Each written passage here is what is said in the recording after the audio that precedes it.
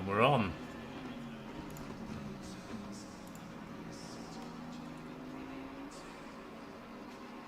Oh, there's all sorts of shenanigans going on in Discord right now.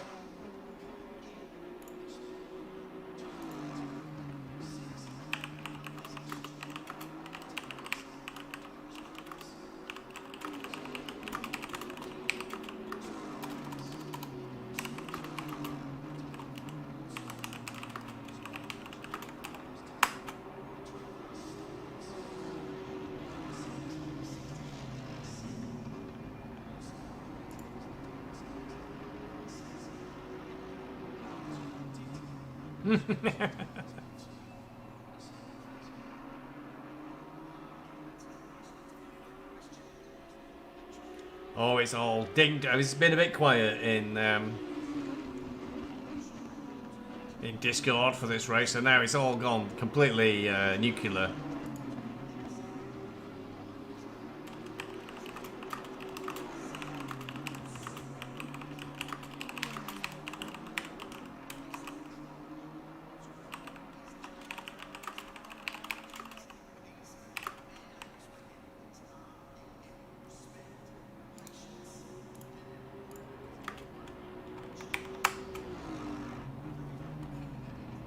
Audi's back out again, but they've lost a lot of time there during all those antics. We got some penalties coming from the stewards. We might have some people being booted from the race if they don't behave themselves on Discord, because there's no reason to start getting bitchy with each other. Doesn't achieve anything whatsoever. Meanwhile, in the world of racing, our hot stint pole sitter down in 17th. He must be wondering what on earth they've done wrong today. Had technical problems during the formation lap, so all that hard work, start from the pits, is closing right in on Kubica, the 121 Nissan. Nins is in the 21st. Well done, Nins. A lot of cars coming down the Conrad straight now. That's the number 3 Audi. Yeah. It's a quick Audi, but it's well out of position, well down the field, so I'm sure Richie B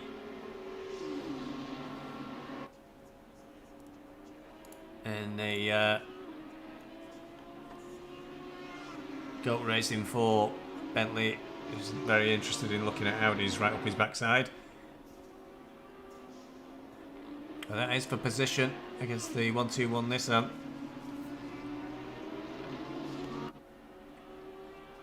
Nissan going a bit defensive, I think, pulling over onto the left-hand side to close off the inside track to the corner. Ooh, there's a slight overlap there. So Nissan's now out of position.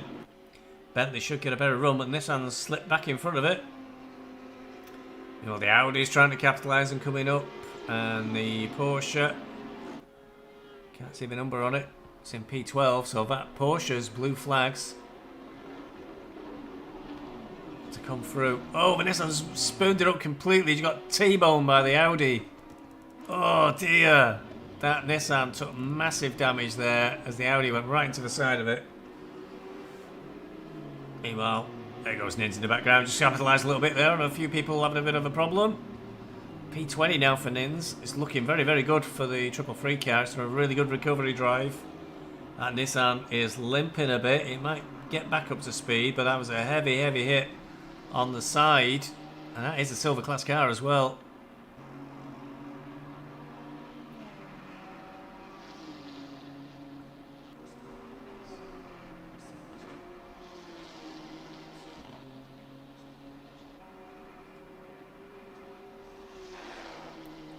There's surely some people trying to get themselves banned in Discord. Okay, so stewards' inquiries, car 666 and car 778. Warning for DD for 778. What's DD? I don't know what DD is, but car 666 lost it on their own. So car 666 is Floria.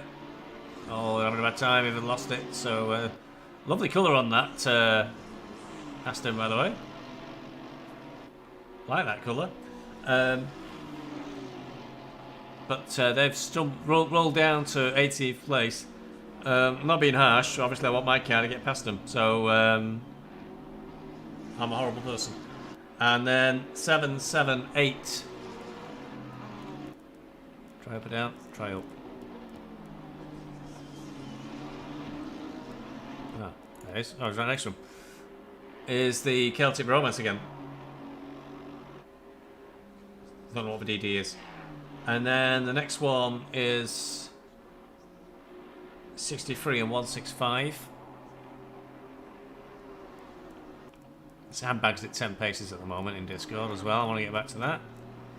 63 is the Mercedes of QV Motorsports. Oh, not that again.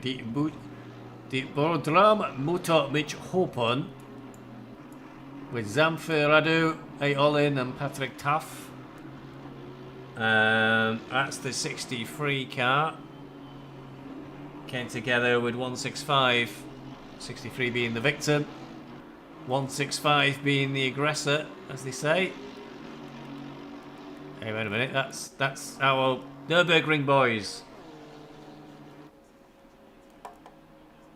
We talked about endlessly at the start of the race because they were in second forever. Well, they're in first for a good hour, then second for about 2 more hours, and then it all went badly wrong. And they are Aaron Fiedlek, Sebastian Fiedlek, and Oliver Konza. Back to the handbags. Oh no! Well, it happens to everybody. 777's got a disconnect. Rejoin. He's still rejoined ahead of us. But possibly on a car lock. No, we're re-going again. Have they got Cooley in the car? Is Cooley my #1 driver?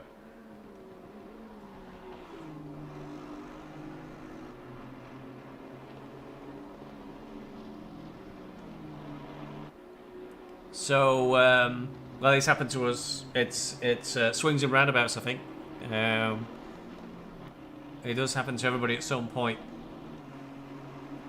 So that has really given us an opportunity. Nins is in the pits. I'm sure the team have noticed. That's clear.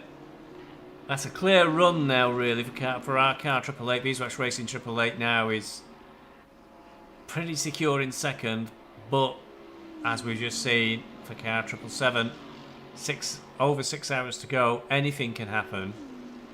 So it's far too early to sort of say it's in the bag. We're in a very strong position for car 888. Kubica into the pits with a very sorry looking. That's the one that got T-bombed. So it really is, just have to say it, coming together in some ways. Our other entry, car 333.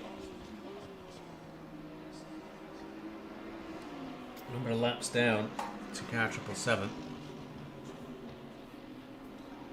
I mean, no, the 7's a number of laps down. So how quickly we can get 333 out now. And how far around the 777 car is there? Going through, it could be one lap down, maybe. That's a difficult ask. And it's 18th now for 777. But they are just crossing the start-finish line, and we are just coming out the pit. So I think we are virtually just a lap behind. But it only takes, an accidental trip into the wall for 777 and long repairs, and we'll be back neck and neck. Likewise, same could happen to the 333 car, and we're back to square one. So it's getting a bit tense. And he's driving at the moment. That was a very steady drive for the cut-in there for 333. It's Lord Nem. Keep it cool, Lord Nem. Keep it cool. No disconnects. You have an opportunity for greatness.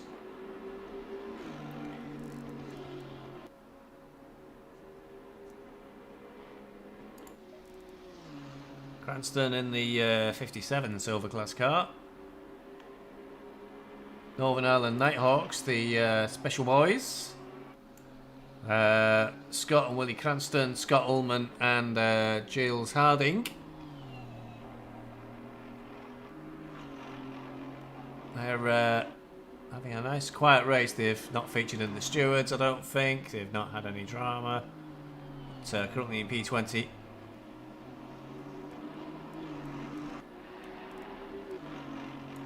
Danny's team in the 1-2-1 this and got going again then. I don't know if they had big repairs, but that was the one that got T-boned. It's looking very sorry on its right hand side.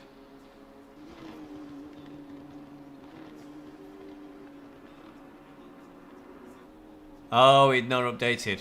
I see. So he'd only just come back out the pits then when I saw rejoin. I think. I don't know. It's very close though. That's all that matters. Well, close in our books.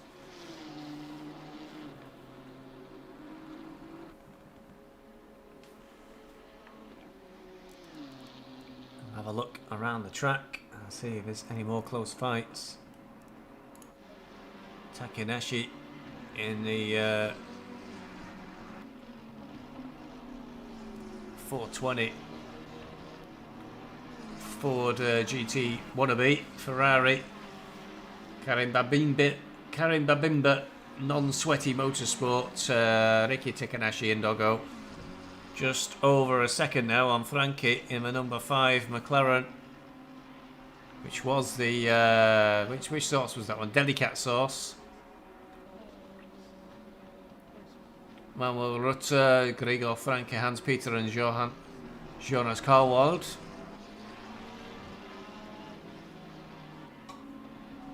Why have you not got a mayonnaise sauce? That's what I don't know.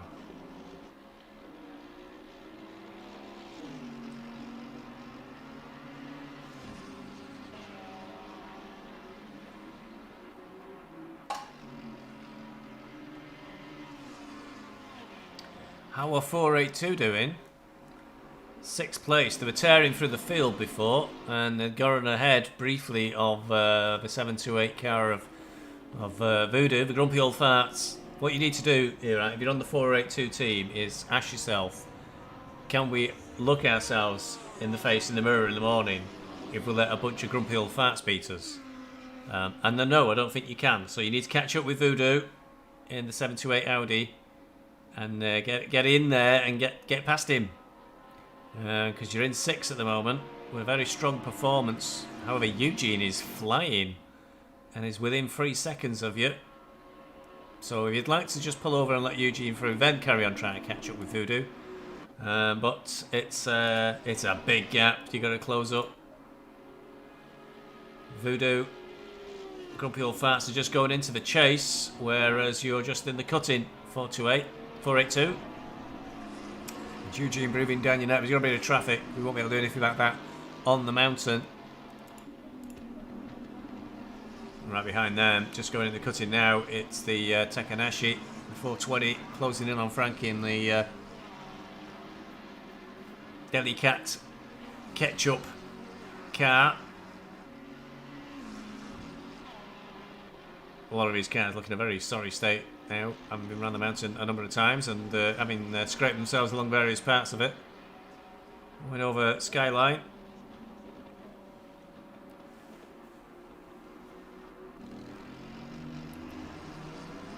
Just around a second is the gap. It'll all depend on who gets a better exit from Forest Elbow at the bottom, gets a better drive down Conrad Straight. That's usually where you see best opportunities going into the chase. Get a good exit over your opponent. Get alongside as you get to the chase, and then you can get round the corner first.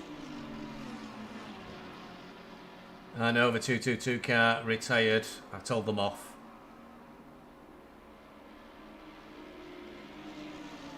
In some ways, I think starting from the pits doesn't make much difference here.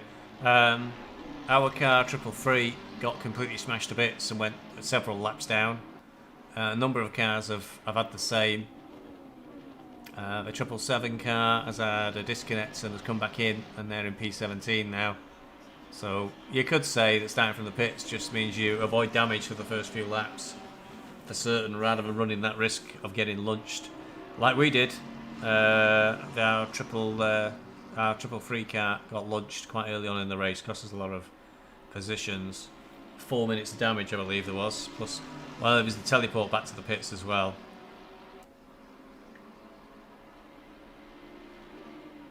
Some flashing of lights going on there. Mercedes is a lap down, isn't it? Number 81 is P13. Shevik at the moment, driving for Pesco.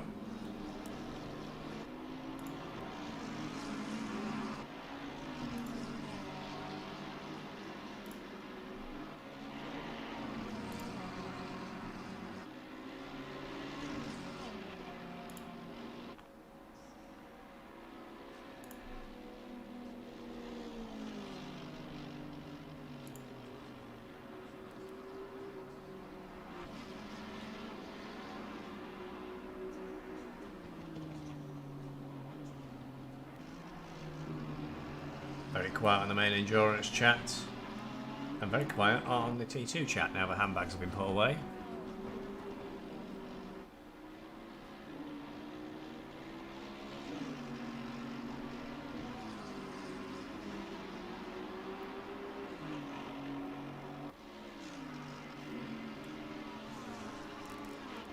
Lord Nem in 22nd place.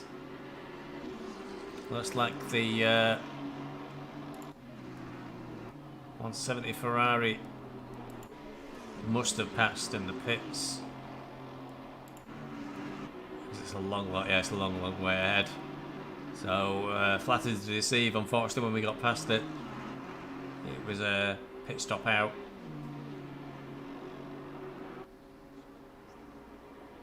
So long haul for them to get back to 21st.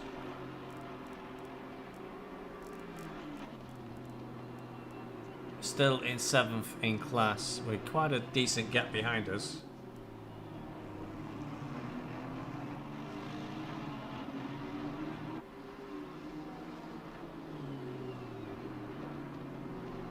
Should never quit, Mr. Crinson.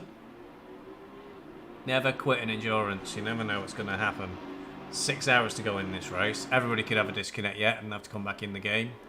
It certainly happened to number 19. Oh, they gone too? Yeah, 19 looks like they've dropped out as well. And 222, a few others. You might even get points just for simply making it to the end.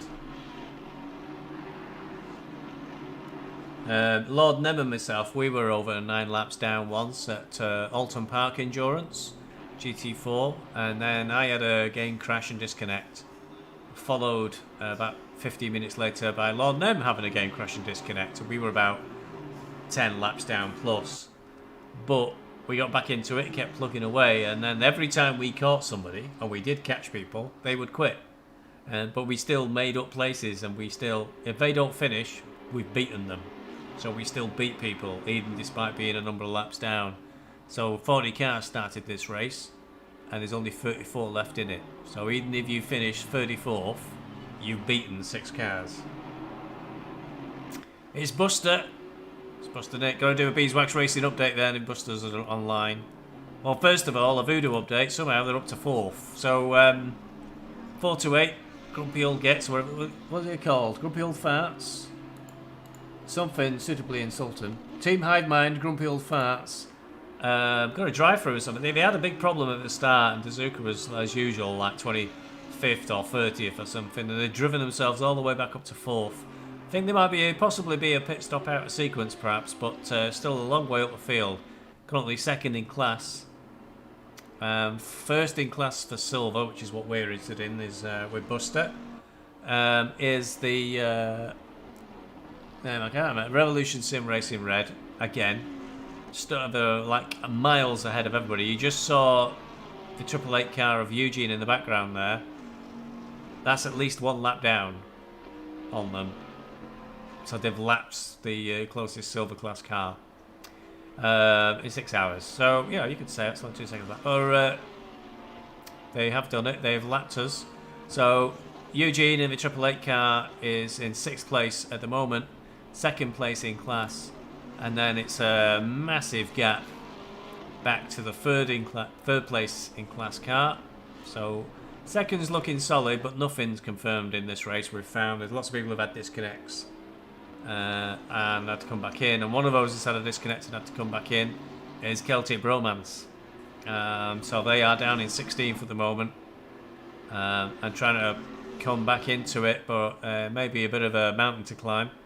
No pun intended, since we're on the mountain at the moment, to get back on par with Eugene and the rest of the team.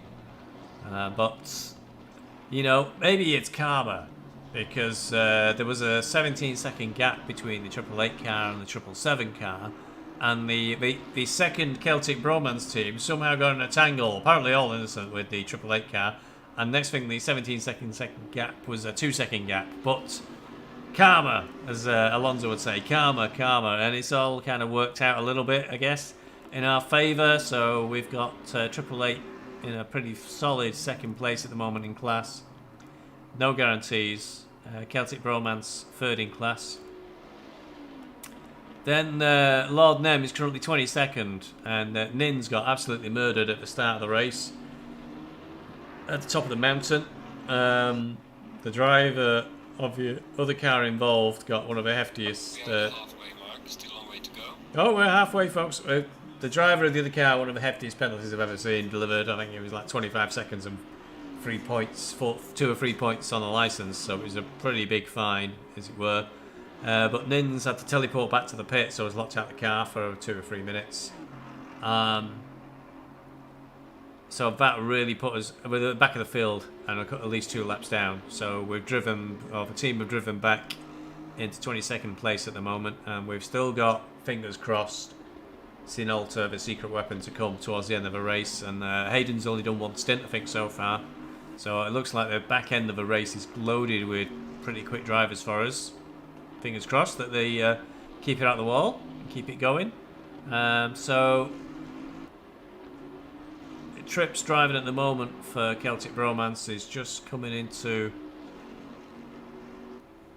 the top of the mountain. It's just been through the cutting, and we're only just behind, ahead of them. So nearly an entire lap down. Lap times. Bearing in mind, which tier was it that Tripp won? Tripp won a tier, didn't he, recently? So he's doing 205s. And Lord Nem's doing 205. So to be honest, Lord Nem, if you can match Tripp's times. Yeah, Martin, I think, will do a strong drive, fingers crossed. I don't want to put too much pressure on him, but Hayden, I think Hayden will do a very strong drive as well.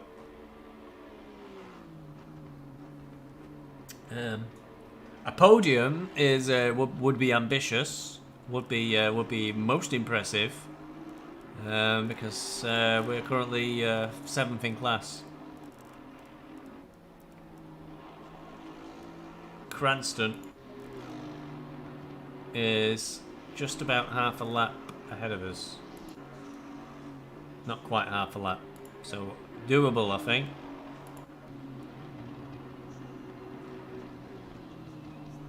So that is the race update from the world of BeesWax Racing, the only world that matters, really. Meanwhile, typical, these two are still right behind each other, which is where they were before I was asked how's things going, and I had to tell car 222 to not give up.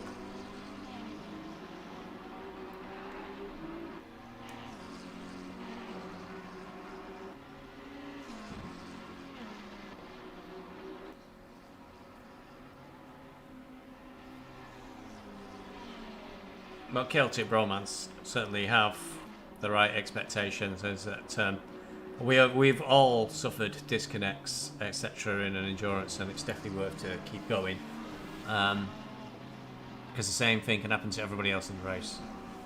I mean, it happens to everybody else at once. I don't know what they do. Probably perhaps call the result there or something.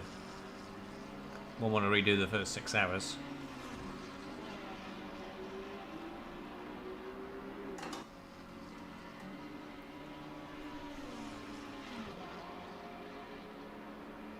Holding off the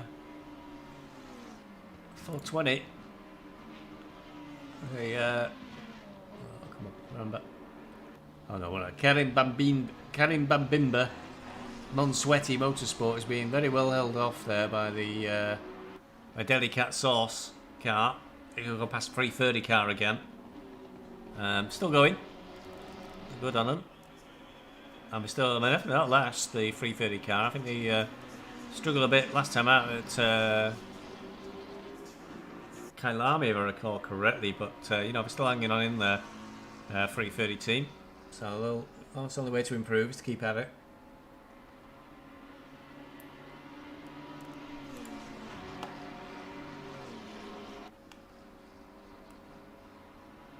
Settled in, I think, to a bit of a pattern at the front as the Howie driver.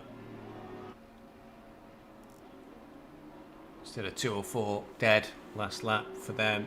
Quite conservative pace now. What we want to do is try and make sure you don't launch the car following all that hard work to get the lead and build up a very substantial lead, as you don't want to mess it up by making a silly mistake and losing concentration.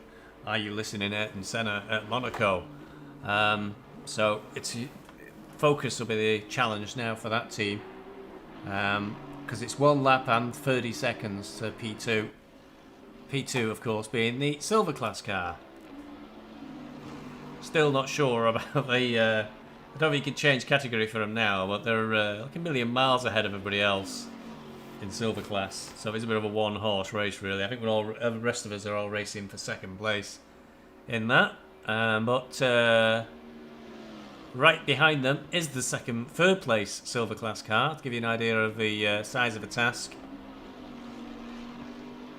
Now they were taking it very easy, was the number 70 car, the Revolution Sim Racing Red, and they were letting a lot of cars through and not creating things. Oh, Buster, you enjoy your holidays, Buster. We'll do all the hard work here while you're just relaxing. But I don't think they wanted to take any risks, did the Revolution Sim Racing team, and they were not fighting too hard. However, they're not letting Eugene through too easily.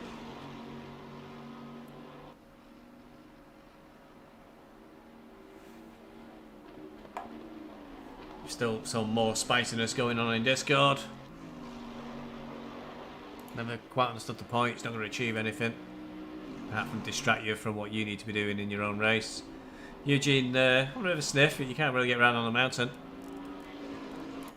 727, a guest car in bronze class, so not really counting for points.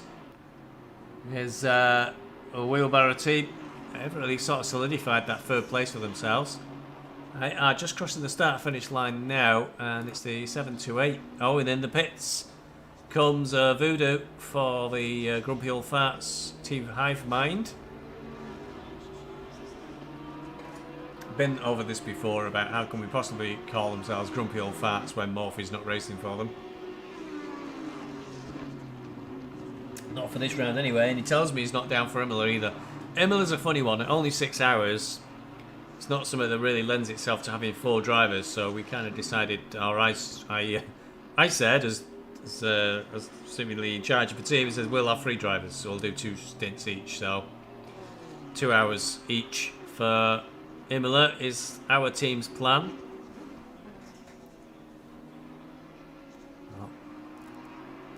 Voodoo was in 4th and won't stay in 4th. I think the Grunlia 738. That's looking in a very sorry state, the 738 Aston Martin. For name to be determined, race Nunez will go past them while they are in the pits, and lo and behold it has. It's whether Eugene will get through. I'm very surprised at that. Just behind them. So the 888 BeesWax racing car is just behind BeesWax. Just ahead of BeesWax, sorry. Nope, I can't remember my own name. The 728 Team Hive Mind, Grumpy Old Farts, is just ahead of the 888. Shooter's in the car now. Change driver. Way up. Always trouble. Heiko stepping in to tell him to cool the heels, I think, on Discord. Stop being like kids.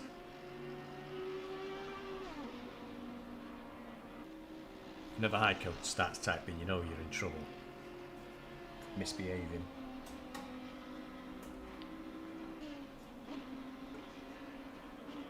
But I think both teams would do better to focus on the racing rather than whinging at each other.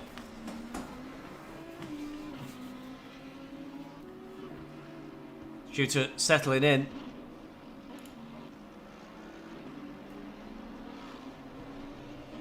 And Eugene's got past. Yeah, he has got past the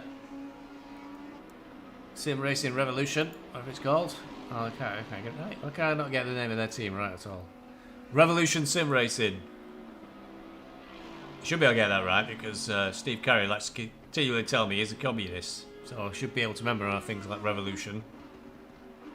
It's clear there's a car full of communists. Revolution Sim Racing and the colour red. You should have a different livery, done like the Soviet flag. I best not give Steve Carey any ideas. Oh, into the box in, so maybe that's why they didn't want to fight. So from P2, Revolution Sim Racing car boxes.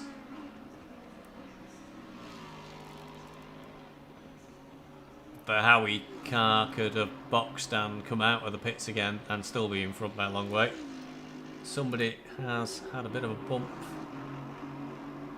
Got going again, I think. Oh no! Oh, that looks bad damage. That's a triple free car. That's nailed them. It's not what we needed to see because we were coming back into the race. It's 43-second gap behind us, I think. It doesn't look like that now. It depends how bad the damage is to the Aston, really, and when it needs to box for repairs.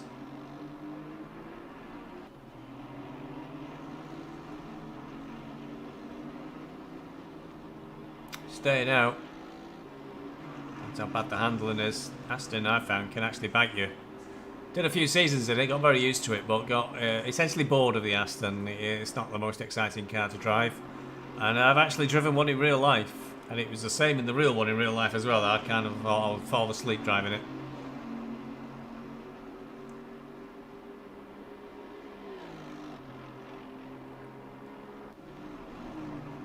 That's all right. Whinging going on Discord today. I'm not really sure what that's in relevance, in reference to.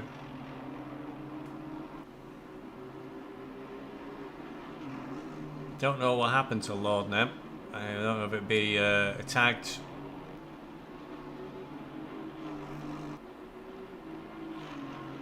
I don't think it was a particularly close battle to be following at the time. He's continuing to keep going with the damage he's got. Eugene's now with a just within 2 seconds of Shooter 728 car. However,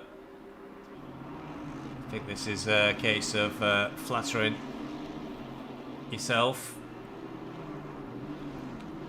The bronze class car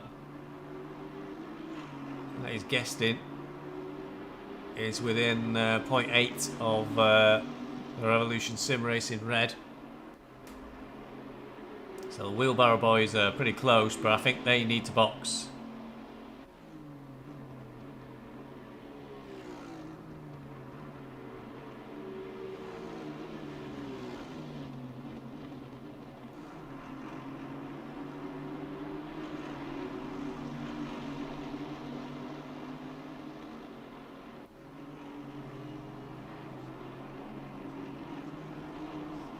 So not this lap. So 727 can continue to put pressure on the Revolution Sim Racing, and that's probably what you need to do if you put pressure on them and make a mistake.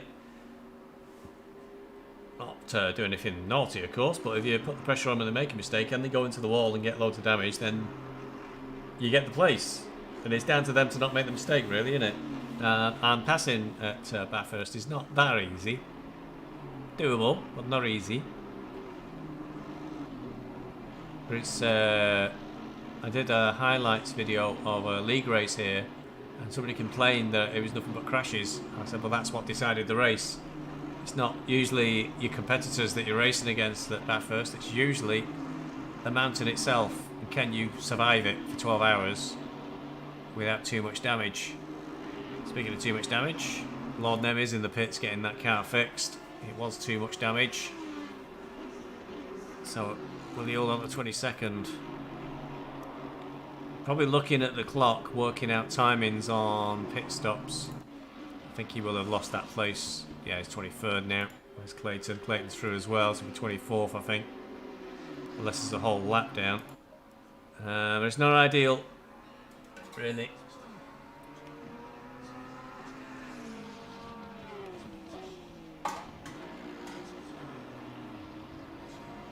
Back out the pits. I think may well.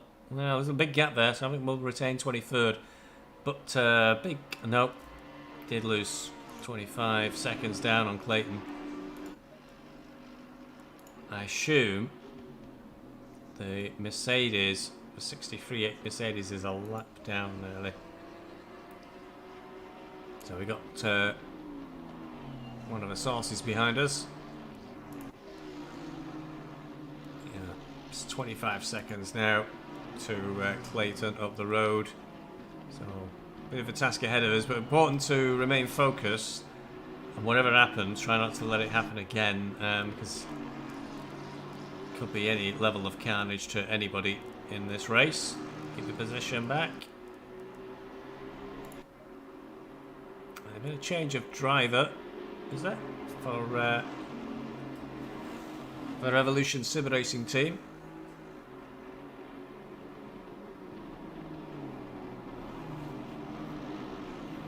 They pitted a while back, didn't they? Just not noticed the driver name. 1.4 second gap to the wheelbarrows. Still got that Celtic Bromance Aston in front, which has been had an interesting race,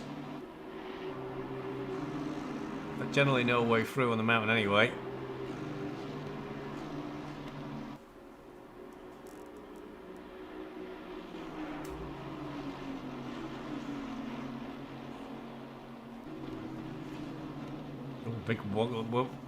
A big wobble there for the Bentley going down the over Sunset. Got away with it.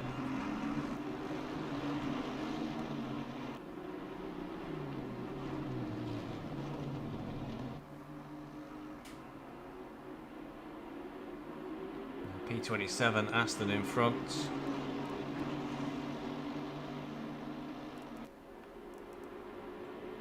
There's Jack in the Celtic 778 Aston, the grey one, is in P17. And the Bentley following is in P2.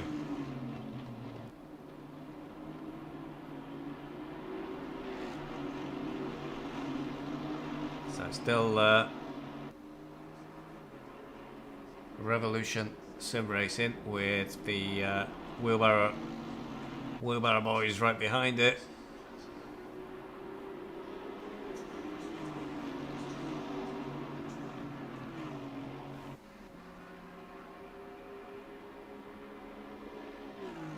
Number 47, the WRT Leafer Aston, now dropping back behind this little group, but the Celtic Bromance one still hanging out in front. Bentley's trying to push forward against it, but might argue other subject might argue it wasn't close enough going into the quarry and the cutting.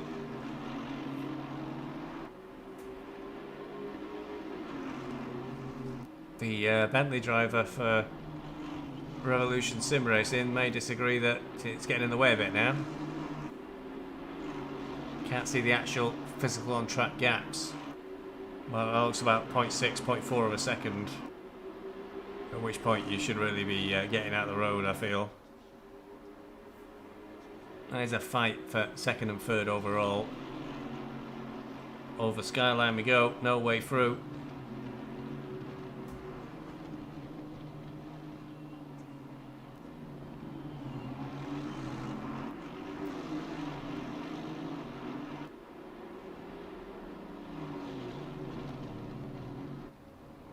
Oh dear.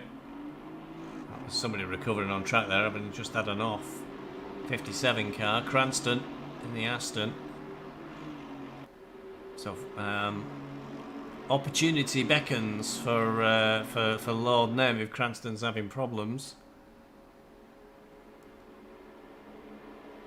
It's a Northern Ireland Nighthawk Special Boys.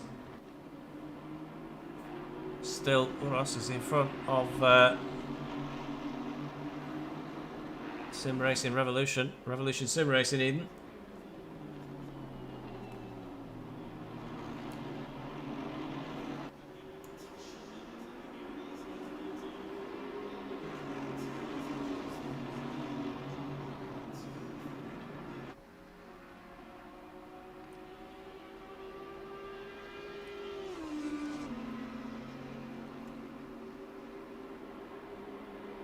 Still can't get past the Aston.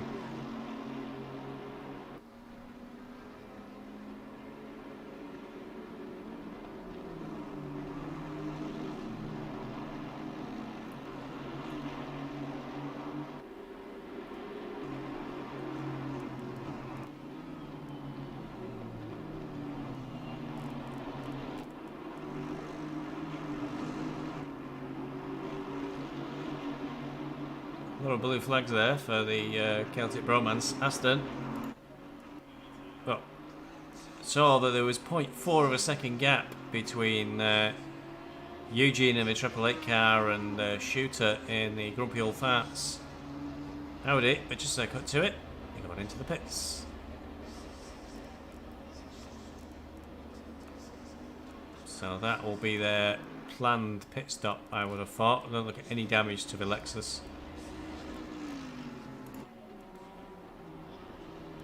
So there's Mercedes in the pits. Been there for a little bit of a while. That's Lord Nem passed, I think. Or was it already down?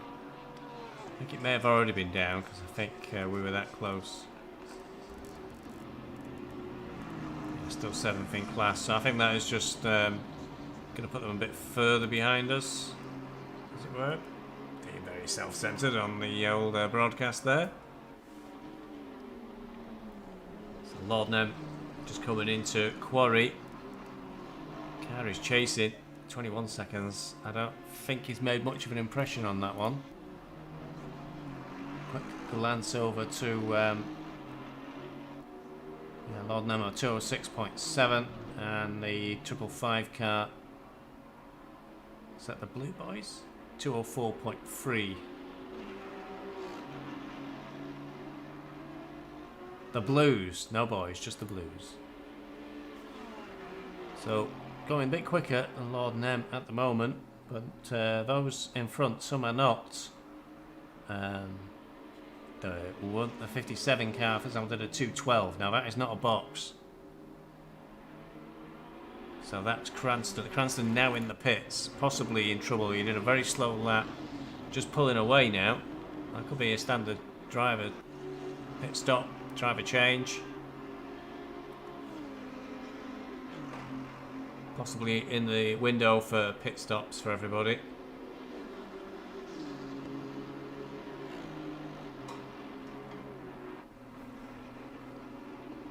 Someone's off. 720. Been off a few times.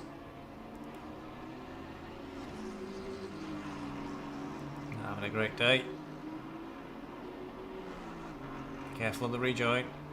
Oof, right across the track then. Lord Nem still in 24th. I think the I think the 720 car was already quite a way down.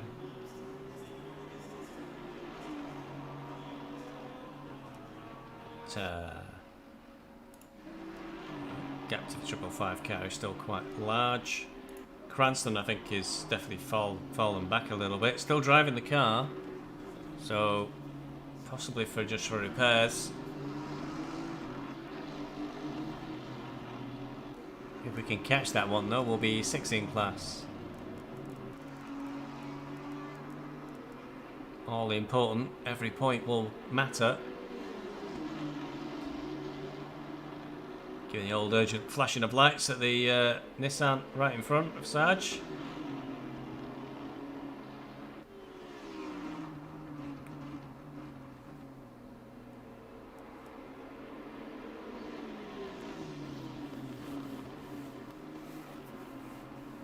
It's through on the chase, and we're trying to get that gap increased.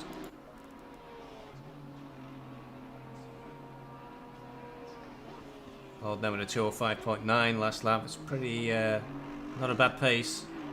The 555 car is, to be fair, is a platinum class car. It's doing a 204. With that box, the 57 that Cranston's driving at the moment at a 239. Even the leader's doing a 206. Possibly traffic, possibly worn tyres, possibly just being tired from a very long race. 888 has rejoined, currently in 8th position. It's got such a comfortable buffer over the 777 car of Celtic Bromance now for silver class. Howitt Racing, I think, coming out of the pits. They could probably box a couple of times quite comfortably. Definitely into the pit window for most of the teams.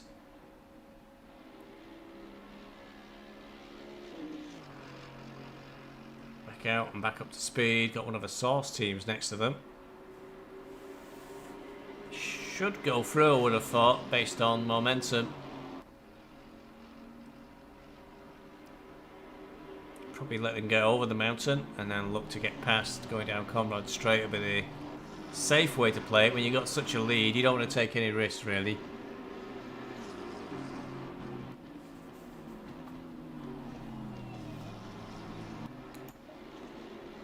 Meanwhile, the Wheelbarrow Boys are still trying to find a way past the... I think they've done it this time, have they? Oh, no. Visual illusion. Looked like they were alongside, but they weren't quite.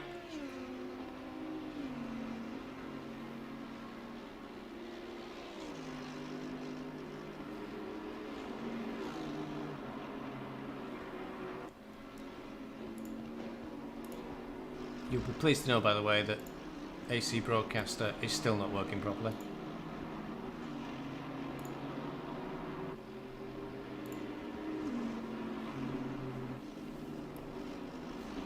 Best stay away from that one.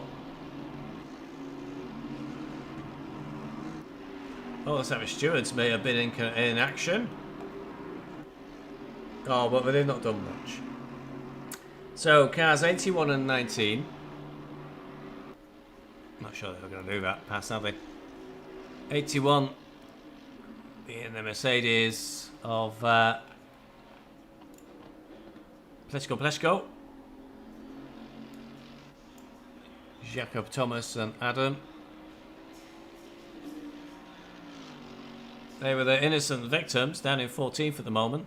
Have we looked at where they are in Pleshko is 14th in the Platinum Championship table. They were the victims of number 19 this time, got them. But, have fun sim racing. Now, have fun sim racing. I've had their fun, and I've left the server after they did a bit of a spinning thing in the middle of the circuit for about 15 minutes.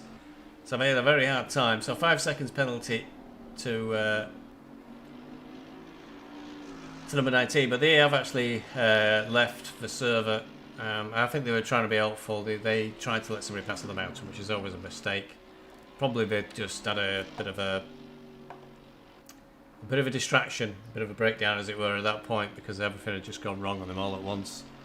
Next, the other one from the stewards is 435.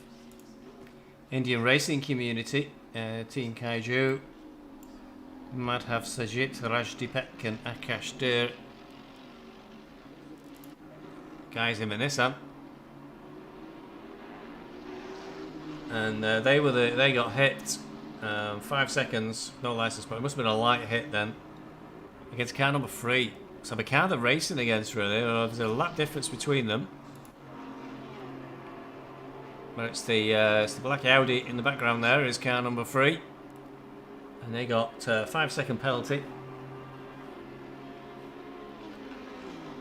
And they are, of course, Karim Bambimba Motorsport A, open brackets, M, close brackets, dash team. So AM team, Shane Rees, Mario Bernadis, and the Reed Aldred are the Karim Bambimba AM team. They got a 5 second penalty for coming together with the Indian Motorsports Team Kaiju car at some point in the track. more people into the pits, including Riley, who's in the no time to pee. Is it no time to pee? It's very inappropriate if you ask me. I wouldn't allow such a team. No time to pee. Yellow stream, disgraceful. They're in the they're boxing at the moment, and they're in P20. I think might have been ideal if triple free car was closer to him, but I don't think that's the case now. There's quite a gap.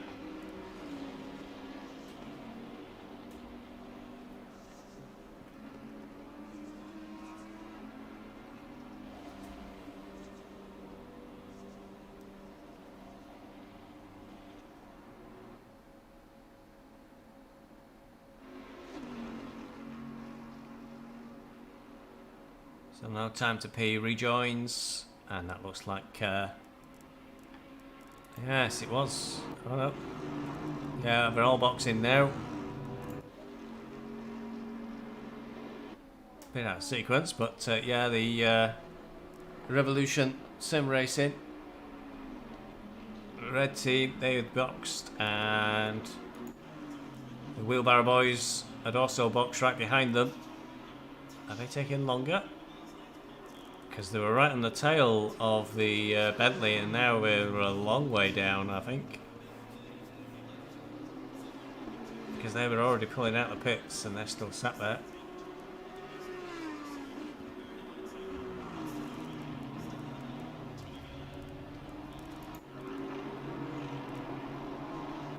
Way down the field, the 47 car. We have 47 car fans, you know. Hi Eugene, how you doing? Strong effort again, Eugene. I think you're in a very solid second place as long as nothing goes wrong. Haxiweg in the 41 car, which is the spicy ketchup sauce. Why doesn't your car look like it's got any ketchup packets on it? Try it harder next time, boys. 330, I just saw pulling right over. Losing way too much time. 330 then. To try and let everybody through.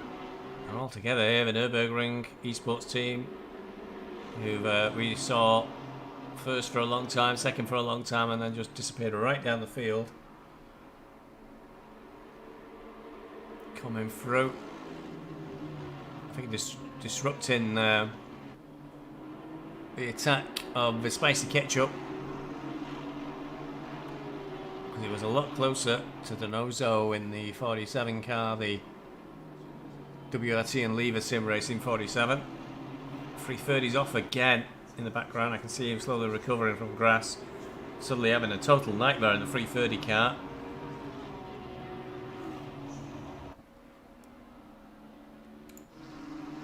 Oh, that car looks really badly damaged. I think that'll be, yeah, you can see the windscreen's all smashed. Into the pits, I imagine, for repairs. Gap's opened up now to 1.5 seconds. It was less than a second, a lot less than a second. But traffic, I think, has caused a bit of interference. Right, he's right back on it again. That's the 47 car, right ahead of it, the yellow Aston. And they've got the 482 coming through, and that is 8th place car. So they got blue flag traffic coming through. It's really getting interfere. If the 41 car for Spicy Ketchup plays it right, you could follow through a blue flag car and get the position.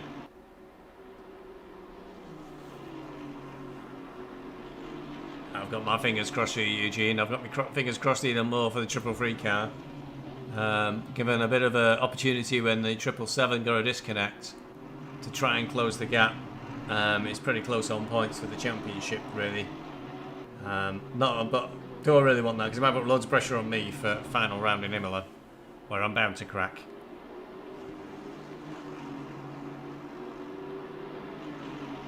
So Spicy Ketchup still on the back of the WRT lever. Not on the best side there to make a pass. Apparently it's made with cinnamon though. I just saw that in the back of the car. That's all important. Oh my god, 482 Porsche. Very close to the Aston, just ahead of it. Are they fighting for position? No, there's a big gap to whomever is after. 648 is P13. Oh, he's gone well wide. 648. Is he going to get back on the track? Yeah, he did just. Massive gap there opened up with that mistake.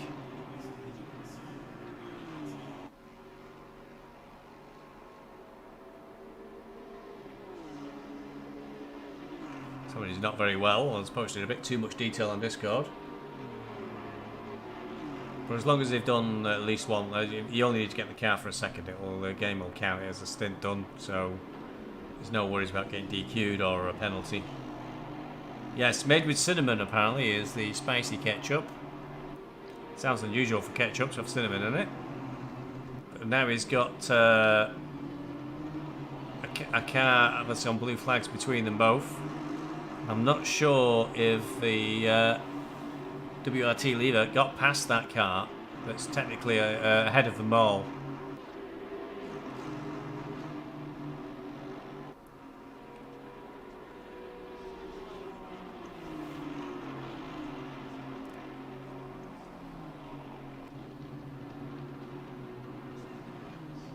Trying to go down the mountain. Yeah, 648 car is in P13.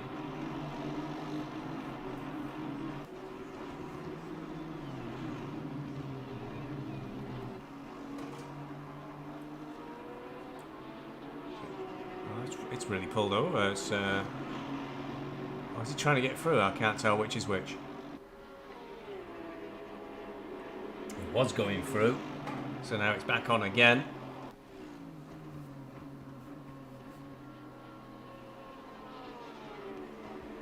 Aston very popular for the Endurance League. It's a good all-rounder car. You can really abuse it over the curves. It gets very stable. It's good in. It's okay in bad weather, rain. When we are pretty much guaranteed rain at a few of these events.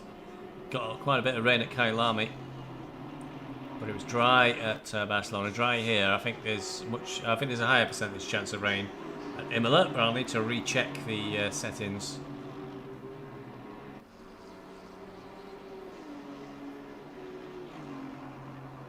Spicy ketchup still having a bit of a sniff, but now there's another car coming through, the 666. And that again is a blue flag car. He's really pulled over the 41, lifted a lot there to let the 666 through. Lord Nem now in no man's land in the 333 car, 21 seconds behind Clayton. I think he's held in there, which is good. Azami, sorry, is was another 20 seconds behind. And Lord Nem being in the same position as me, I think within the team we're leader is the strongest driver in the team. What we need to do is try and hold position when we're in the car, and then our faster drivers come in. They can make the big difference. Some bit of lag there for the 47 WRT lever car. Bit of jigging around on the top. Oh, car right. Oh no, that's P2. P2 is right across the track, and I think, oh, there's all sorts of shenanigans going on. Through in the 47, capitalised on all that incident going on ahead. The WRT lever car clonked the front of P2 as it was at 90 degrees right across the... Well, it was P2. He's way down the field, and that has... what has happened? Watching that battle quite closely, and the Bentley's smashed to bits. Sibia's through, which puts 888 currently in prime driving seat, first place in class. The Bentley's had an utter nightmare somewhere. It's limping back to the pits for repairs, and what was a very, very comfortable first place in class has absolutely disappeared. I don't think you can put any blame down on the 47 WRT. I'm not sure there was time for yellow flags.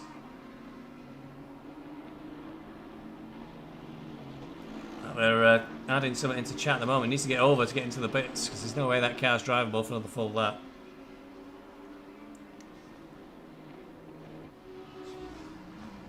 Oh no, it's not been posted in chat. They've just they've had an accident. 63. So that is utter disaster for the Bentley of Sim Racing Revolution. Or Revolution Sim Racing. No, I'll never get it right. Revolution Sim Racing. Apologies, team. So then for a lengthy repairs there.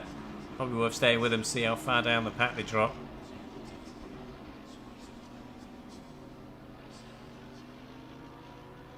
Guess this is the... that's why it's not so easy to do live race broadcasts on your own.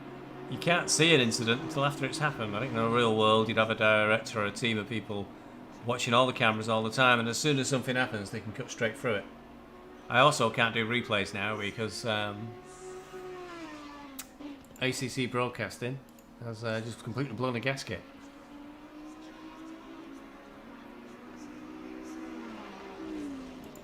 I can't go to any anything really.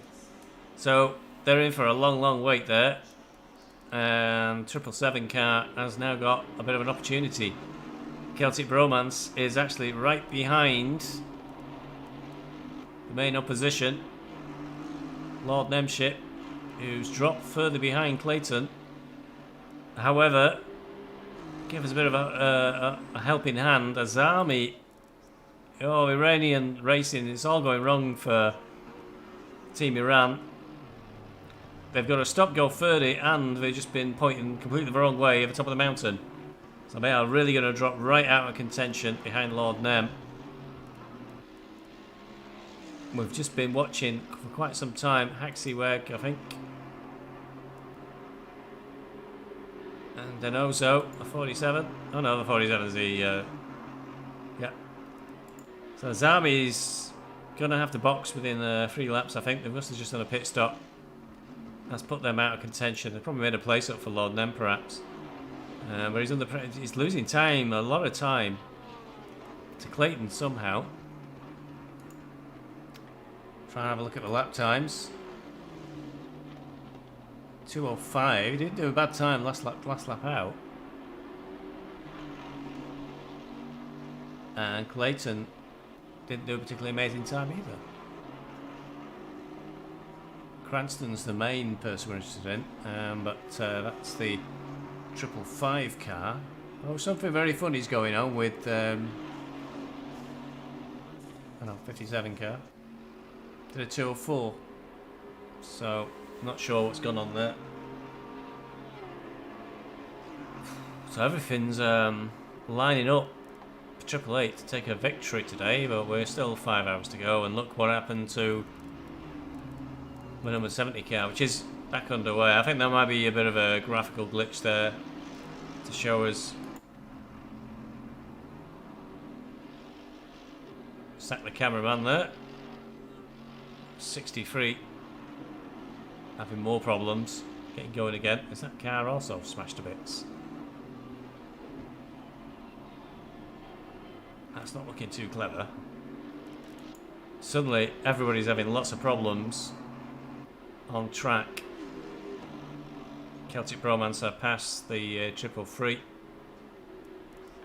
They are going to be trying to push now. They've got a sniff of second. If that Bentley's not right. A lot of very bent cars on track.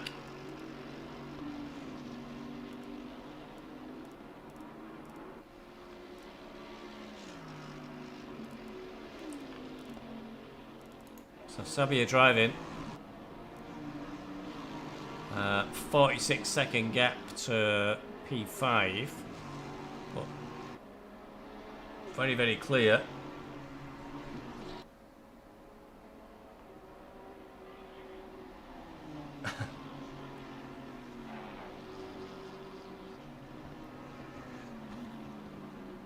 .12-second gap behind to Gardner in the 482 Porsche. That Porsche is quick. So we can expect it to catch up, and then it's the 165 Nürburgring esports team.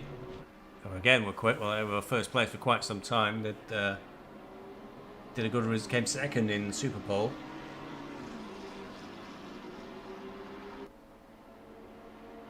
The leader's saying sorry to the 63 AMG. Don't know what happened there. Not enough info to go off to be able to get to the incidents when they happen. So, all changed really at the front of a race. 969 is obviously still leading. Now 2 laps up apparently. How are we racing? Granola of to be determined, isn't it? 738. Yeah, name to be determined. Race Nugez is in second place. Within touching distance, unbelievably, 728 Team Hive Mind, Grumpy Old Sods.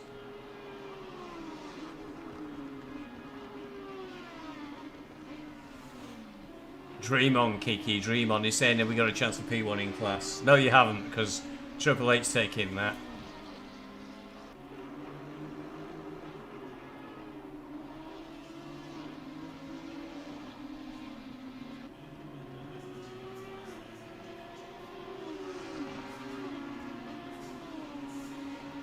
So, Team Hive Mind with a very, very strong drive from well down the field.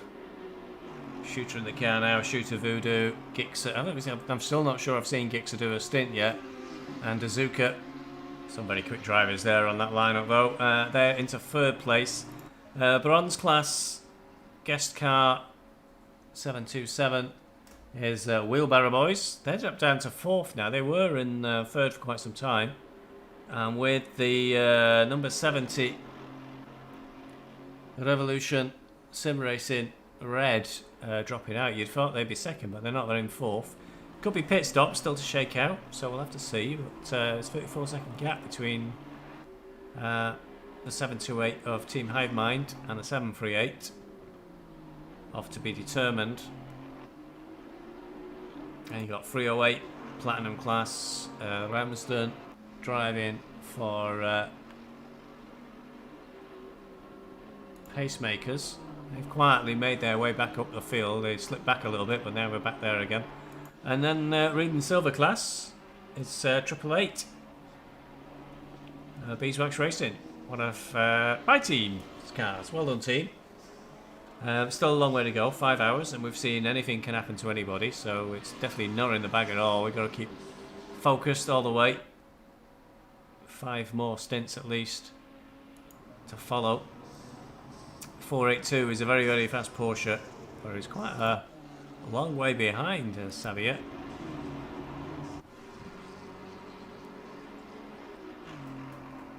And then 165 Nürburgring is nearly a lap down on the 482 Porsche. So they've had it really does show you this team was leading for quite some time and then dropped into second place and then dropped right down 14th, still trying to come back. And so they were a front running team. So, and the number 70 car now in P10 for Revolution Sim Racing Red looked absolutely rock solid for a podium finish, if not top 4 at worst, and is miles down. They said something about a crash. I don't know if they meant a crash on track or a game crash. Some people asking for rain. It seems incredibly unlikely there's going to be any rain on this race. There's virtually no wind, just 2 kilometers an hour, and the prediction for the next 30 minutes is baking hot sunshine. And I've been advised that if the stronger the wind is, the more chances the weather's going to change. So at a 2 kilometer wind, there's no chance of the weather really changing much at all. Something wrong with pit wall?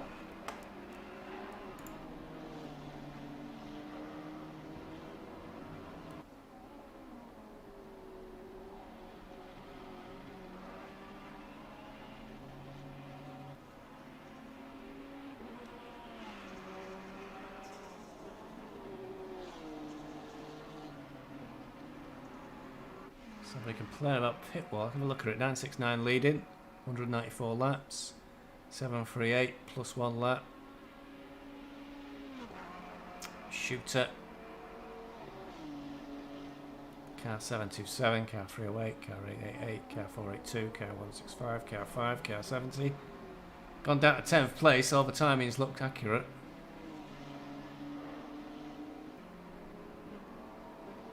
Car 777, 15th versus 14th.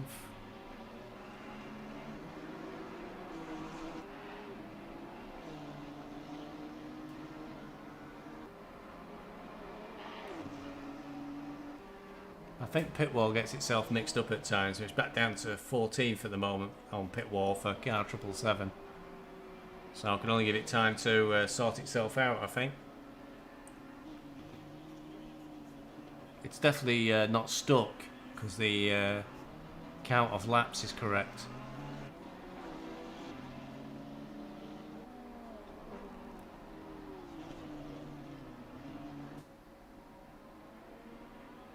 Yeah, it's sorting itself out now, and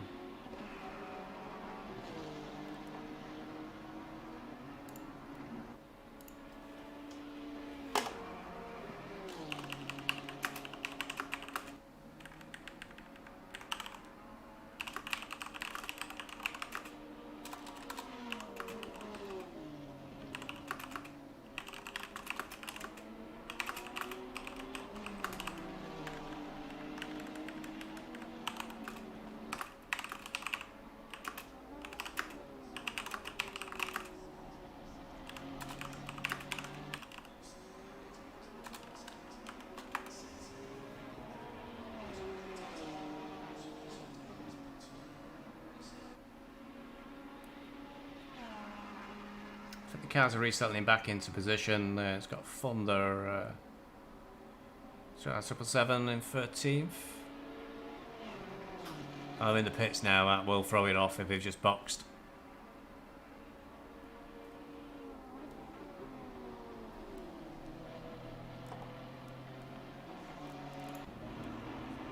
Coming out of the pits, but the 333 car's in there at the same time, so all important really. Is that a lap down then to 777? Must be.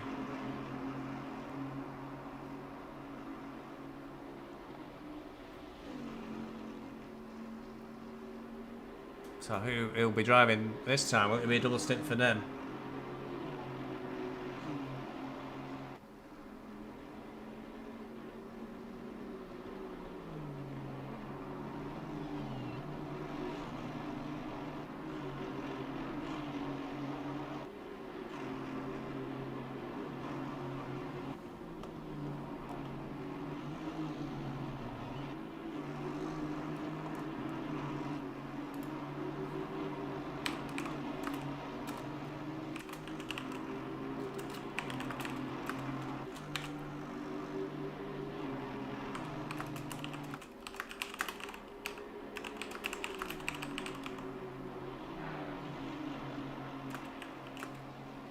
Yeah. Somebody trying to argue with me and then suddenly realising that I was actually right. It is sorting itself out. People are boxing and etc. It's really throwing the server feed off. Sinolta's driving. Get ready, everybody. I've really built this up far too much, but yeah, he's got some good speed as Mr. Sinolta. He's in a quite... Is he tier 2 or tier... I think he's tier 2. So we've got our fingers crossed that he'll keep it out of the mountain. 2, his hangover's gone away. And he did get more than 2 hours sleep, which he told us he might do. And he can really put down some times. Not sure he can double stint though if he's got a massive hangover. He might be as rough as hell, he might be doing 210s. But we shall see.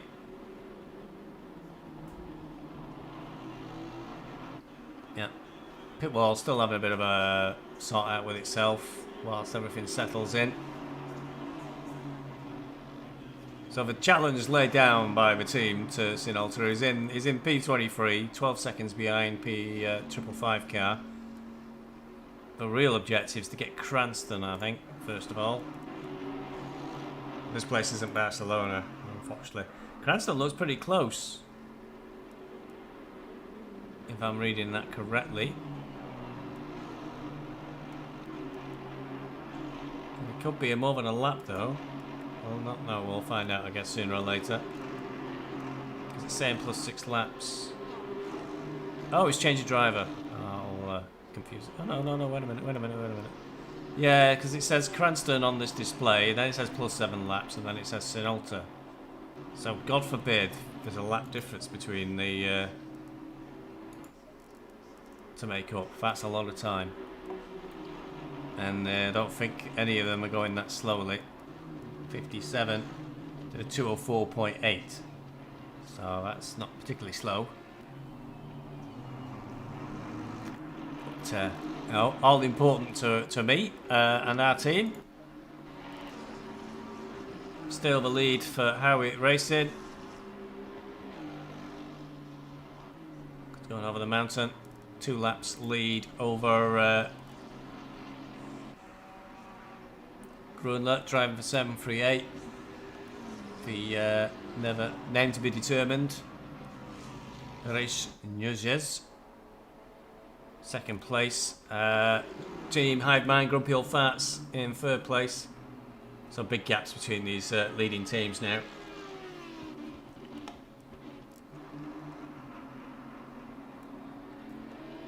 Going around that back marker, who's got quite a few lag problems there. Number 63. 4th place, still the 727 wheelbarrows. 5th is 308 pacemakers. 482 Porsche. That was really tearing up the field for a short while. MSL Racing in 7th place. The Nürburgring Esports team in the Honda in 8th place. And I forgot which sauce it is. Deli Cat sauce. Has it got real cats in it? Deli Cat sauce are in 9th.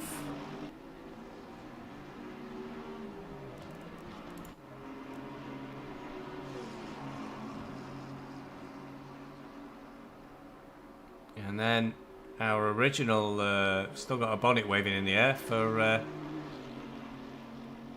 Revolution. Sim Racing, Red, are down in 10th now. And that, I think, maybe a couple of laps down. So I'm not sure when they said crash if they meant the car crashed, or I think the car crashed because looking at that damage and they had to teleport back to the pits perhaps. That teleport would cost you a lot of time while the controls lock. So it's got to be really bad. It's got to be undrivable really before you go for teleport. And that's what killed the 333 BeesWax Racing entry early doors, was the Nins had to teleport back to the pits. And that was a big loss. I'm talking of the 333. Oh, Sinalta's clearly got to get his eye in 206. Maybe there's traffic because 555 did a 206 as well. And then the 57 car, the one we're really interested in catching, just did a 207.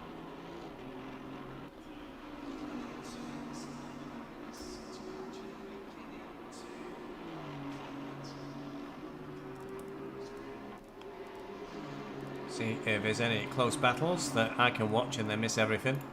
Ah, so the pit stop slightly out of sequence, I think, really, because most of them appear to have had their more recent pit stops.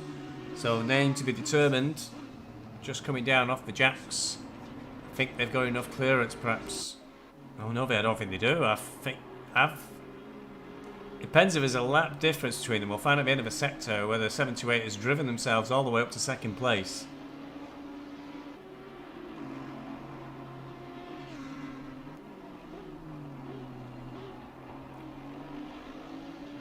Of course, Morphy will be taking all the credit for this if they do get 2nd overall.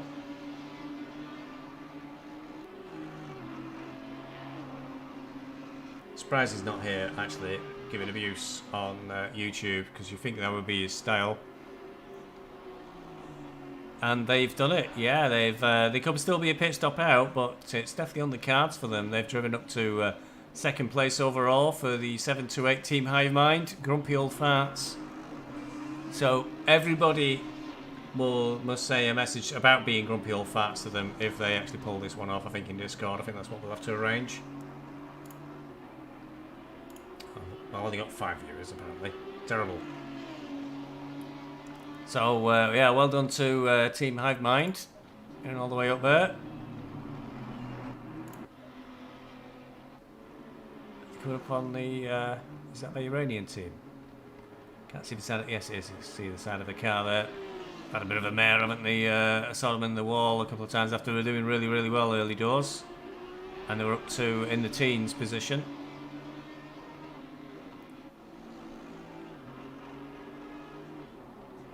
Sadly, I think a little trip into the pit wall and everything did cost them. They're down in 25th place now.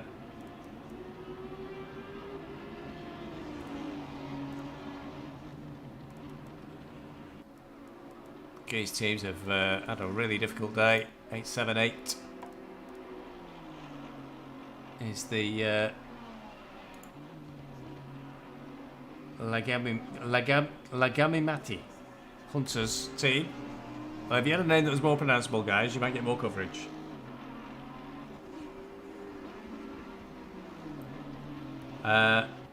Fortunately, picking up the rear of the field, but they are still carrying on. I think that's the important bit. They are not last.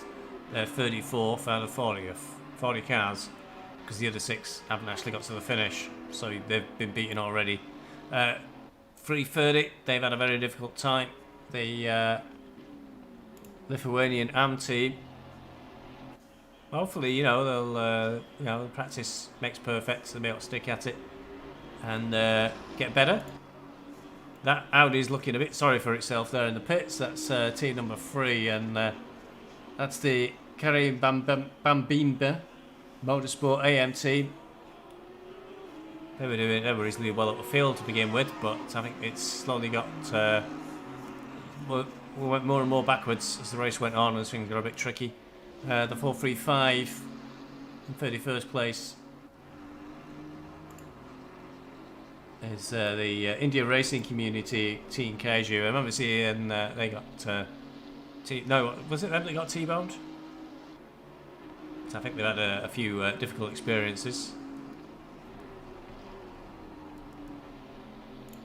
330, we've definitely seen a few times, is the Lithuanian AM team in the McLaren. Chose a difficult car to drive, those guys have, to be honest. Lads and ladies, could be ladies in there as well. I didn't check the team drivers' names. 63 is the QV Motorsports, the Brodam Motor Mitch Huppen. Still trying to Mercedes v Mercedes here as they go past the start finish straight, but slip back across.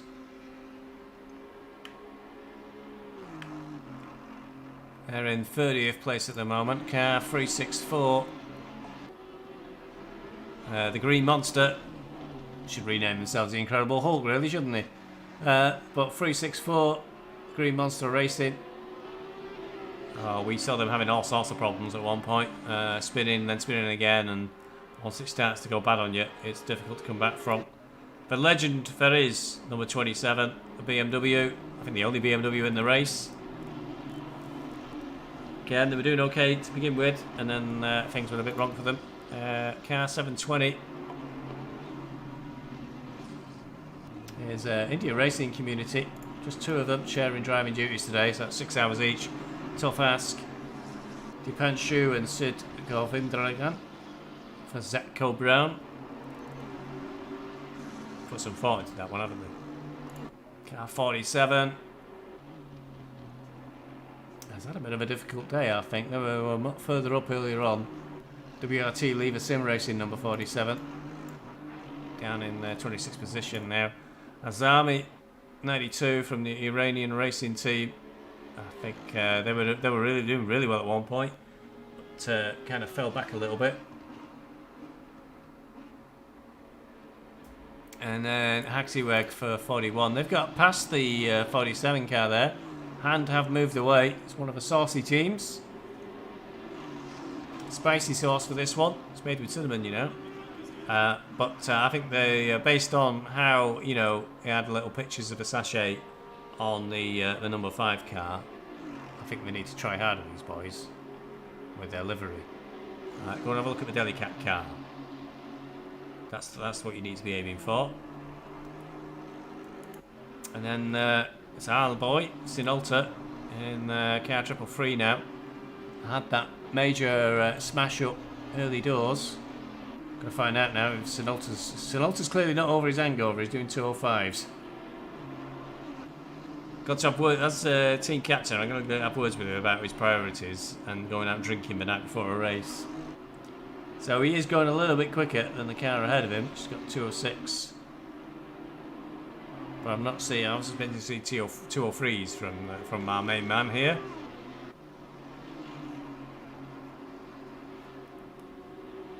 That's what I was expecting to see.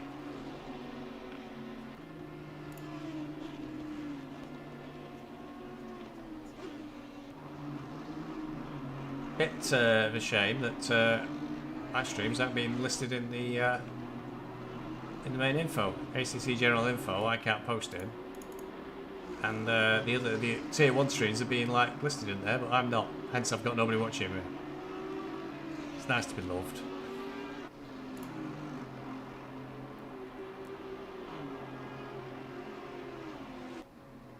Has he done another lap yet? Can I check on him? Check on him in a minute. 555 is ahead of us. All important. What's the sort of gap like? Oh, he's right behind him. 4 seconds now, so he's definitely bringing the pain. Clayton is in the 555 car. 555 car be in the Rev Sport International CS. This is the tax evaders. Lennart Dimuchnik, Jason List, and Anna Forster. No, that's the wrong team. 555 is the Blues, not Rev Sport. Don Clayton and Michael Clayton. Traffic going through on him as well. P21 there. Wow, that's depressing. Surely not. Surely not. How has he got there? That is depressing because that's a lap. So Sinolta's got a mountain to climb. So that 121 car is directly ahead of Clayton. And he was lapping him. So that is how far behind we are trying to get past Clayton. It's a whole lap to catch Samogate and Cranston.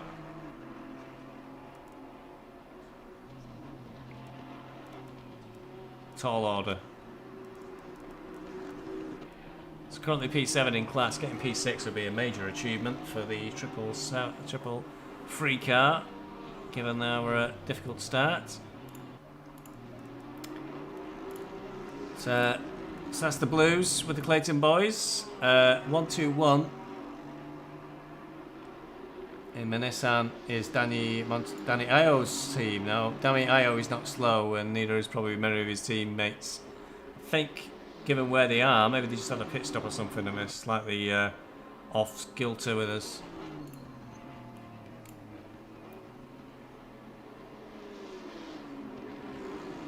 Let's have a look. 205s. Wow, that's more like it. Sinolta did the 203.8. That's what we always expected, like every single lap, like a metronome. But we could get traffic. But even that is a massive ask for Sinolta to make up an entire lap. Unfortunately.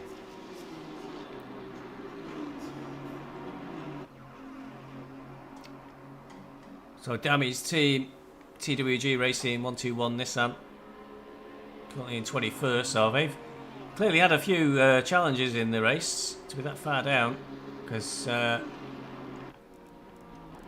lap or two at least. 57 is Cranston, the pink and white Aston. Now Cranston is doing 205s. Sinolta just had a 204.1, so there's only 1 second in it really. 1 or 2 seconds, and it's a 2-minute lap, so it's a long way. But anything can happen. There's still 4 hours and 50 minutes to go of the 12. The 57 car is for Team Northern Ireland Nighthawk Special Boys. Lots of Scots in this one. Scott Cranston, Scott Ullman, Willie Cranston and Giles Harding. Giles Harding. I'll go for Giles. For English. Into the top 20 really with the 57 car, and it's Celtic Bromance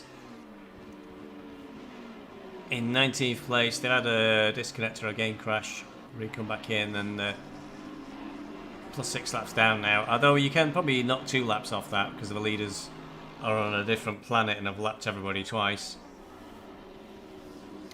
However, that is still some distance ahead. I think we're maybe 2 laps behind the 777 car. But it's the net result in the end really that matters in terms of class. So if we can get one more back, that'll really reduce the deficit. But we'll take it to the final round at Imola, where anything can happen again. Oh, Cranston's in the pits.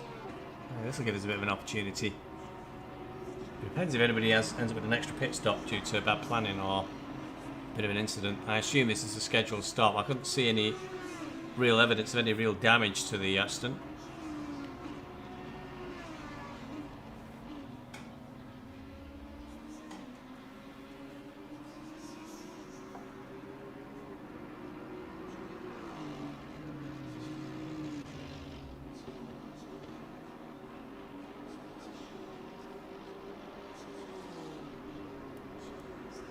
Now 121's in the pits as well for that doesn't look undamaged though. Bonnet was sticking up in the air.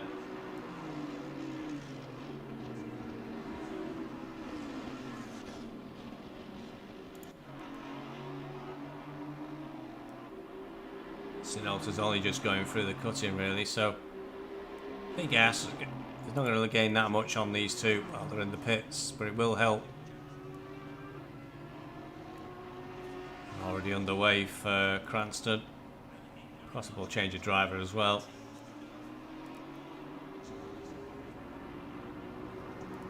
Got a lot of drivers to call upon. Same for the 121 team. They've got 4 driver squad for this one.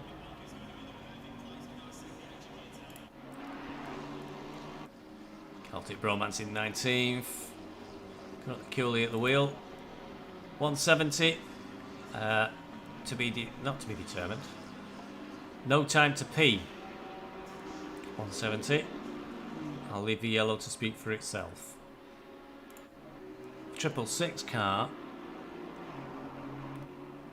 It's Goat Racing number 2. They've not really been mentioned much. Had a very quiet race so far. 17th, middle of the field, 15 seconds down on the other Celtic Bromance car.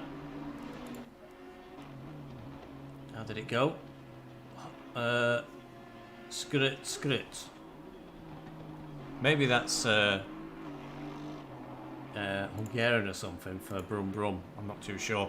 Anyway,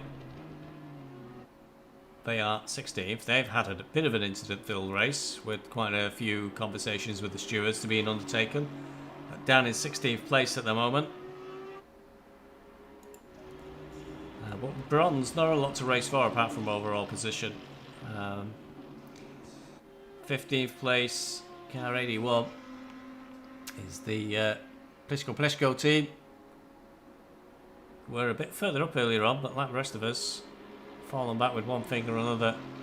Mercedes does seem to have struggled a bit around this track. Don't know if it's the 12 hours or the car perhaps not suiting it. Thunder in the 76 car for Goat Racing number 4.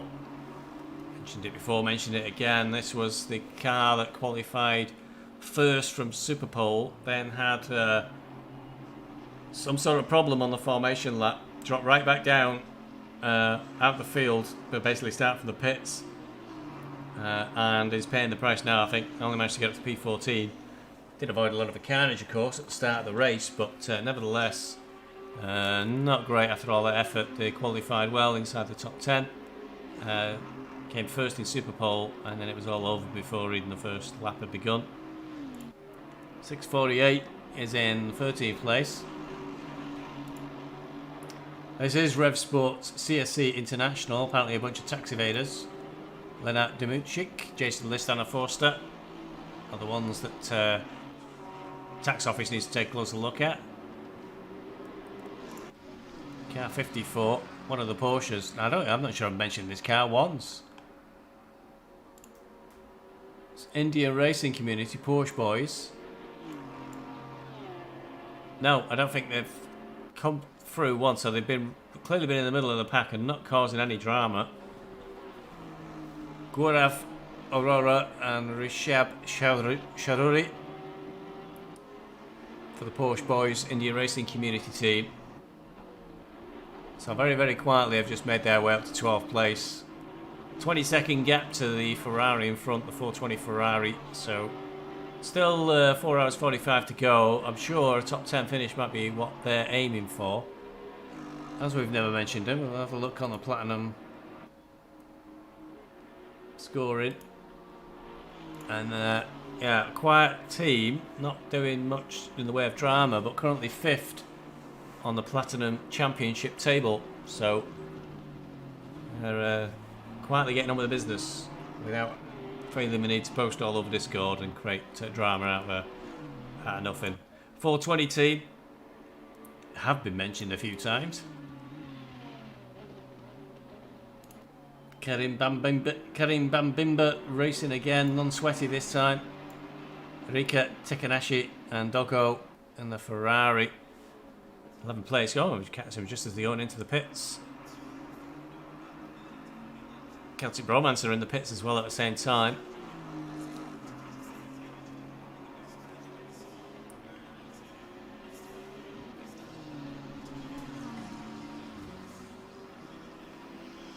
Surely a standard stop. Quite a few cars have been coming in now as we're going down the entire field. 70, the top 10 we've touched upon already in some detail.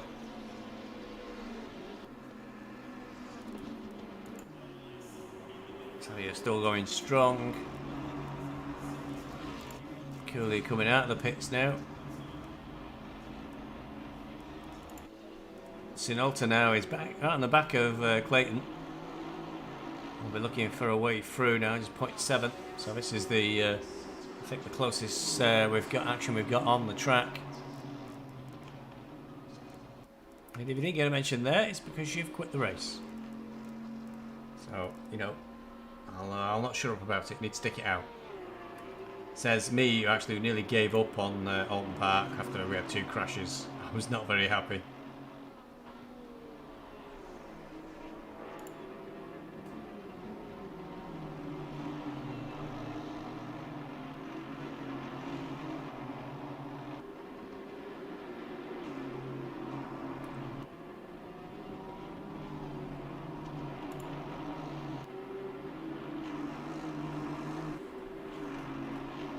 It's closed in on Clayton.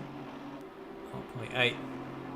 Needs to get past him, really, doesn't he? I know he'll. All we need him to do is press on as a team.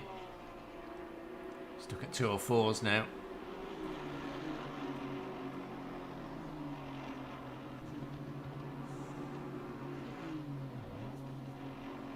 It's a long, long way to go, so we need to get past the Aston.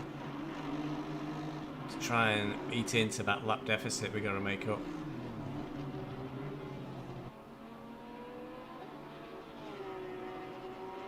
This would be my motivation if I was actually talking directly to the team, would be get past this Aston and then let's start eating into that lap deficit, because we can do it. Plus there's still well over 4 hours for somebody to pancake it right into the wall.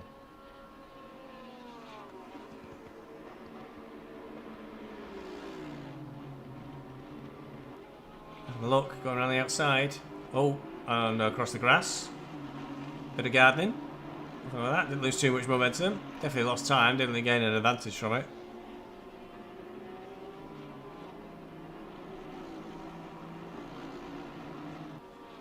May have lost a bit of temperature and pressure in the tyres though.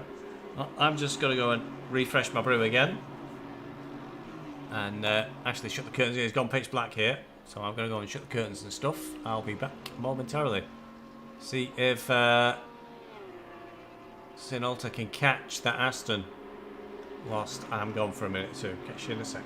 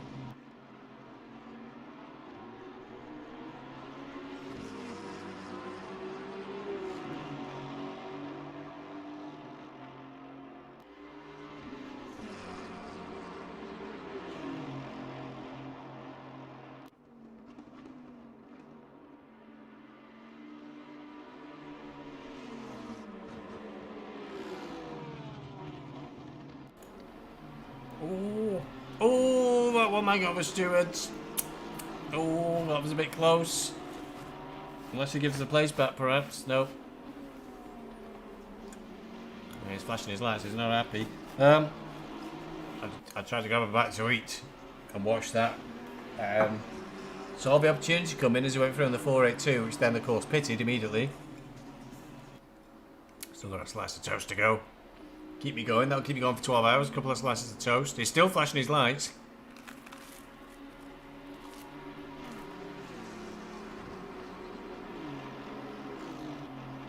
But has pulled an immediate gap. Big one.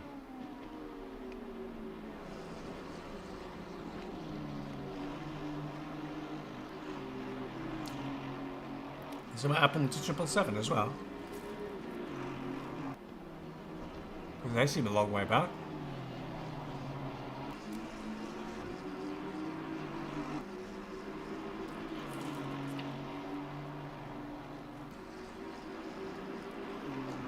He's pushing hard to try and get back at us. I'm in at 333 because, you know, I'm completely neutral.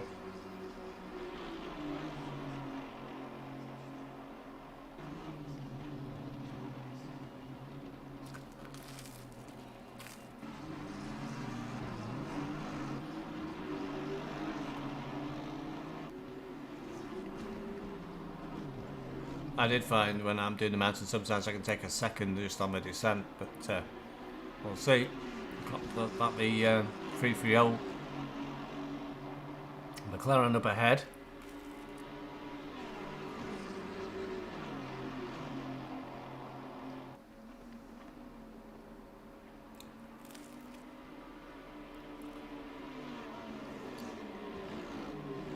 Obviously they were coming into a chase just here side by side. Looks like he lost a bit of front grip perhaps. We'll see. The way he's flashing his lights frantically, I imagine he'll try and submit that one to the stewards, put him down to the stewards to decide.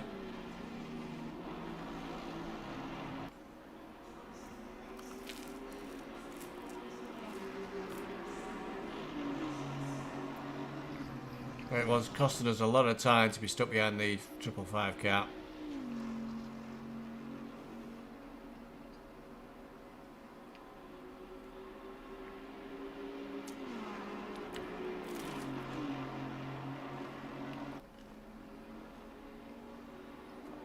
I've come across a bit of traffic, but the 330 McLaren jumped right out of the way.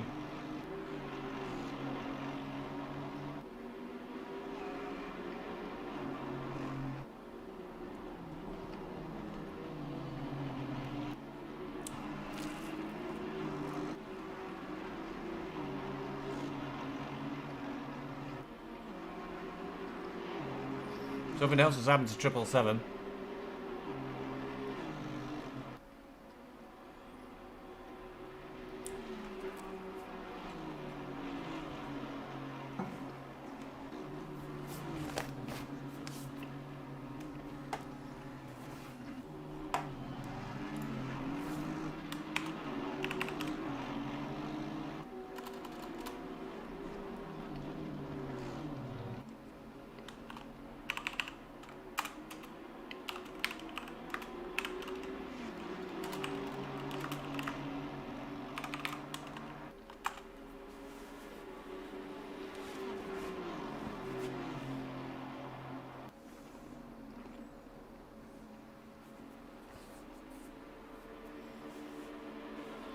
Staying with this is closest battle on track, but slowly opening up a little bit. 0.991 now.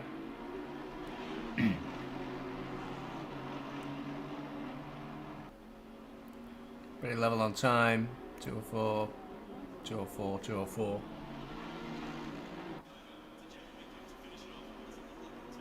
Triple seven car is just ahead of us. Something must have happened because they were a lap ahead. That's a big drop in position. That Ferrari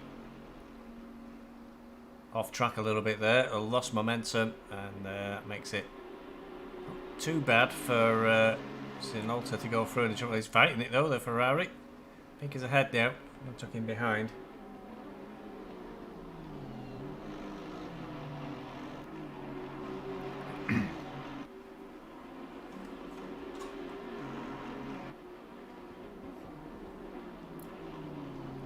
Right. 2 slashes of toast, that'll keep you going for another 4.5 hours.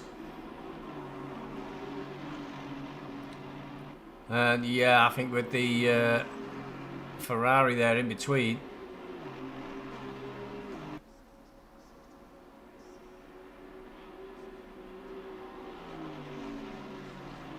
that's really increased the gap now back to Clayton, 1.484 seconds. Once Sinolta gets his head down, that might increase a bit. So that has happened recently because Pitwall is totally confused as to where 777 is. Can't have had another disconnect, can they? It does sometimes happen. It's got Cooley driving the car, but and Tripp's writing something in Discord. I've asked what's happened to their entry.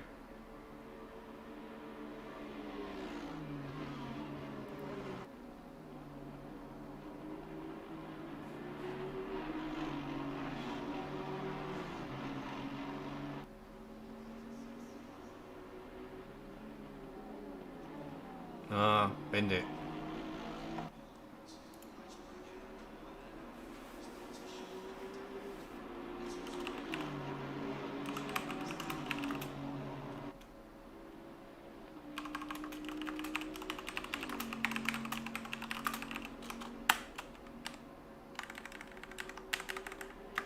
So it was a plain old simple impact with the wall that pulled 777 back. 9-second gap now. Real carrot in front of Sinolta to try and catch. Don't know how much longer he's got left on his stint though. Don't think he was wanting to double stint.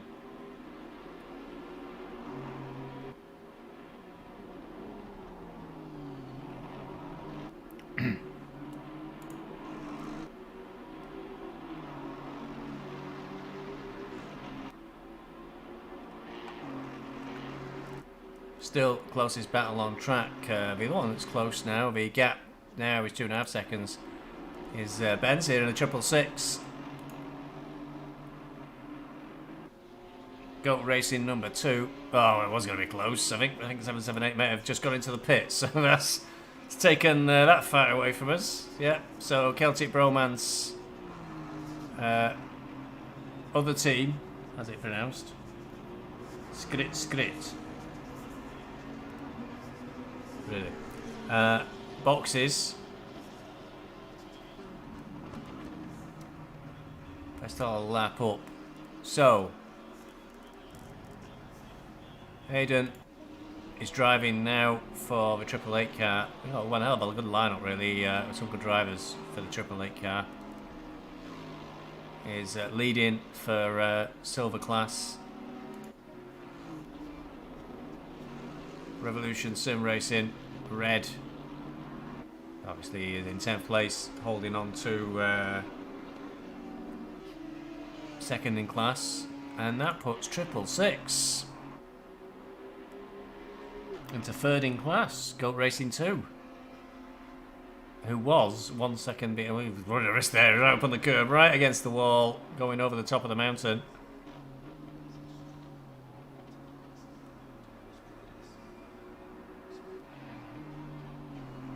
The Celtic Bromance car is just leaving the pits now. So half a lap gain there. Looked like a pretty straightforward lap pit stop, but surely it can't have been. Must have been a minute long.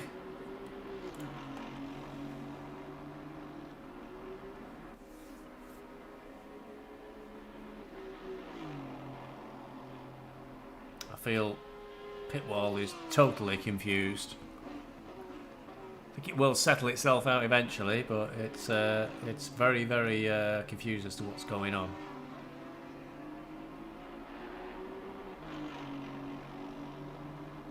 He's still got 555 ahead of Martin.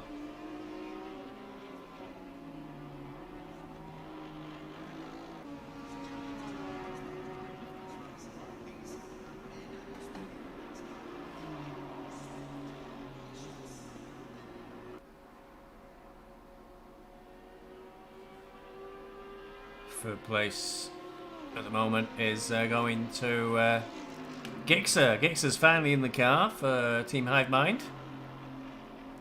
738 did get back ahead of him.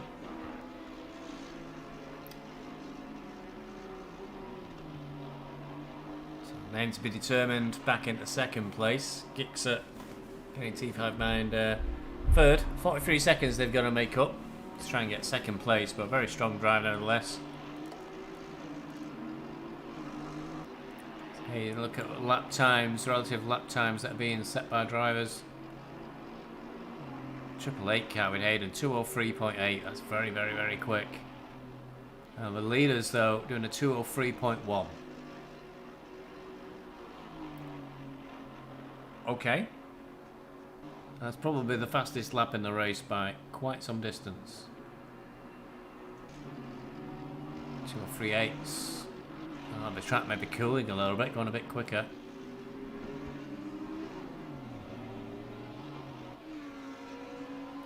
That's a very bent looking Mercedes in front of Benz there.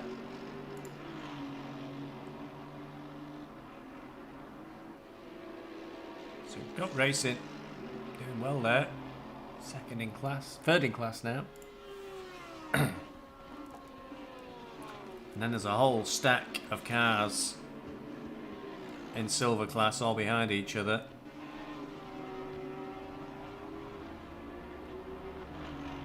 And I think they're all on the same lap now. So there's a lot to fight for here. Ullman is just going through the chase. There's a slow moving car just behind him, that Mercedes. Oh, that was a clunk in the wall there actually for the Celtic Bromance. I just saw in the background. We've got Damn it, Io's team, TWG, just coming down. Conrad straight. Cooley and Celtic Bromance is right behind them. And Sinolta's not far behind them either. It's really heating up the race for silver class. There's 4 cars now, all within touching distance of each other. Ullman is perhaps the furthest away out front, and I don't think he's more than a lap ahead. I think everybody else just needs to cross the line, so Ullman's only got half a lap or so, quarter of a lap.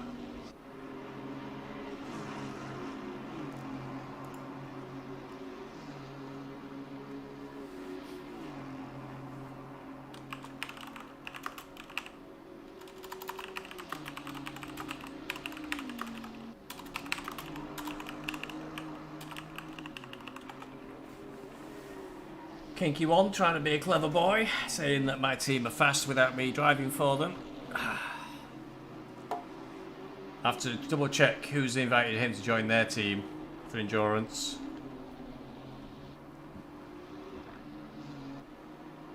Smudge saying he won't jinx it by saying Team Triple Eight are doing brilliantly,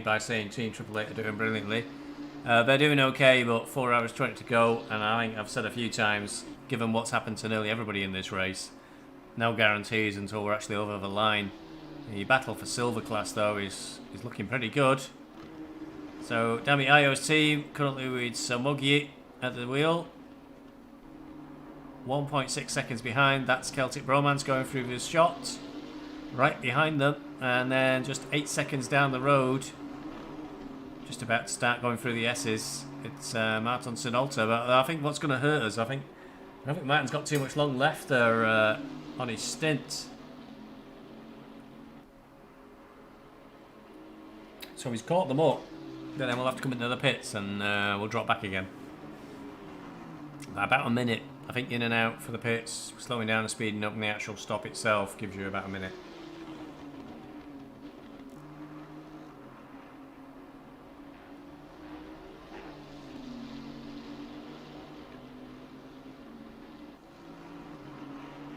Oh, and try to have a look around the outside. It's all there.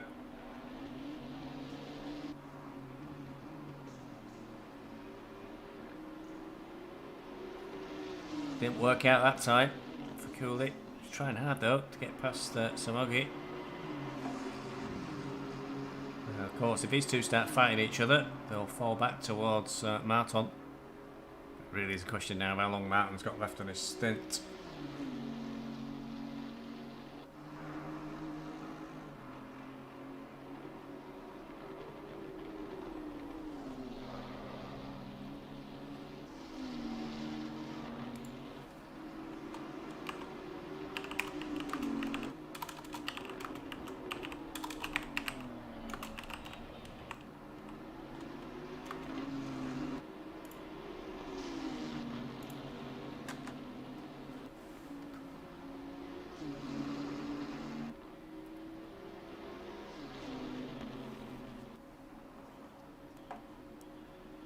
So while these two are fighting,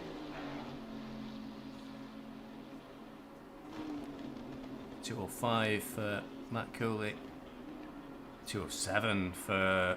You see how much they're slowing down each other now. Sinolta's doing a 205 as well. So the gap come down now to 8.5 seconds.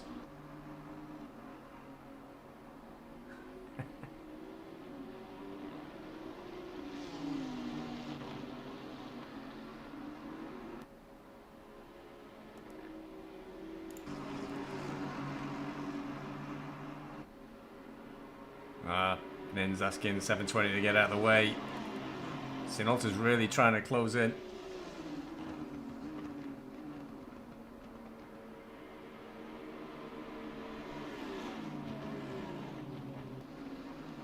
His 720 is really fighting. Oh, he's really lost it. Really lost it. Oh, that's a massive. That's a big, big hit there for 555 because he went through the McLaren. Normally that writes your car off when that happens. But that was 720, I think, hanging on too much. And that's done some big damage to those cars behind.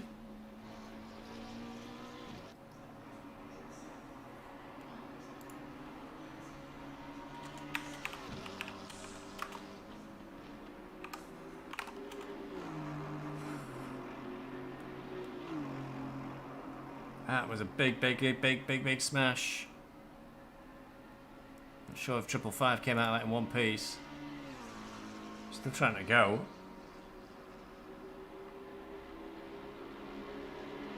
Yeah, it's a really, really poor state from the looks of things, 555.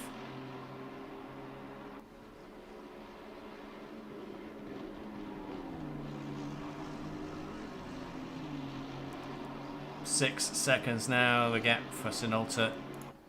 Oh, these two are still fighting each other. Coming over Skyline. That was all the way through there.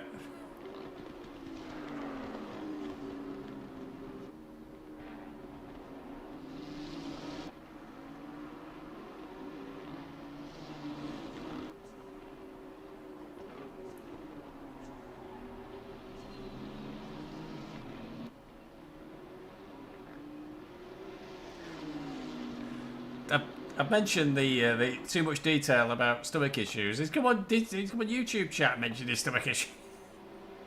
As long as you got in the car, if you did 30 minutes, you're fine. You've done a stint, and the game won't count it as a penalty at the end. Although you could always sort that out, I'm sure, with the stewards.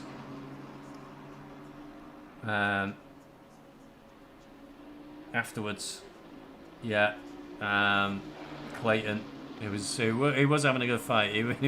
I mean, we had to fight hard to get past 555, Clayton, but he's got quite a bit of damage now after going through the inside of 720. Having a bit of a grumble on Discord. These two still fighting. And you see Martin in the background now, but he's going to have to pit sooner or later. He can't keep going forever, unfortunately. So, doing a great job of catching these guys. But I think we'll make a case of catching and then we'll have to pit. So while they're fighting, they're doing 206s. Martin's doing 204s. But there's not enough speed difference. There's so Moggy isn't making any mistakes to give Cooley an opportunity to get through. I guess ideally if Sinolta can just catch them and then it's pit stop time, he doesn't lose any time by trying to pass them. All depends on how things fall. 555 in the pits now. I guess that car was undrivable after that amount of damage.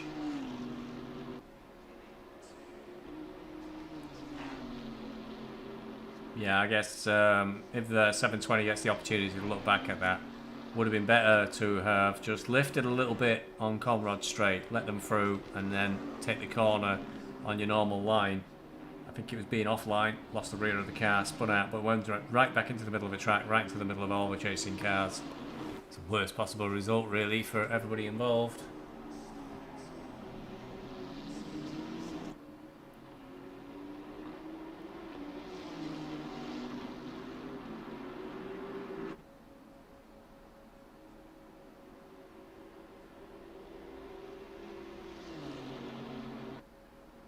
Well, 727 a little while back had a forced feedback failure. I've had that before. It's weird. It's weird when you got no force feedback. It really is very, very hard to drive. Oh, big mistakes by both cars then. Both of them on the grass. I think both followed each other off. All closing the gap now is just 3.4 seconds.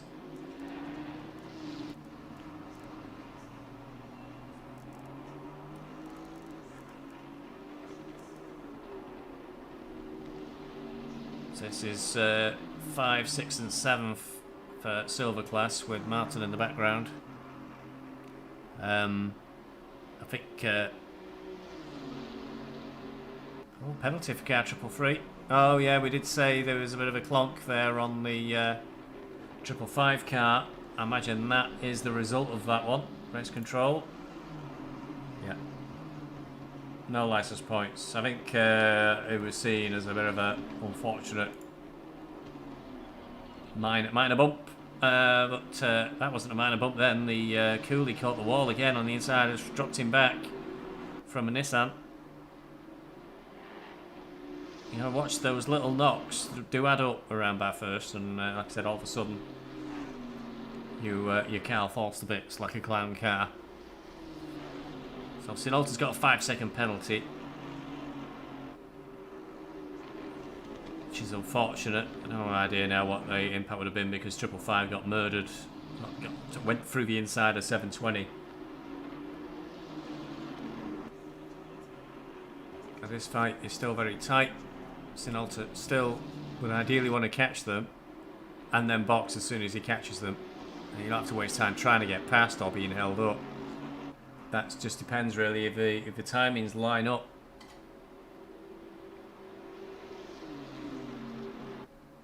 And then when this is sort of settled, it's on to Ullman 57. So anything is possible here. Fourth place is the target with Ullman on silver class. I mean, certainly there's no tighter battle anywhere on track at the moment, I think.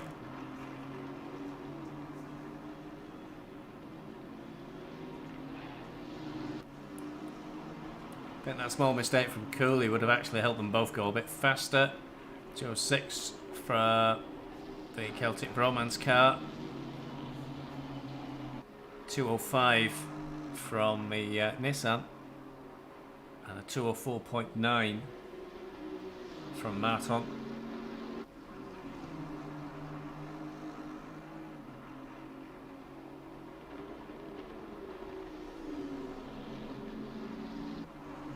Just over 4 hours to go. So 2/3 of the way through the race. I wonder if the crew chief never says that to you, does he? 2/3 of the way in. So back on the tail of the Nissan.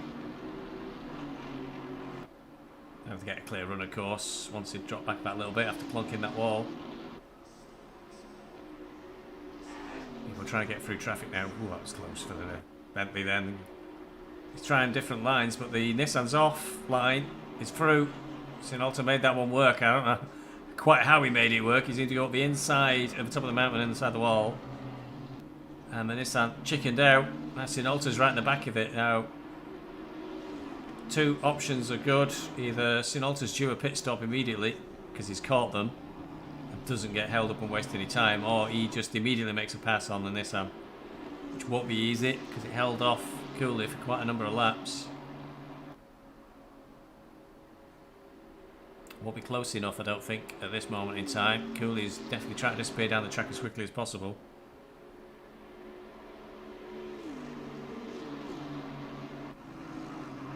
Coming up to the chase, too far back, I would have said to make an attack, but would want to try and carry as much speed as possible. Got to be thinking about Mountain Straight really is where you want to be thinking about making a pass and setting it up already so you get a good run down the start-finish straight. You're looking either for a very good corner or to do what he's having a look at is get up the inside, not close enough. You want a good corner here and then a good exit. You can try and carry a little bit of overspeed all the way down Mountain Straight and see if you can't get up the inside for quarry. The Nissan is squarely in the middle of the road, then pulls over to the left as we come up to the entrance to quarry. Conto has a look. Maybe try and put the Nissan driver off. Conflict of interest now. Obviously, we all know Dami IO for TWG, who Somogi is driving for. But that's one of my cars, 333 behind. So obviously I want to see it go through.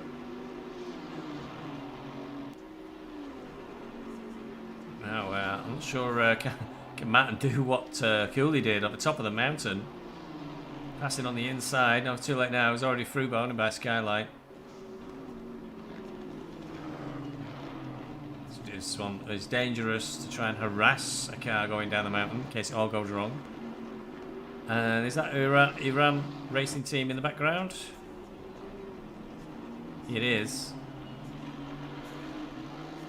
So they are 90 odd, aren't they?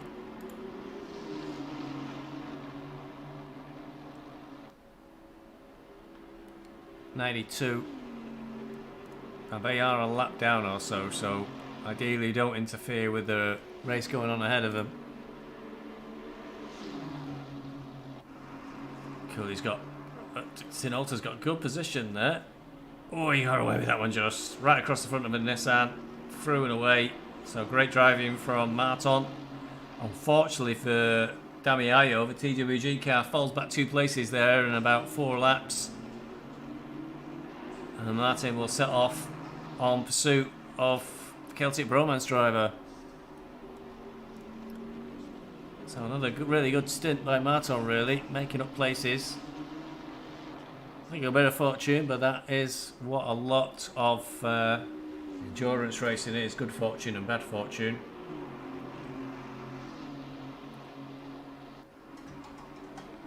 Cooley will be next. Again, I think these gaps are the closest on track.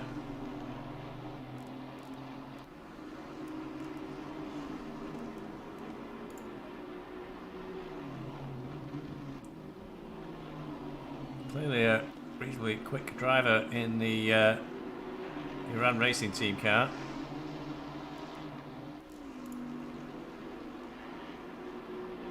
Whereas a bit of a team car, I don't want to call myself team owner for BeesWax Racing. I don't want to see Mustafa Rajbar clip my car because it's had a bit of a hard time this race. 3-second gap to Cooley. Of course, you have a 5-second penalty in the pits, but hopefully that won't make too big a difference to the overall race. One of the questions I think I've always sort of considered is in an endurance race, 5-10 seconds is nothing, really. Although they are quite tight, these races. Feels like very minor punishment when sometimes your race is totally destroyed.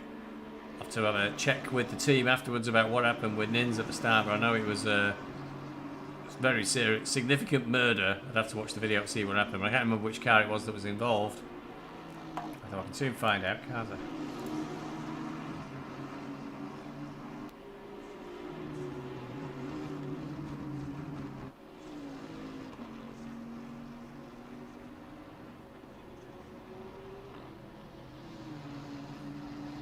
Yes.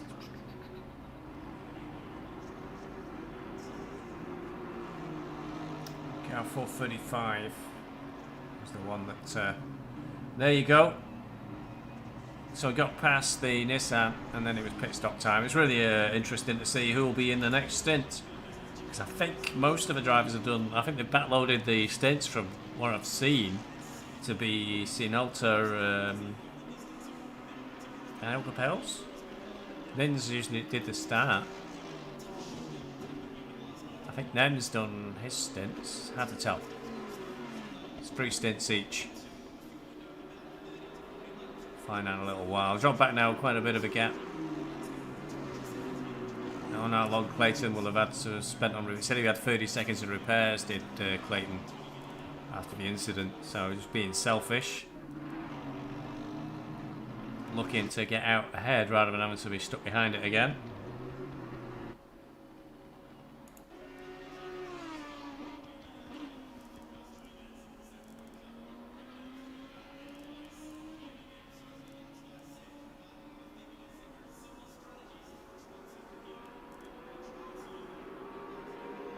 Down off the jacks, away it rolls. Oh yeah, Clayton is still coming down the, just going through the chase now. And the triple three car's getting up to speed.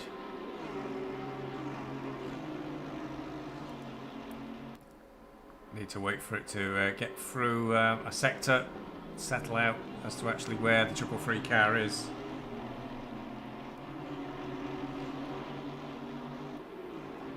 Blue flags could be fit anybody in that bunch of cars. CP10 there.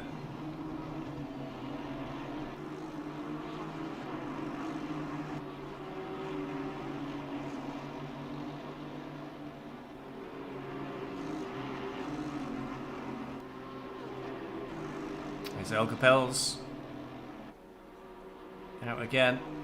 He was pretty quick on his first stint, so obviously fingers crossed, we'll be hoping for more of the same.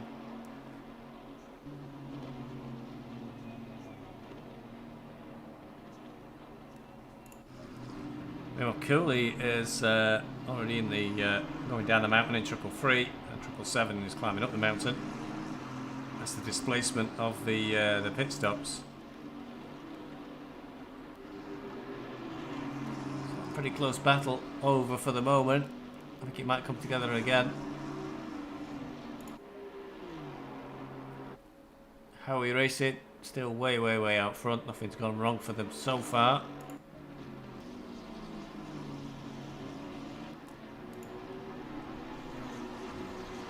Need to be determined a long way behind, of course, climbing up the mountain.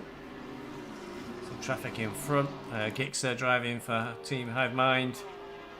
Could be all farts. And I think Howie may be about to lap them twice. No, they're about a quarter of a lap behind, lapping them for twice, which is impressive bit of pace from the race leader.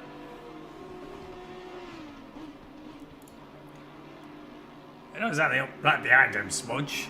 5 seconds. Let's have a look at lap times.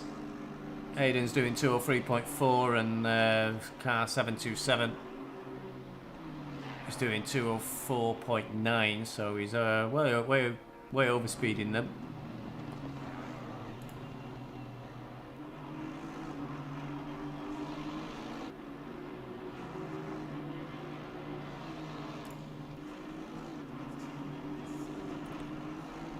$41,727 as a bronze guest car. The wheelbarrow team won't take any points from anything,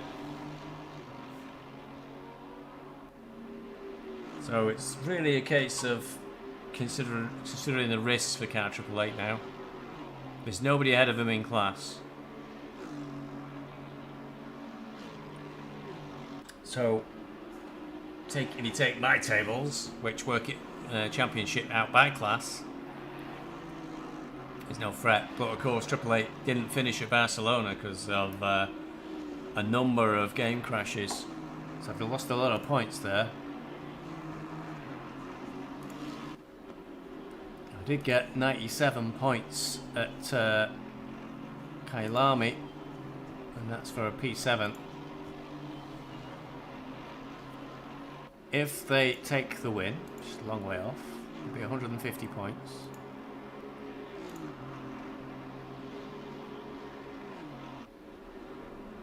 Will be 247, and I can't figure that. They'll still be quite a way down, actually, so they're going to struggle to get a long way up the table, even if they take the winning class. So we need to just think of the big picture really and take it easy.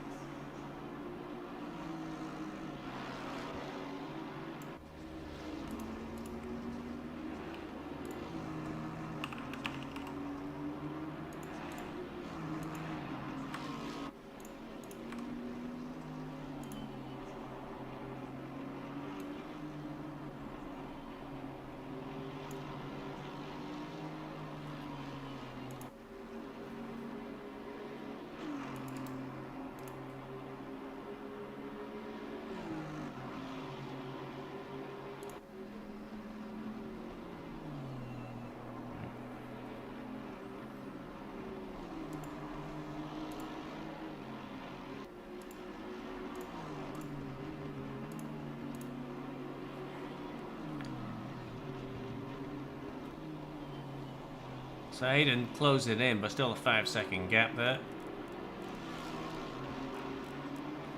Just trying to do some domestics there at the same time as the race is on.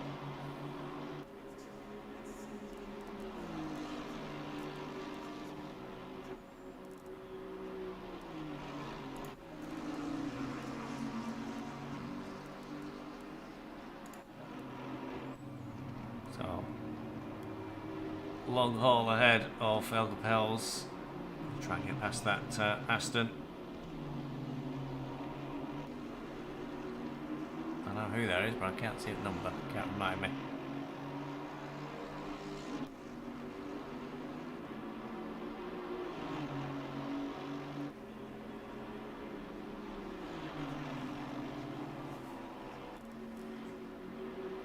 P19, eh? It's Ullman. It is Ullman. So, it's a car of interest to us, really. That is the ultimate target, though. We're a lap down on them.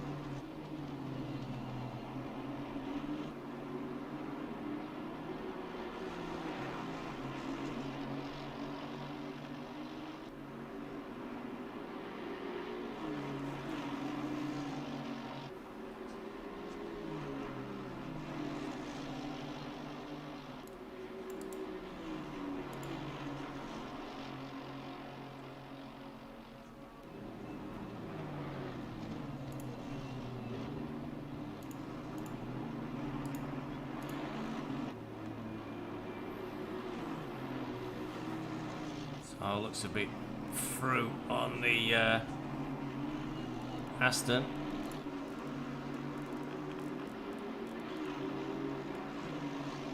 They'd are really slowly chipping away at this gap.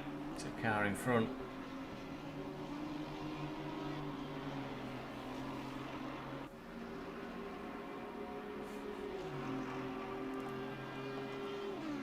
Kinky One's been sat there for 15 minutes trying to think of a response to my... he's been having digs about how my team's faster when I'm not driving. So I asked him when his stint was. Eventually, he said soon. That's like the, as Nins observed, the AOR league announcements are coming soon.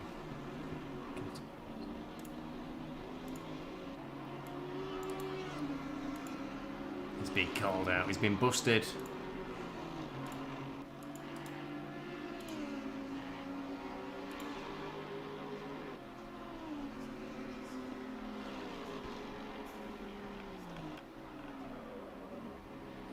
Squeal of the tyres then, and that's number 3 off just ahead. That was the squeal of the tyres I heard. Had a bit of a tough race as number 3 car. They're second from last at the moment, struggling a little bit.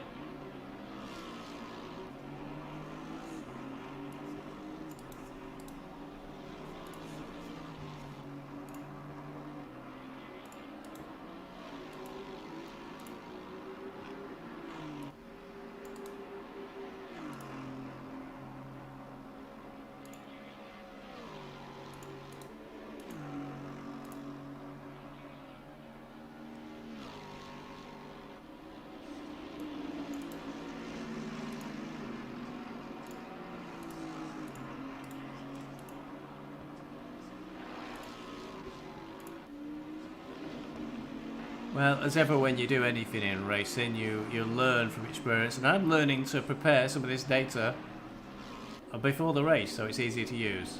I didn't know how I was going to use it or what I'd need to look at, but yeah, definitely learn quite a bit about how to, or what I need to get ready,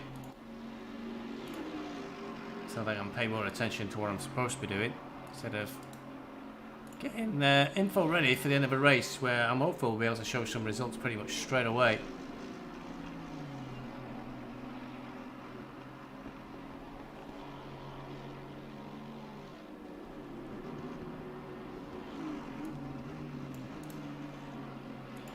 Professional, of course, and totally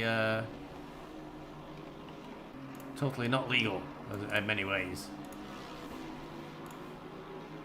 No, not official.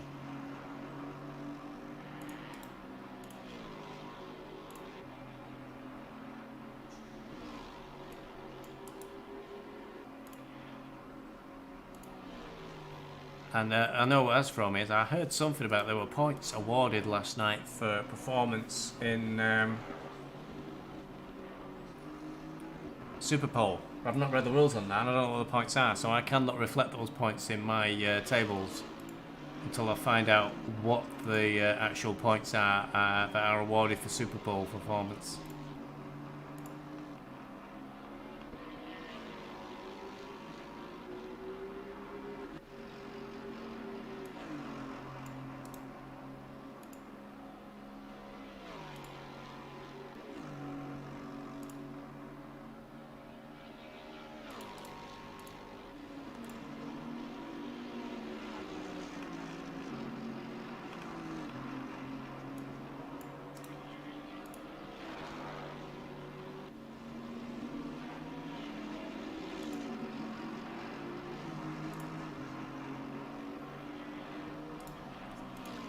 Defeat myself here.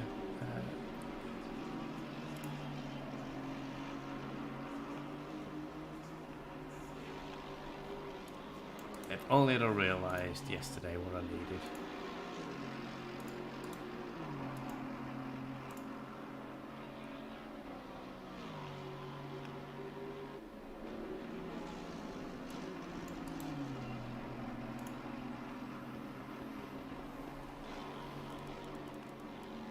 Still not seeing any close battles out on track.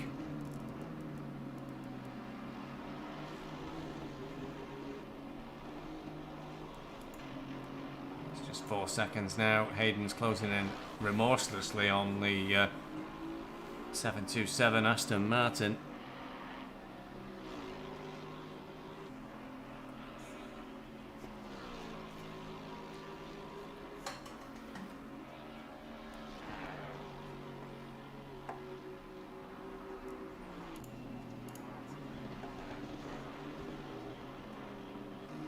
Hello. Appears that they've announced the BMW for ACC will be released on November 24th.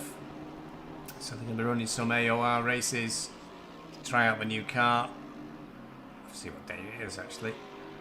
It'll be Wednesday, social races, multiple races on one evening, M4.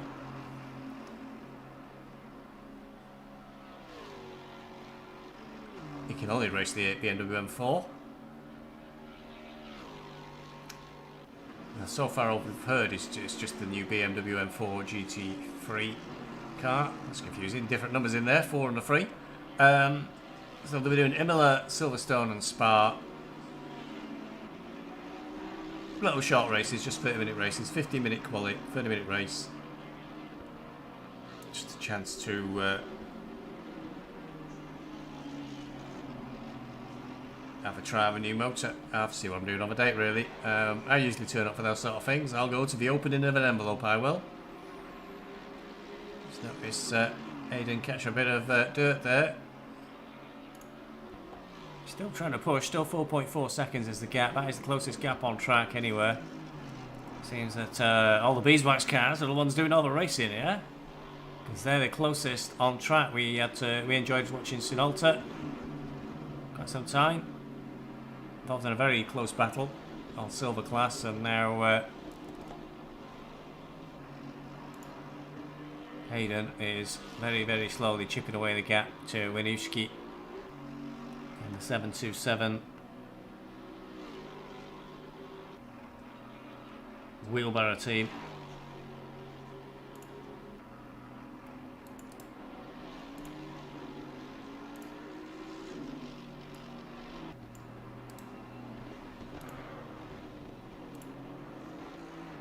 Gives me a chance to sort this thing out anyway. Slow patrol, I've got to think.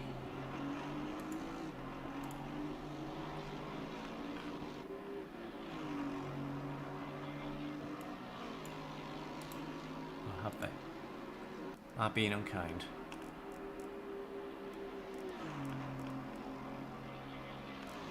Down to 33 runners. We are shedding cars slowly but surely as the race goes on. There's a car in the middle of the track there. Hope Hayden's aware. Yeah, just recovering. That looked like the black McLaren 720. It is, yeah, the 720 McLaren again. Having a bit of an adventure during this race. They've been involved in a few incidents.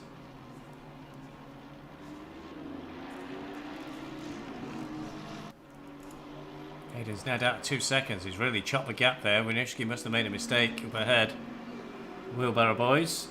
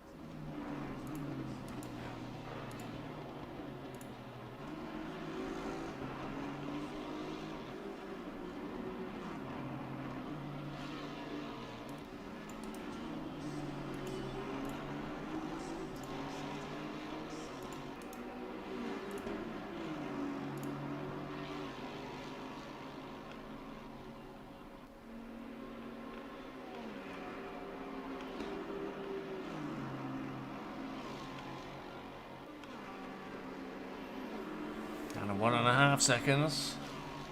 Hope he doesn't catch him and then immediately pits.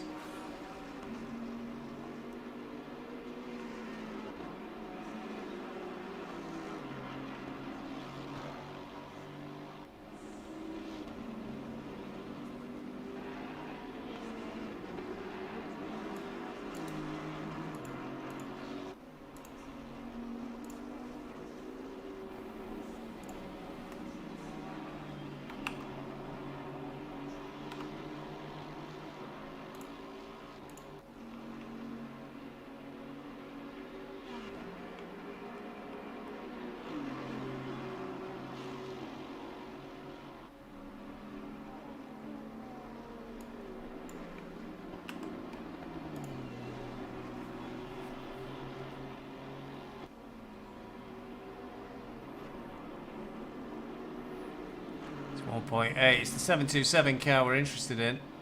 Aston. The white one, the King's Meats Snacks. So the Beamer, the Legend that is 27, isn't it? Correct number. It is. The Legend that is 27. In between. Hopefully we'll get out of the way. Give us a bit of a battle.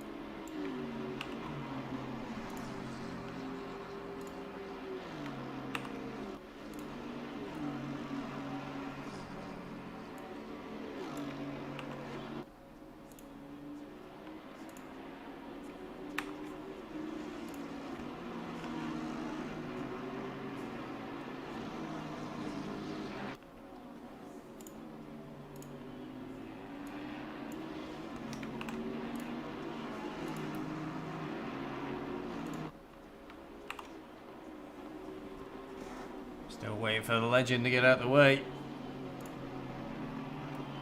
Nearly finished the thing I'm fiddling with at the side, until I have to fiddle with it some more later. To be able to get us all the results up pretty quick.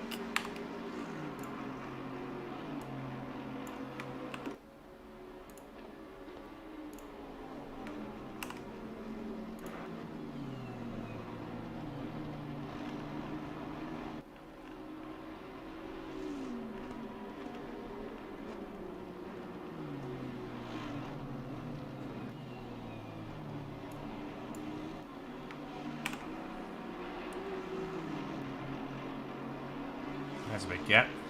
Well, he's through at last. And, well, he won't be happy about it. Winishki in 727 looks to be getting a bit held up behind. Is it Cranston? It is Cranston.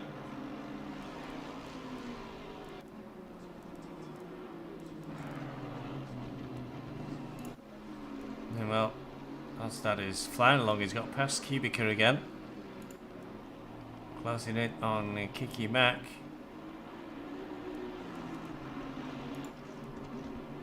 Just because the cutting behind it looks like Kubica. Oh, they've pitted. That'll be why they're behind. So pit stop out of sequence, perhaps. Depends whether a triple free car with the incident of start of the race needs to make an extra pit stop.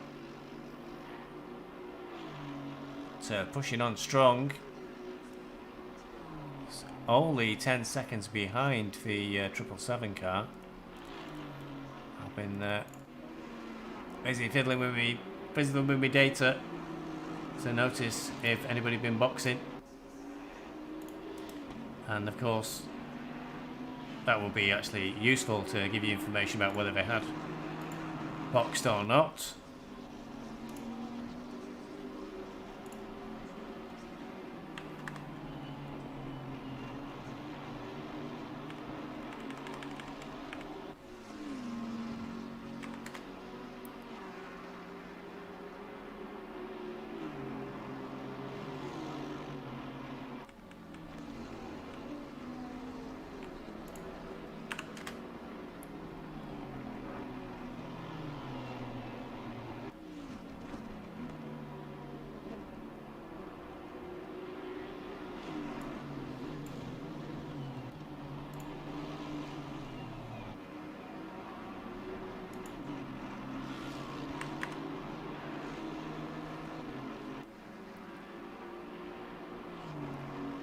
Today's here, it wasn't like that. I just caught a bit of a clunk in the wall there. That would have been a hard. Oh, another one. That's getting troublesome now. They will be mounting up in terms of damage. Don't want to catch again. There's too much at risk to throw it away. Really, need to be careful, mindful of the big picture.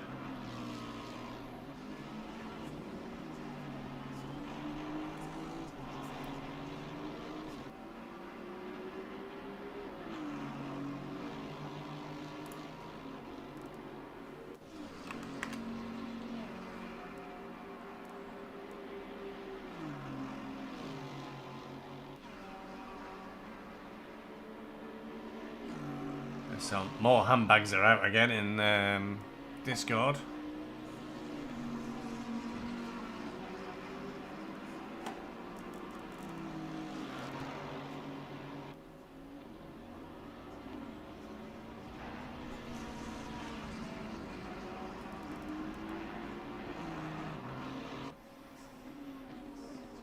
A couple of glances off the wall, and he's closing in.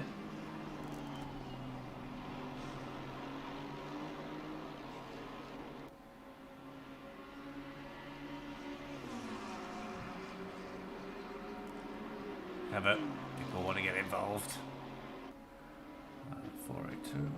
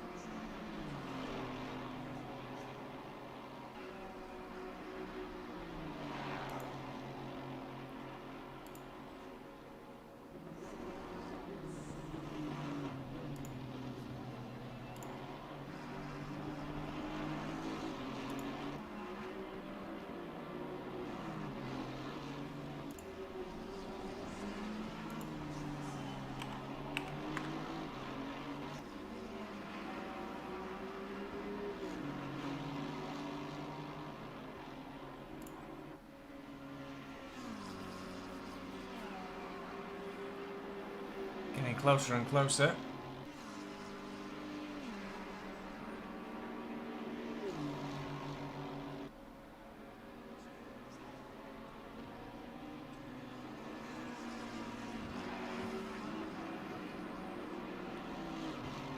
Oh, he's definitely turning to more handbags on Discord.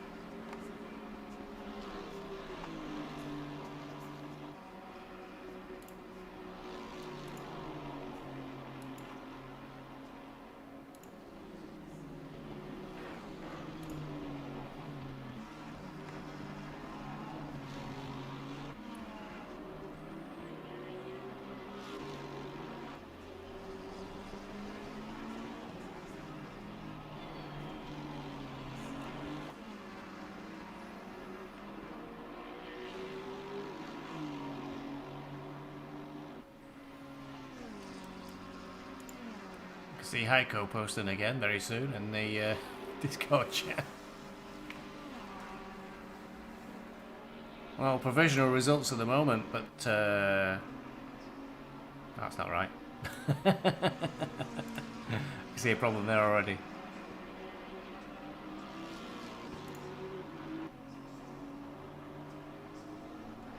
Oh yes, problem there.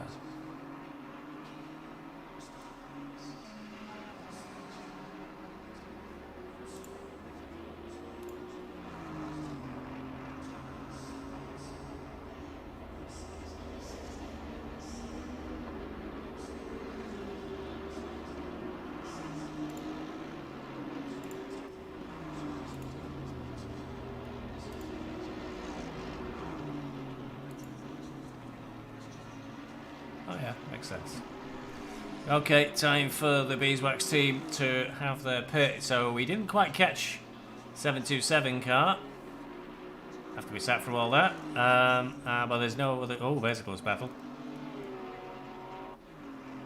555 car closing right in on Cubica. So the TWG team going backwards a little bit at the moment. Clayton coming back from that big incident with the 720 McLaren where he went through the inside of it, but seemed to luckily get away without being exploded. Somebody went right off in the background there, but looked like the Team Hive Mind number 4. Porsche coming through as well. TWG though, sliding down the field, won't be happy with that. Sort of thing that happens when I'm in the car. But Clayton's pretty quick, so we'll be looking to try and get past that Nissan Rapido. Car 54 in the background, the Porsche. That's Aurora.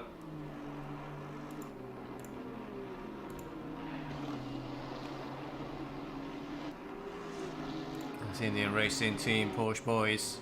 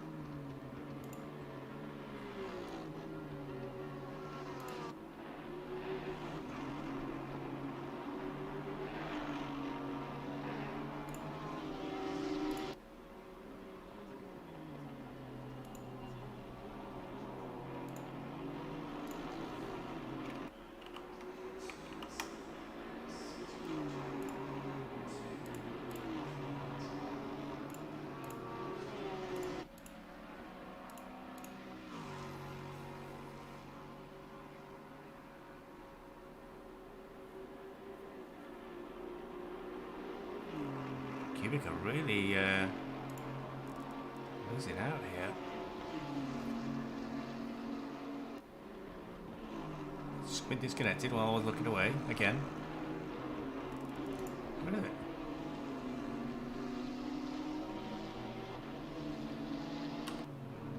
There it is. That was one confused computer for a minute. So yeah, 5 seconds down on Clayton instantly, so there's something really weird going on there.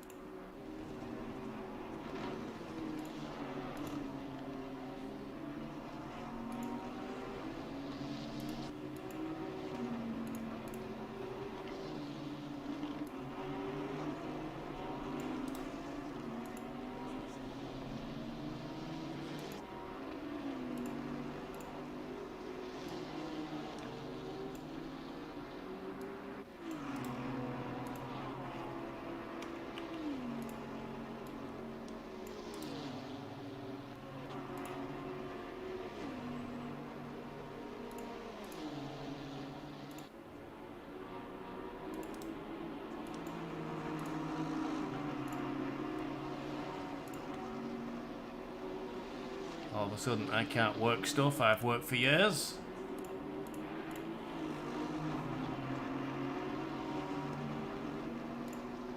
Try again.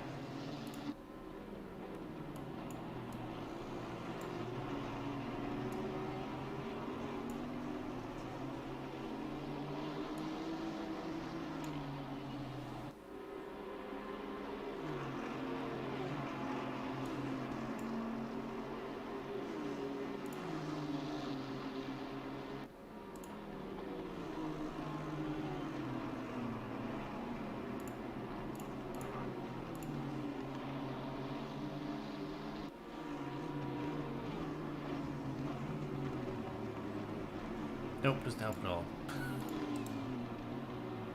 Just wasted 10 minutes of my life. 63 sideways on again, going up the cutting. Not a great place to be. Got a nice bit of clear track now though. We can get moving.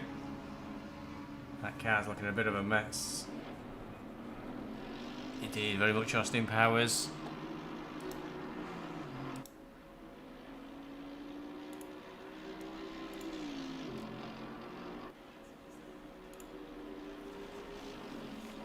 And a difficult race, number 63.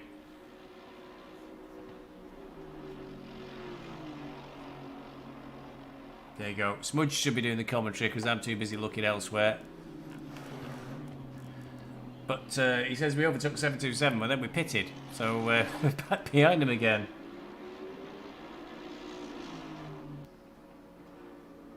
.63 underway again. They're down now. We're 9 laps down. Poor guys.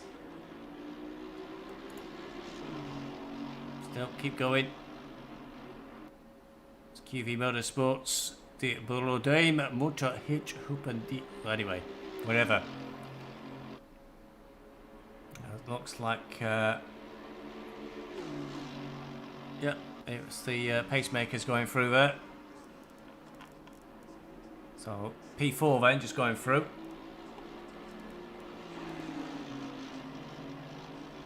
And this race really has settled down into a bit of a pan there. There's big gaps really. That's unusual. Why are we looking at the pits? Because they're coming into the pits. We're still following 63. Not surprisingly, they're going to need repairs. It's going to push them even further down. They're currently 10 laps down, 11. Could be close between them and Rees, but you know, at least they've all got something to fight for between themselves. Out front, Eugene now driving the 888 car. What is the camera doing?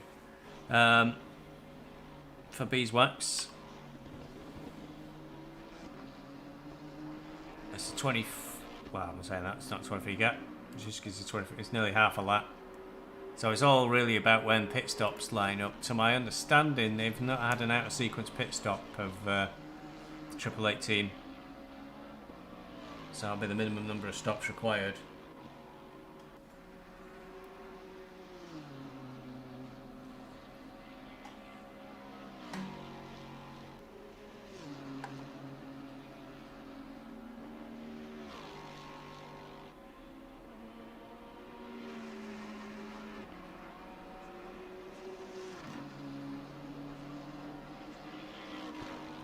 Race control's been busy again, but I'll need to refuse an inquiry in regards to cars 555 720. Needs fixing.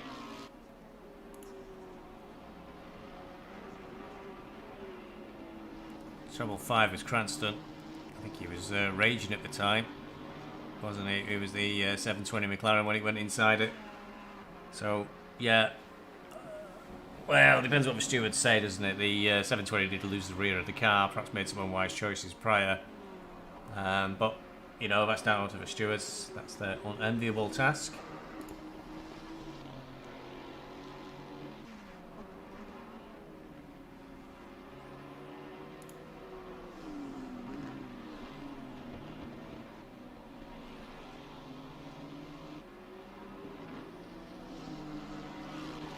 Kiki Mac doing a bit of a comment in the BeesWax Discord. Officially, Kiki, points are done on overall position within the field, which I think, as we've all observed, kind of takes away the real fight for silver, you know, the silver class and platinum class. So the guys that, well, in this case, Triple Eight are going to come very, very high up in the field. Will get some good points. Whereas you're technically going to come maybe second, third in class, fourth in class maybe.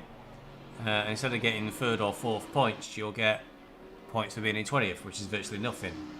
So in theory you could do really well each round, and then somebody could turn up on the last race in silver class, win the race, and then just beat everybody. Penalties coming for car 720, who are not having a great day.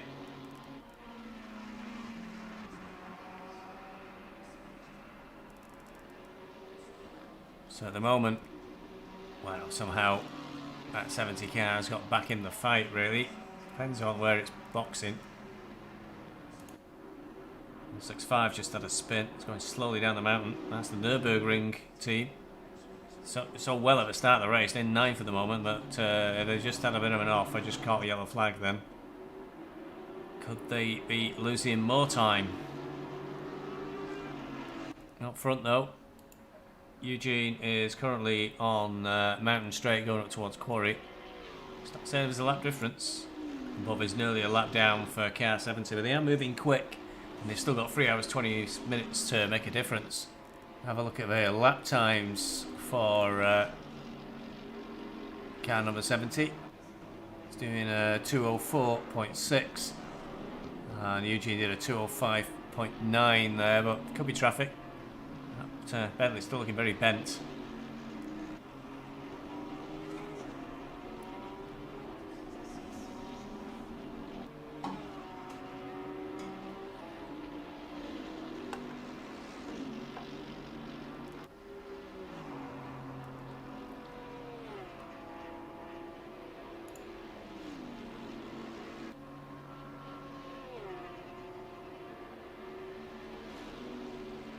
So the BMW M4 is it's coming out from Kunos at last. The same day, a couple of people have posted a tweet from Fanatec for the BMW wheel, which unfortunately is €1,400, $1,400. So it's going to be it's about the same price in pounds, about a 1-to-1 ratio. That's a lot of money for a wheel. And for that sort of money, you've got a lot of options.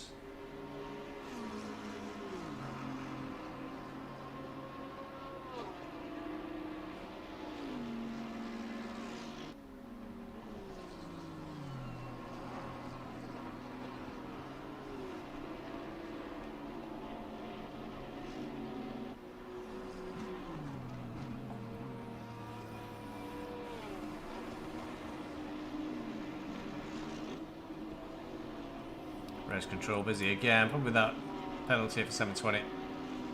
That's a separate one. 76 was they coming together this time. I'm not sure about that one. Not sure we showed that one with KR76. Looking for KR76 now. There is Thunder. Goat Racing 4. I mean, I'm probably very disappointed with this race. I've done so well in quali and certainly in Super Pole.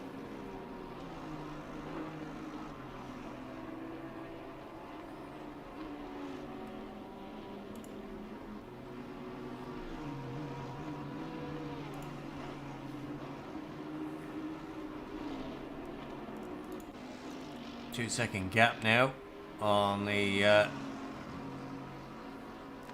Revolution Sim Racing Team Red, and they are trying to push back into this race. Gone up from 10th to 8th.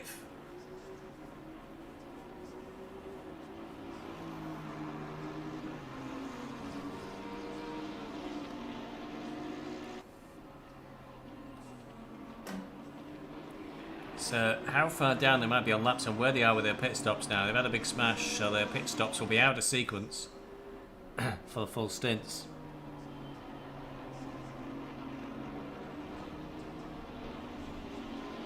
Some close gaps there, I've just noticed. So I think... what's he gone? Don't tell me they're disconnected again. Oh no, just jumped a bit. Kiki Matt Cranston in the 57 is not less than a second behind.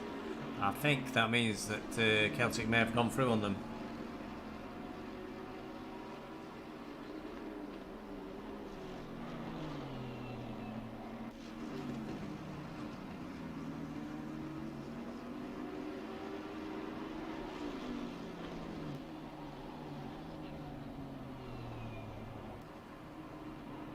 Very wide there, or very slow as well, and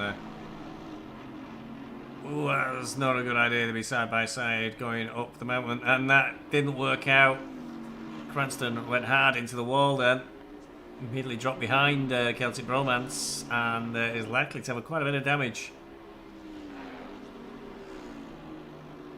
Gone wide, yeah, he's losing the car, big style. I think Cranston may be in big trouble there. BeesWax Racing comes over the hill and encounters it, takes the wise move. Oh, disaster. It's all going wrong for Cranston. Cars are stuck in the middle of the track. Oh, that's not good for the 41 car. I think he knows what to do. He's got a little bit of time, I think. Oh, there's another yellow car like that. Yeah, you can get away now.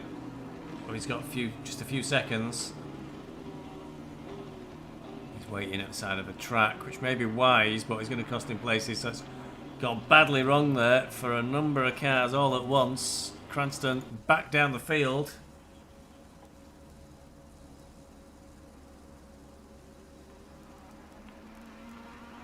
Something happened with 482, I think.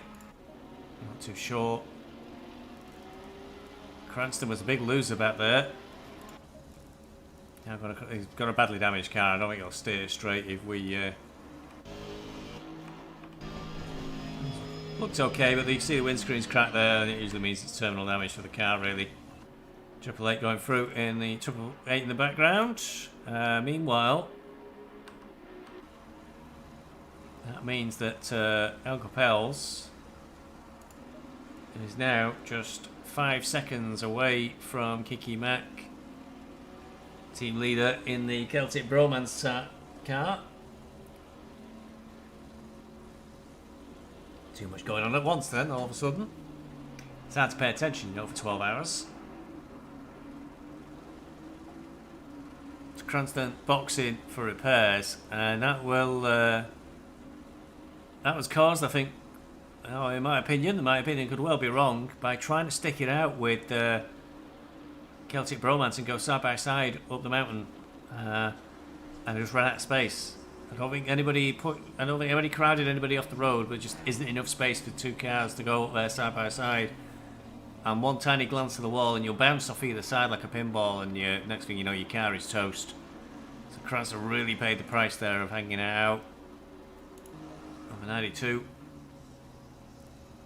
Iran Racing Team is also in the pits at the same time. Don't know if they've had a problem. So Tom's done everything to go for now for the lapels. Because that means that fourth is being fought over between Celtic Bromance and BeesWax Racing. Just like Lewis Hamilton and Max Verstappen, these two always end up on track at the same place at the same time.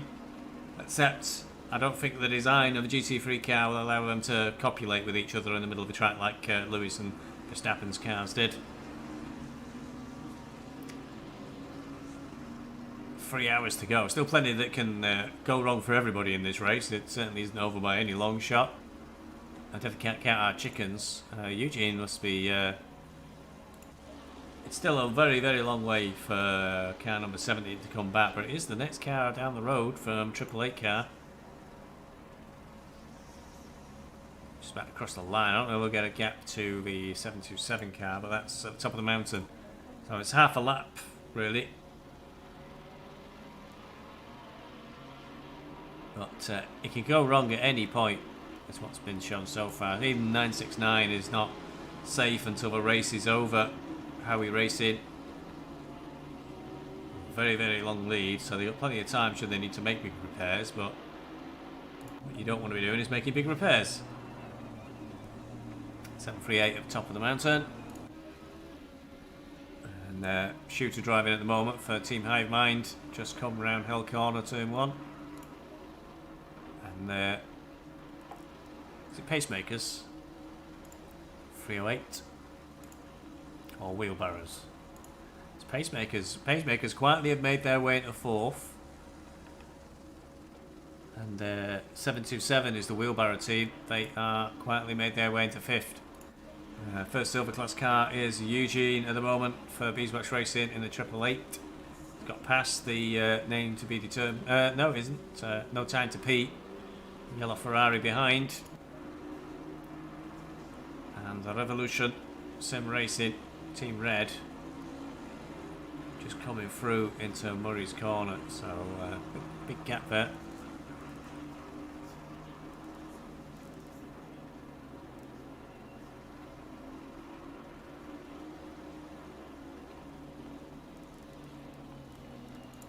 Cranston's race has just gone downhill totally. He's really dropped back there.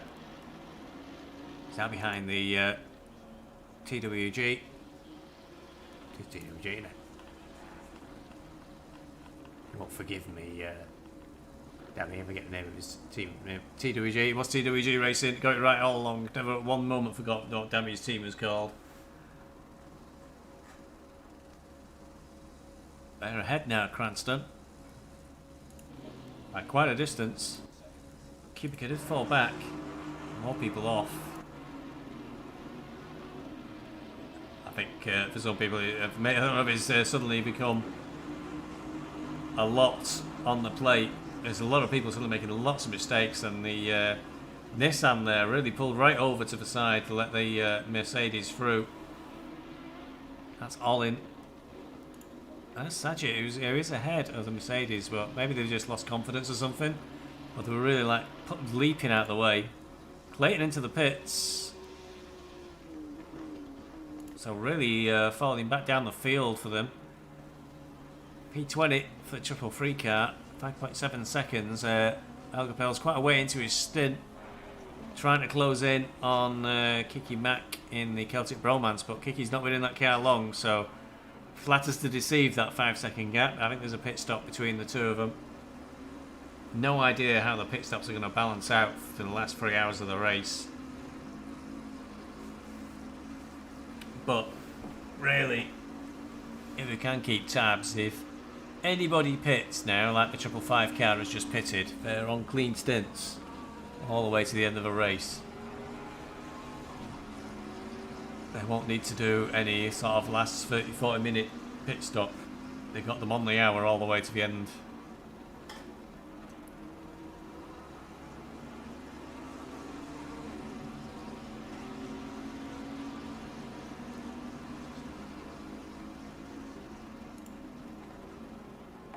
I suddenly noticed the Blue Yeti. It's picking up a lot of noise. I've no idea where from.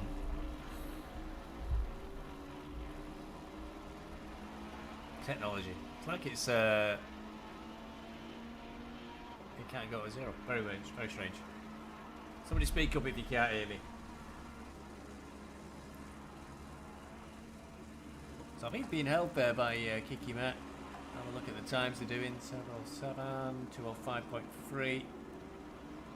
Oh, he's 204.7, so going over half a second quicker. So we'll close in, but will he do it in time before he has to box?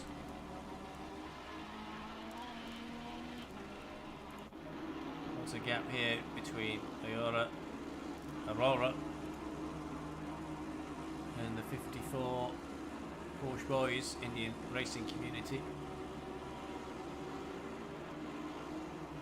Trying to catch up with the 648 car of RevSport CSE International Tax Evaders. Don't overjudge that.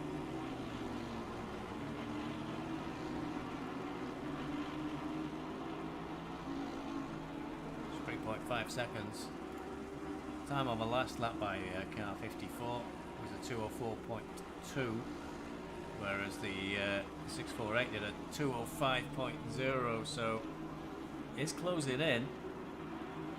There are lots of little gaps all across the field now. Pew 308, the Pacemakers team, is only just over 3 seconds behind Shooter for Team Hivemind. After 9 hours of racing, suddenly some very close racing going on all the way down the field.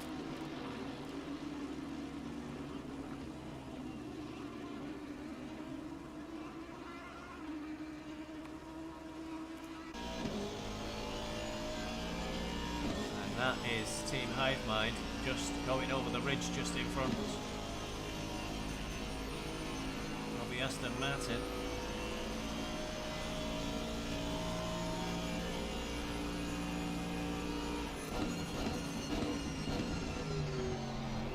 Bentley of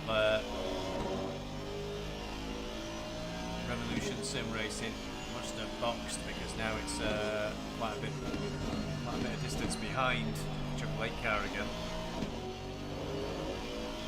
So it isn't all very much about who pits when now.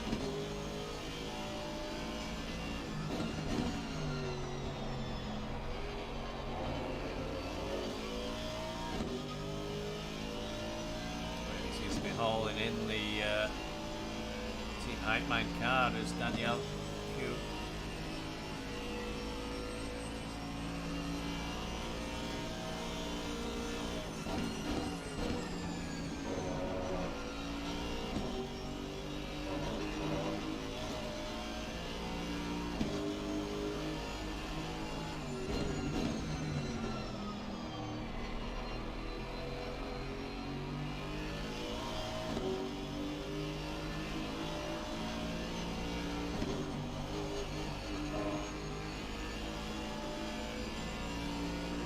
I've done many 12 hours before, we're not about the races, but I'm feeling tired. I've only got 3 hours to go. It's the last stretch really.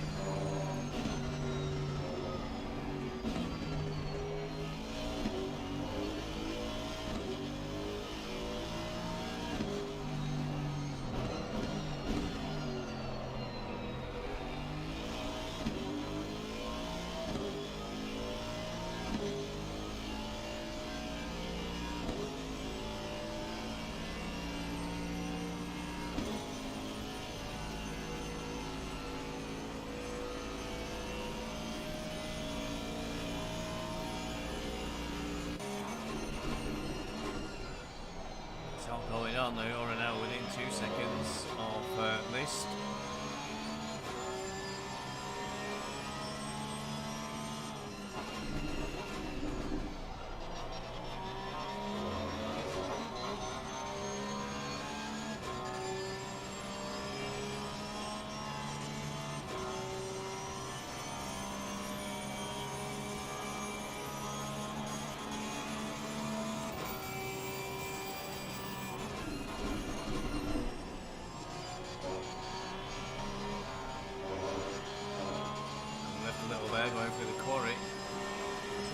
damaging the how close we are. Car off the side of a track there. Was that 330?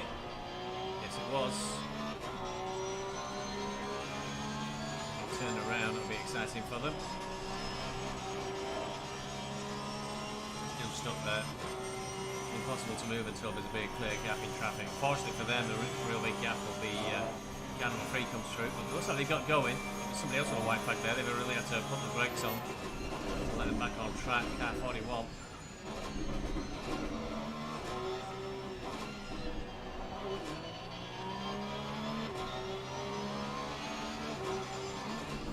Still a discussion on blue flag behaviour going on Discord. To my understanding, it's not like F1, but you're not supposed to put up any sort of fight. And I'd always let a car through if I'm blue flag. Really, I wouldn't do it at a great loss to myself and pull over and like slam the brakes on.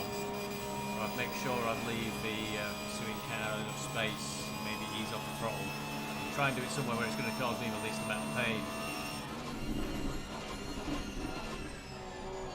If you try and fight a blue flag for ages, it just costs you both time, really. It's not giving you any benefit whatsoever.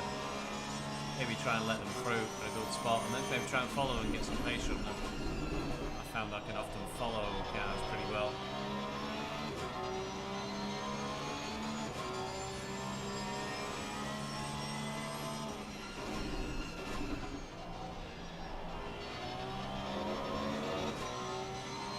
Closer and closer. Game seems to think 3 seconds, it looks a hell of a lot less. Well, that's the Iranian racing team actually, so that is a car that's a lap down, isn't it? It's cost them quite a bit of time really.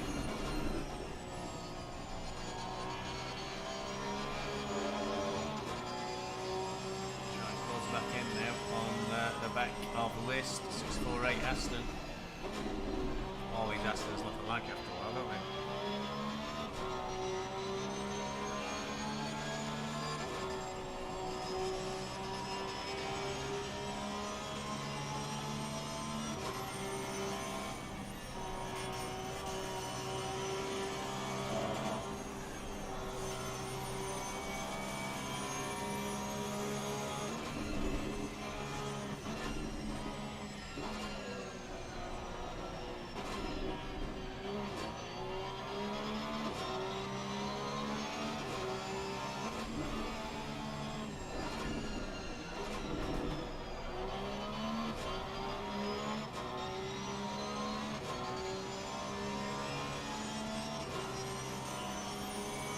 That gap back up 3 seconds as well for Daniel Pugh. Daniel Pugh, I should say. Don't know which one to go to. 720's going slow again around the next corner.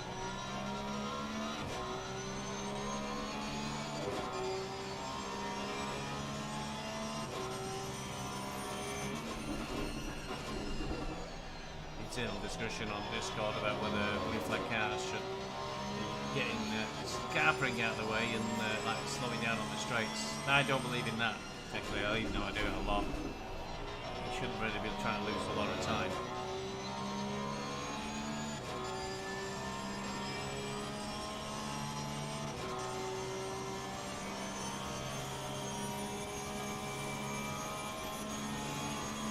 Less than 3 hours to go now. Freeze in the pits, so they are bang on time now for no extra stops to the end of the race. So it really is like kind of settling down into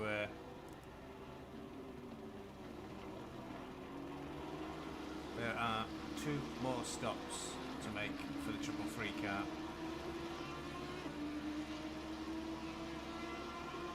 One with 2 hours to go and one with 1 hour to go.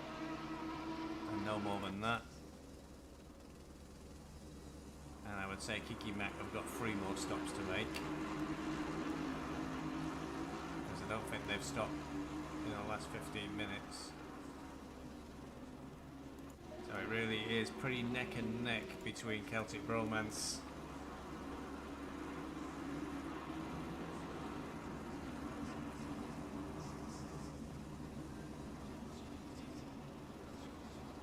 end of a race. These two races are very neck and neck, 2 seconds in both cases. Cubica, 0.3, Audi's gone very wide just as we cut to it. That's BeesWax, so Cubica's gone right off track, so whatever was going on there is over. And that was Lord Nem back in the car. So Lord Nem had Cubica right on the tail, and Cubica really jumped off the track.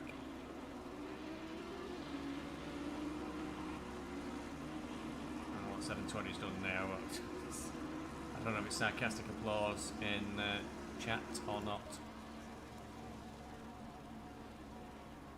Imagine this may well be Lord Nem's final stint.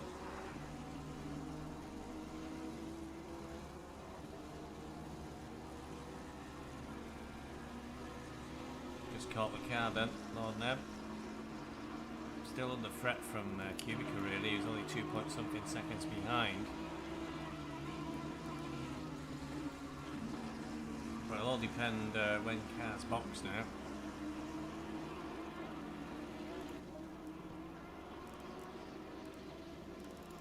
Like 9 seconds now for Pew.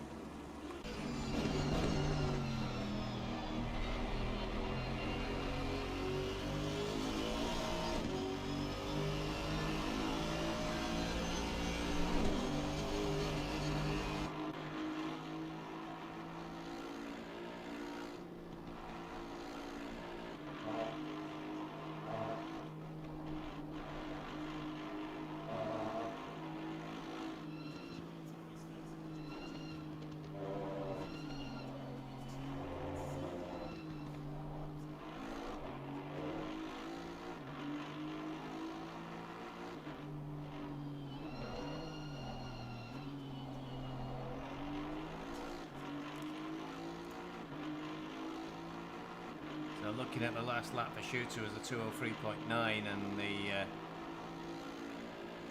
lap for Daniel Pugh was Danielle Pugh was 2:03.6. Very slowly but surely closing in on the team Hive Mind.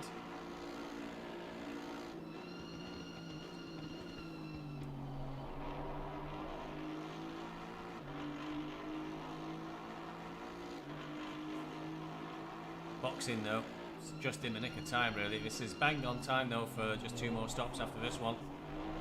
So good time to box, shows that the team has got everything sorted strategy wise.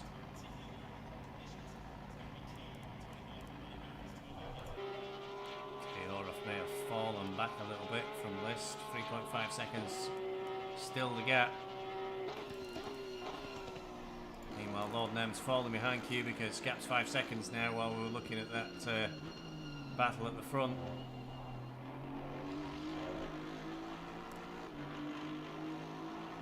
Oh, that was a 3:07, so no real guide there. We got this lap is you've got a 2:09 on the last lap, so not looking too good.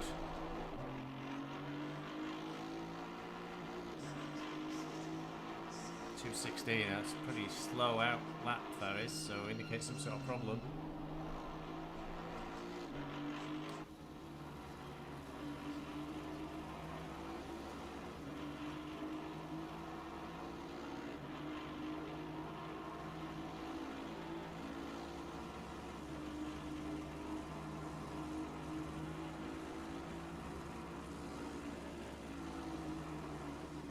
More cars pitting, 738 and 308 pitting on schedule.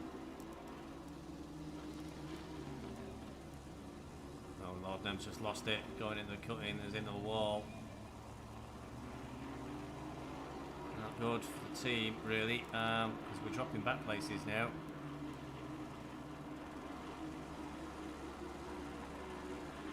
That's another Celtic Bromance car that's behind us, that's lap up.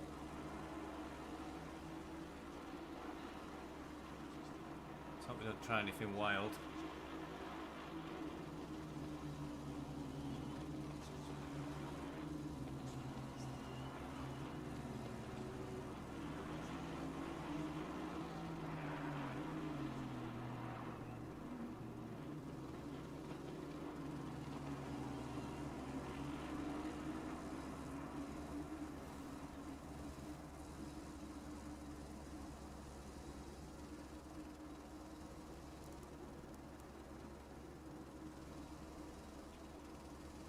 778 there of Celtic should get through on the straight.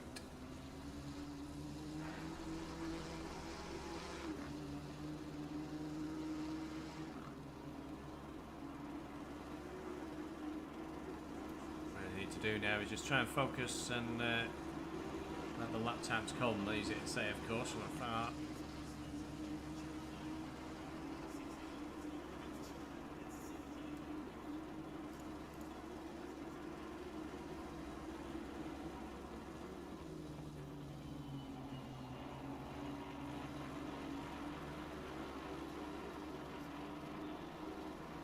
That was 2:10 as well, and these times are way off what Lord Nem was doing earlier.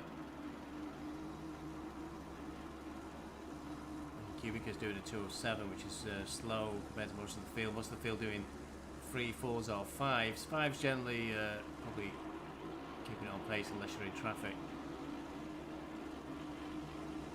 2:04 being done by the 252 car, 252, 555 car behind us. That will be Clayton. So Lord Nem currently going through the cutting.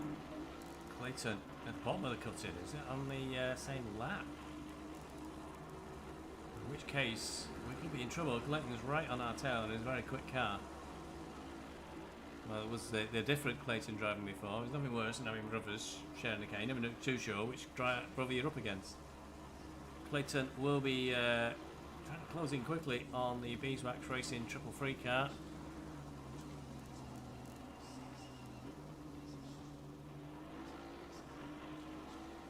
Shooter in the pits, so that battle with Daniel Pugh will be back on again very soon.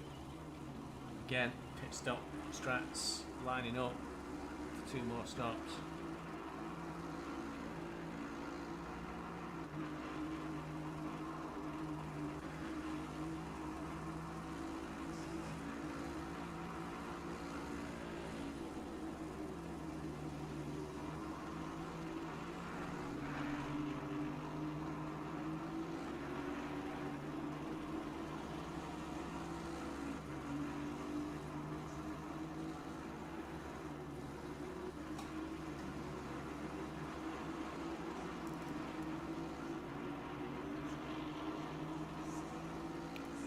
Impressively large gap to Cubica from the 777 Celtic Bromance car of 88 seconds, which is a lot. Still a long way to go to get back in the fight, really.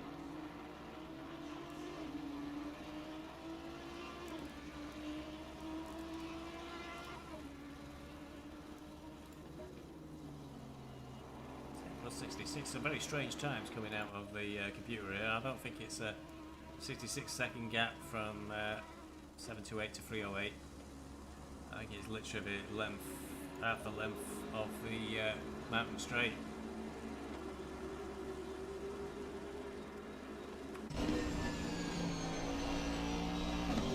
Just go around the corner, that's the Gixxer in the Team Hive Mind Cocktail Farts.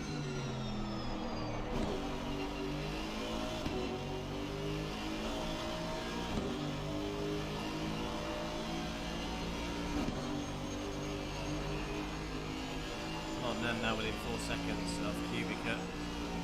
Clayton within 4 seconds of Lord Nem. The battle looking to be building. Daniel Q is 9 seconds, and the LQ is 9 seconds down on Gixxer. Aurora, with the car just appeared in the one over then. 2.9 seconds, so not the car right in front of us, but the car beyond it is the one that's being chased.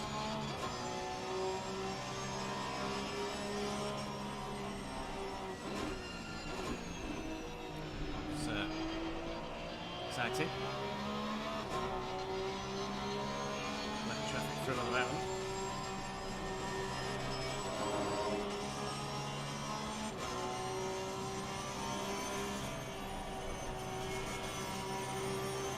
Clouding over a little bit weather-wise, but still no danger of any rain. It's only thought of looking at it looks like raindrops on the wing of this Porsche. Well, it's definitely not been raining.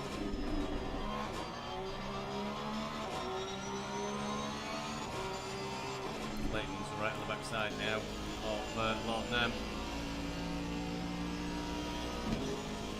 And Lord Nem is right on the backside of Cubica. How's this going to go? Is it all going to end in tears? Side by side. Oh, no. Lord Nem's just lost position there.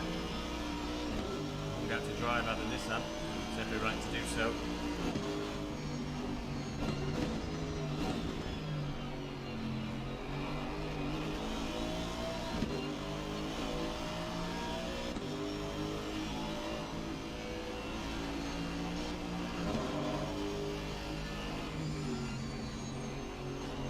Oh, that's a big smash.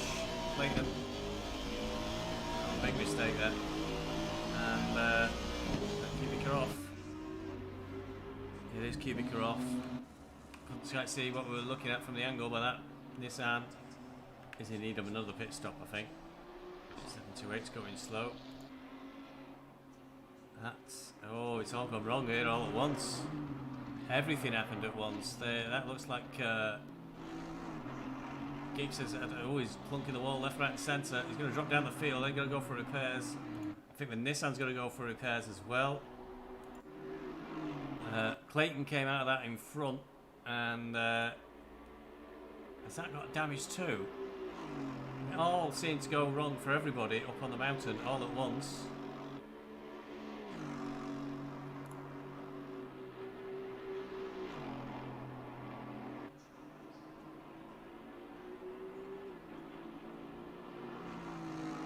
So, well, if there's anything that's taking everybody out at once, all who's involved. 482 is stuck. That was another car that was well at the field, wasn't it?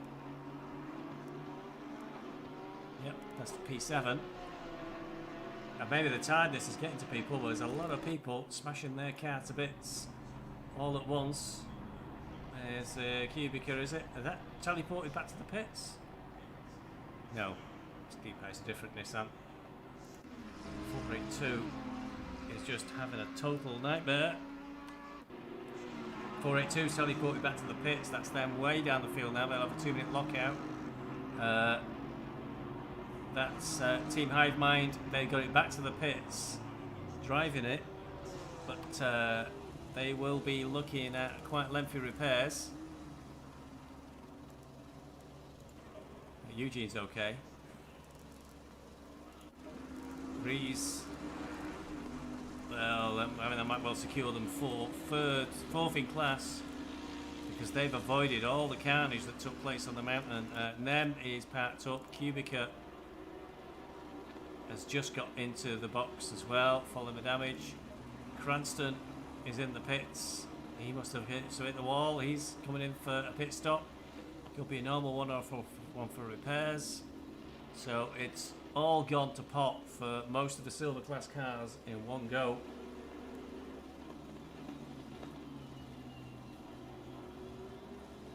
A lot of hard work going down the toilet at the moment, I think.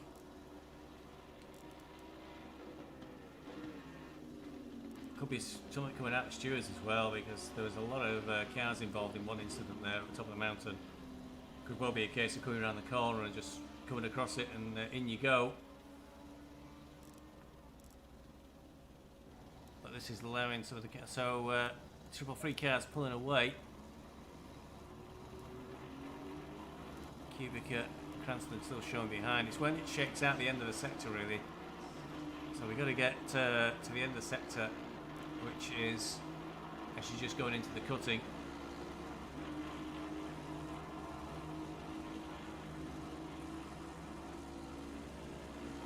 One of the cars got to stop, go 30.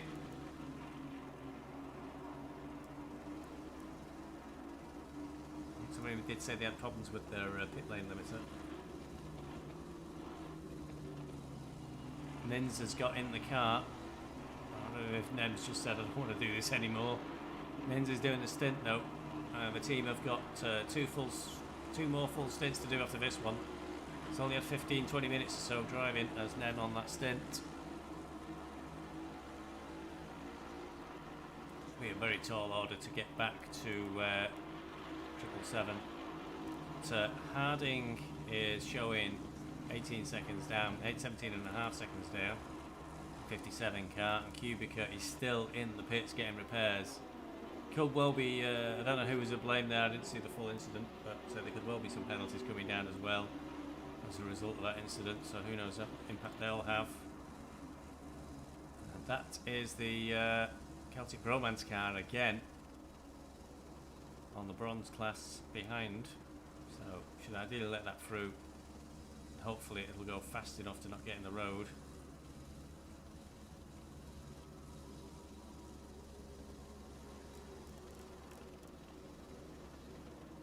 Oh, Lens. Possibly unsighted behind the Aston, but we're right across the grass and lost a bit more time. All going wrong for everybody.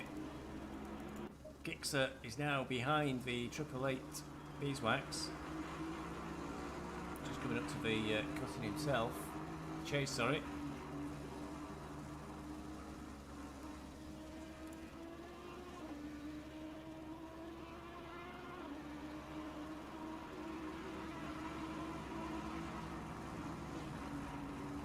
Trying hard to see if there's any close gaps. I think at the moment it's a case of, you can see on the mini-map, most people are reasonably well spaced out. It's more a case of looking for some more yellow, see if everybody else loses it. Could well be a case of tiredness getting to people. Maximum of 4 drivers means everybody's got to do at least 3 hours driving each. It's been quite a long day.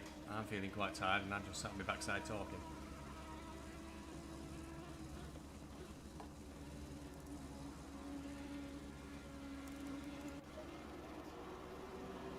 In the pits as well. 47 car probably serving that penalty. Davy Io's in the car now for TWG. He's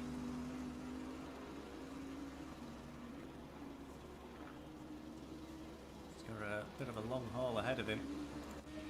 He's nearly half a lap down. Our 57's going slow again. What happened there? He just showed us a slow flag.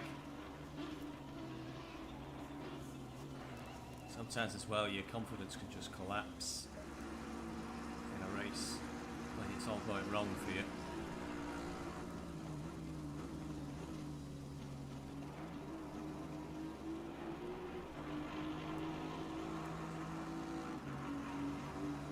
So Ninja is just coming through. It looks like at least a lap to the 777 car, if not 2. Probably just about to cross the line, so that'll bring 1 lap back.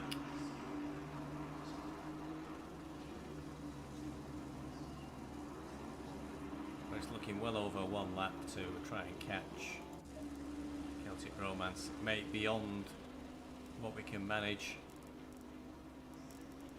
So 4th in class, 15 class is probably looking like the best result we can probably manage as a BeesWax completely beached.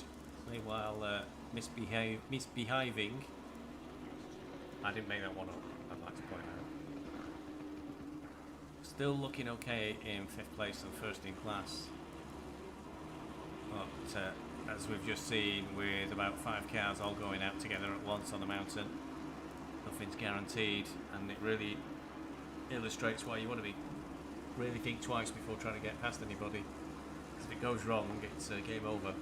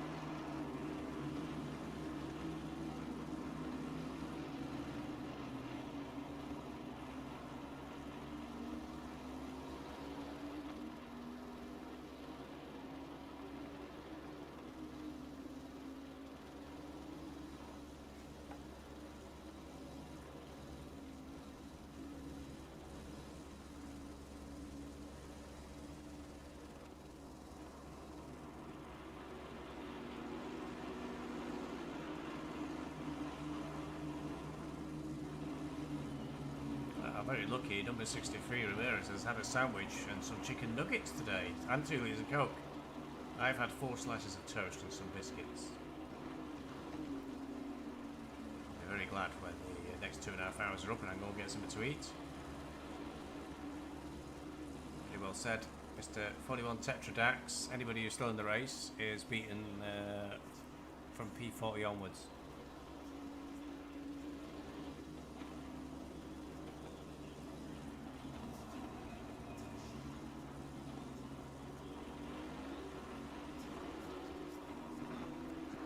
Posting from Voodoo that they ran out of luck was the quote, so I'll play the movie now because it'll come on with the stream as well, but it looks like they did just come around the corner on the mountain and caught everybody else, and it was a mass carnage. So a lot of cars lost out there.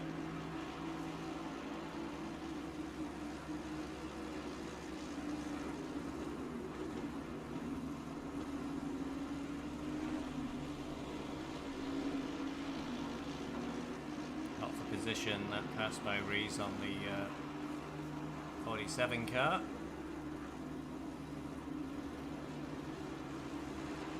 Gaps have increased again. Can't see anything that's really close. 4 seconds is the closest there for 81 Mercedes to Thunder.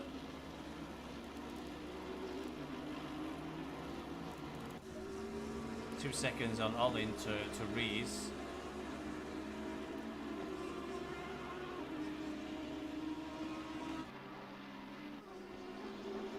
Rees just going through Murray's now.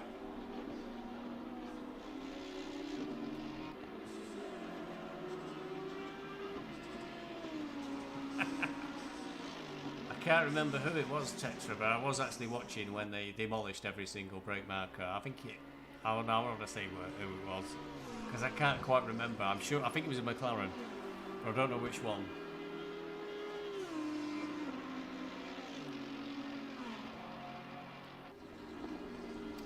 If I remember, I'll try and change to cockpit view next time they go through towards the chase to try and sort of say, you know, there's no brake marker. With no brake markers, you don't know where to stop because there's no natural brake marker to choose from.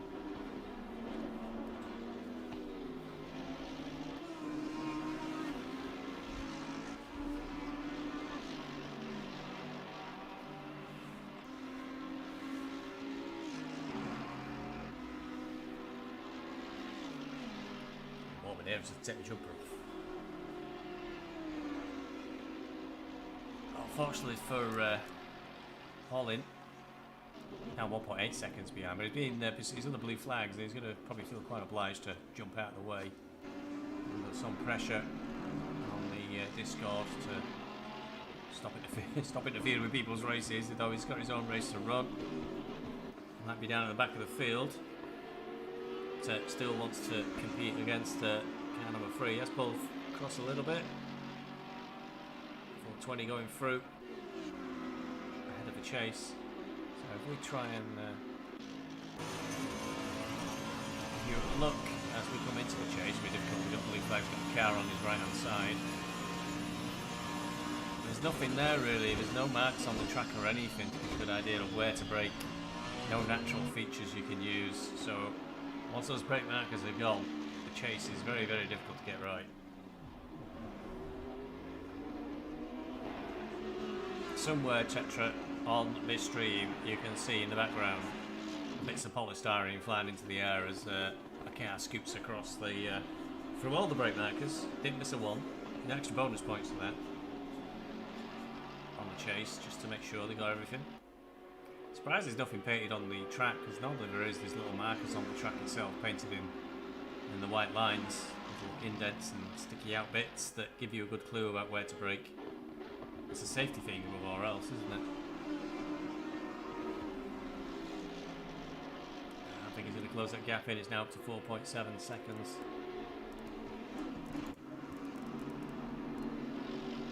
Now 81.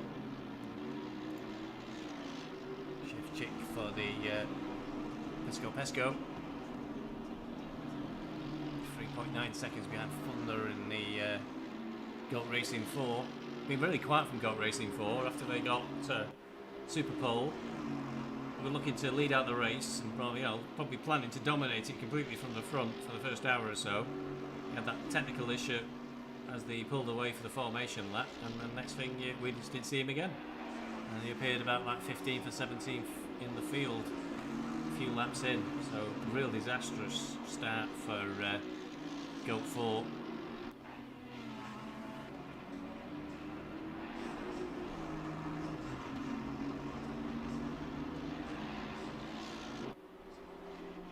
Kind of lucky in some ways for Team Hive Mind. Grumpy old farts. I mustn't forget the grumpy old farts. It has to be mentioned every opportunity. In that technically on class base, they really only lost one place to Danielle Pugh during that incident. They may have dropped a number of places behind 727 and 888, but they're bronze class and silver class. So if you look at it from a points perspective, not that official results are being worked out that way, they are not in too bad a position.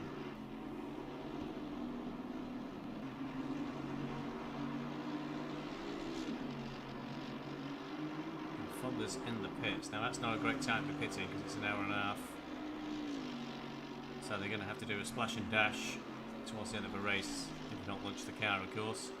So they have got an extra stop to do as Thunder. And that has dropped them behind the 76 Bentley. Sorry, the 81 AMG Mercedes of Presco. And Goat 4 is looking at an extra splash and dash. A very random question from number 63. Did you recently rejoin the... He's asked the entire Discord. Did you recently rejoin the server? Oh, I know what he's saying. Top tip, Tetradax. If you exit and rejoin the server, sometimes it puts all the track objects back. Doesn't always work, but sometimes does.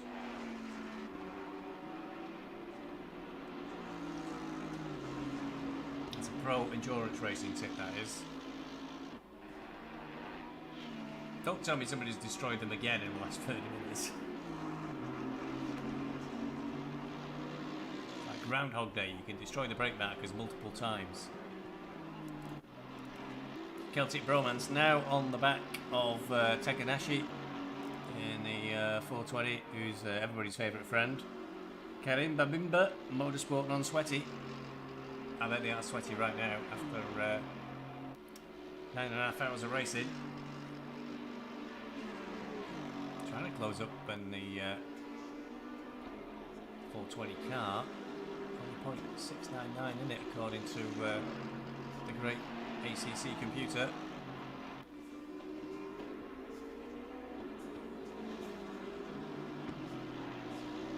Mornings, Zeds must be down at the completely beach team.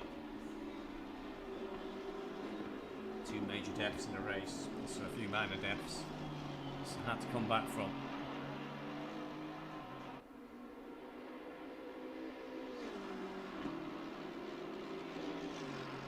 I think at one point fourth in class may have just been within grasp, but it's looking pretty unlikely now. Floria in 666 for the Goat 2 racing team has really kept it clean. They've really kept their heads down and really been mentioned.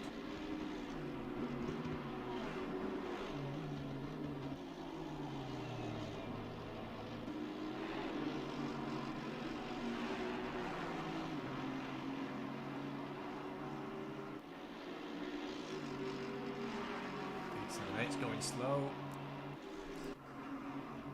Trying to recover it. I'm pointing the wrong way down the track.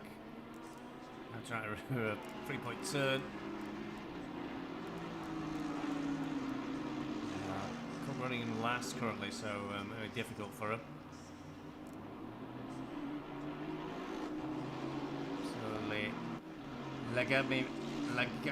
Lagame Mati Racing Team Hunters.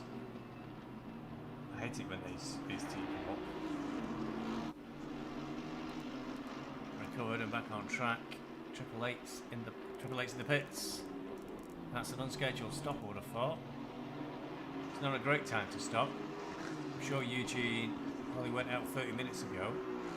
So this means a splash and dash will be required of some sort for the Triple Eight car. They're in a strong position, but not fantastic to be boxing this time.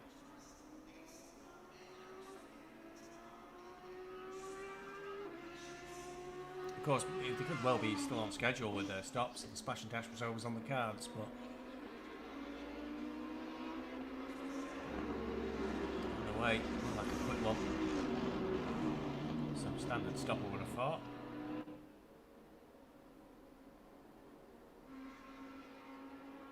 Comes out behind traffic though, quite a bit of traffic as well. So a splash and dash for 30 minutes is definitely required. Probably going to be another 15 seconds, but within and out, probably 45 seconds. I think they'll be safe on gaps. I know that the Team Hive Mind just had to box for a lot of repairs.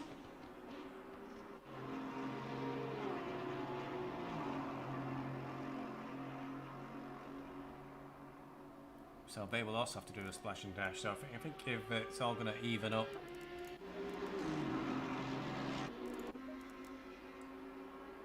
And the Honda from the Nürburgring racing team is still going in P9, trying to attack Frankie for currently riding for the spicy ketchup. No, it wasn't the Deli Cat or Kitty Cat. Easy pass there really for the 165 team. Didn't make too hard a job to resist there. Did the Deli Cat. Immediately starts to drop behind the Honda.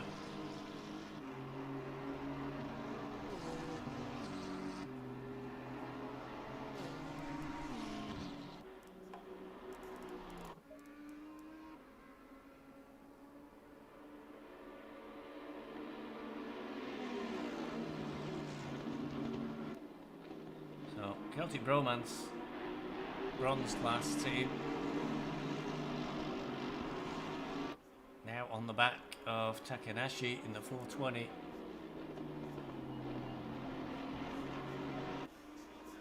Karim Babinda, non-sweaty.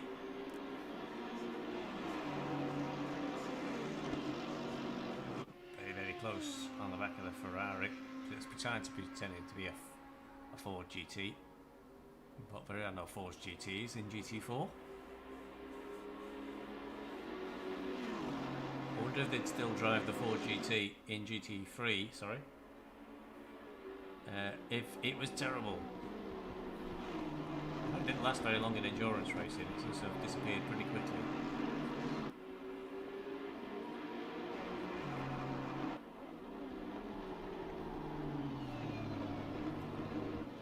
Getting a very good drive there around the cutting.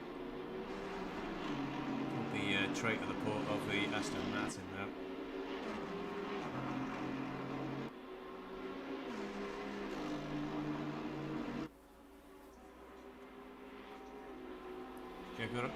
Currently driving for the Celtic Bromance bronze team. Frankie for Deli Cat. Sauce is slowly dropping back. It's 1 second now behind the Nürburgring team.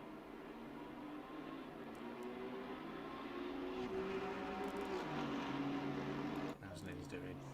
He's cut to him as he's taking a bit of a shortcut and he's having a bit of a slide. He's clearly having the time of his life and enjoying every moment of it. He told me how much he loved Mount Panorama and he was looking forward to it. This has got a gap behind him. There's the car behind him is quite a distance, so now he's showing on track as just behind Clayton. But it must be a lap down perhaps. It's not showing a time gap, it's showing a lap gap. So it's just a monumental mountain to climb to try and move any further forward.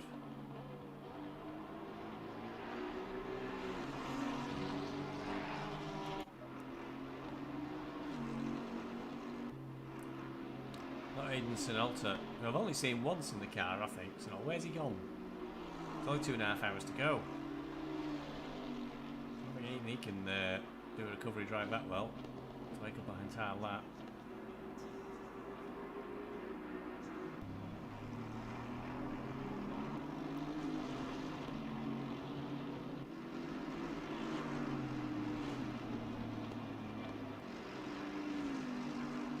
Oh, another clonk into the wall there for Harding. I think. Yeah, it was Harding. Camera just having a bit of a moment with itself. He really kind of clonked the wall there. And that is a lap down on at least on the Celtic Bromance car, so can't really fight it. It's whether it's how much it's adversely impacted his car really, and whether he needs to box for repairs. Ah, Sinolta's listening. He's double stinting, and he's going to be giving it some. Try and get us back in. You will have to give it some, mate, to make up an entire lap. 2 laps, really, for silver class. Only if all their wheels drop off. Maybe this is part of the master plan. Maybe Nins is going to box in 20 minutes. Or even...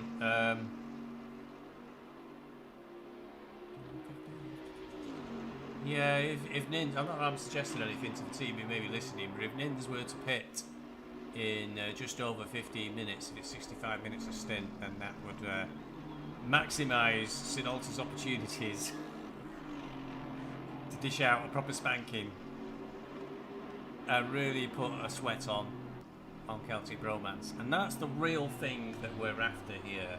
It's not about where we finish in the race or how many points we get. We're trying to make Kiki Matt panic and have a brown trousers moment as Sinolta's relentlessly closing in on him. Let's hope he's in the final stint.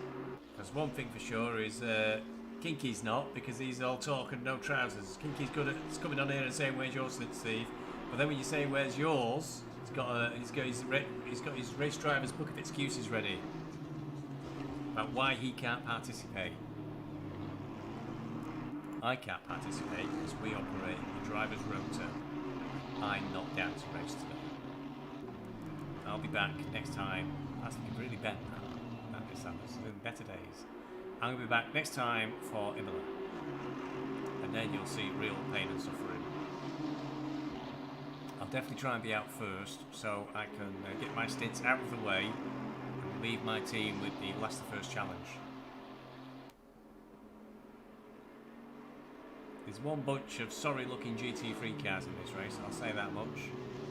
I think if it was real life, that bonnet would have gone by now, been lifted off by the wind.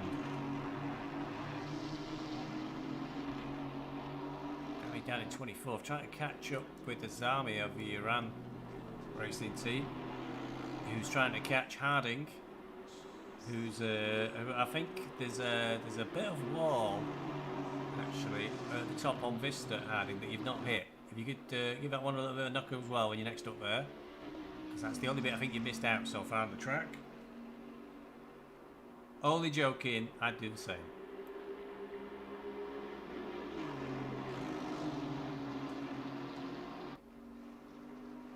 Oh, I see new messages here. Oh no, stewards have been quiet.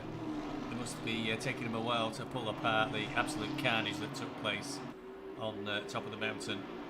It took most of the silver class field out. It's all coming very, very tight here, coming up the mountain. Got a Zami sandwiched between 2 silver class cars. And yeah, it's close. He'll be damaged, thinking a little bit, you know, just let these two hang themselves. And I'll move on through. Oh, he's gone wide. That could. That will have messed up his brake a little bit. He's got away with it. That could have. Oh, he's gone wide again. He'll go really slow now, but it looks like they're wise to it. They're not just driven into it. He's definitely having a few problems there. Is Harding in 57 car.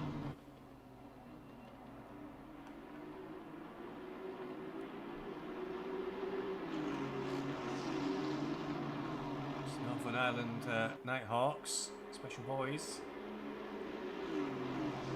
It's nice to hang on there.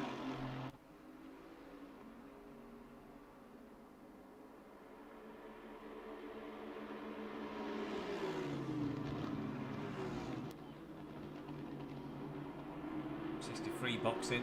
Oh, that is just 5-10 minutes too early for 63 to be boxing. But I don't think they'll be too worried. They're in 30th place. We're down to 31 runners now. We've lost 9 cars out of this race. So anybody who's still participating, you beat 9 of them. Oh, the Iran Racing team went a bit wide there, but they've got through. I think they've got through. He's hanging on. I think he's trying his best. Oh, he has forced it way back round, and that's opened the door for Dammy. Oh, that's a bit naughty. You got right across the track then. Oh, he's flashing your lights, mate. He's allowed to do that. It's called defending. Dammy's seen his opportunity. He's on the inside. You need to watch out for Azami. He's seen a bit of red there. He's pushing very, very hard. And lo and behold, crunch. And the big loser there is Azami, and I think he was... you let the red mist come down there a bit because he was too busy flashing his lights about a bit of, you know, we've all seen it from Formula 1. If you defend, you just stay on the inside of the line and just, you know, don't brake quite as hard as you perhaps might need to do. But it's all good. FIA says it is. So that's Dammy IO through. Right, Nins, get your head down because Dammy's coming. He's half a lap behind. So I think they might be alright.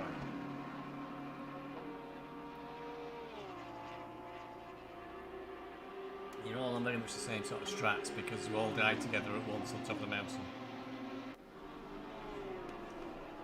And that is... how's that coming through ahead? Trying to figure out who that Audi is. Number 3. That's way down. It's Rees.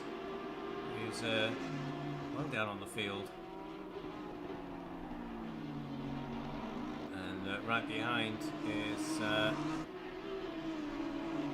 to change the driver in Team Hive Mind. It's Gixxer still, I think. Gixxer is right behind Nins coming over the mountain. 648's in the pits. It's P10 at the moment. Again, just 5 minutes too early. If you pit at 10 minutes to, then you got full max 65 minute stints. Still pushing it a bit. I don't know if Nins is desperate to get out of the car and forcing Alter to be the hero over there again, but if he does, he's got 10 more minutes to see it out as Nins.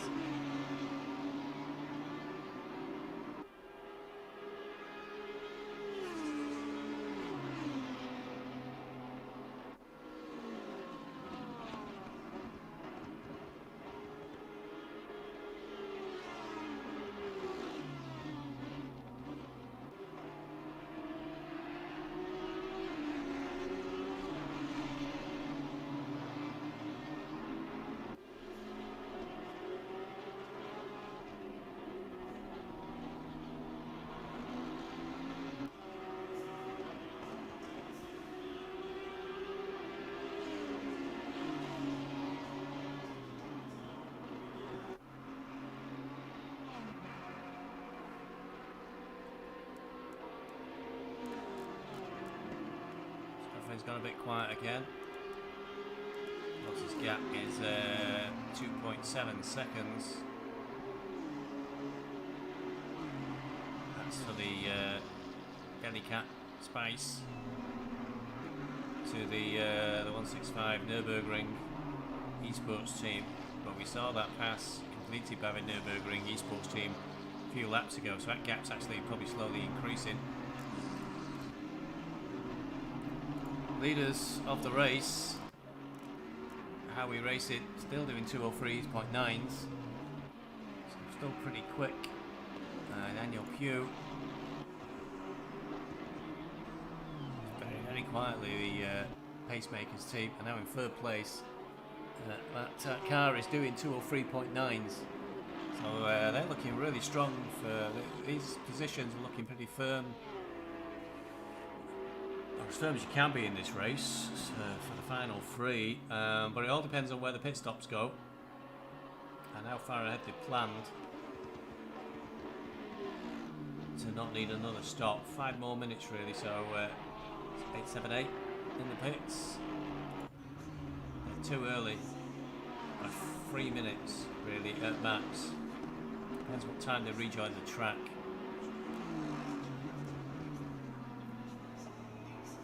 They are at the moment last in the field by some length, so I guess pit stop strategy won't really worry them too much.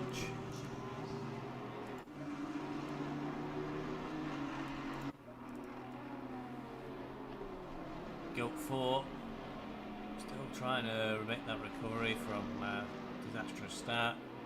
Been stuck in P14 or so for quite some time. Big gap behind them, 29 seconds. Just 2 seconds behind Takanashi, less than 2 seconds now.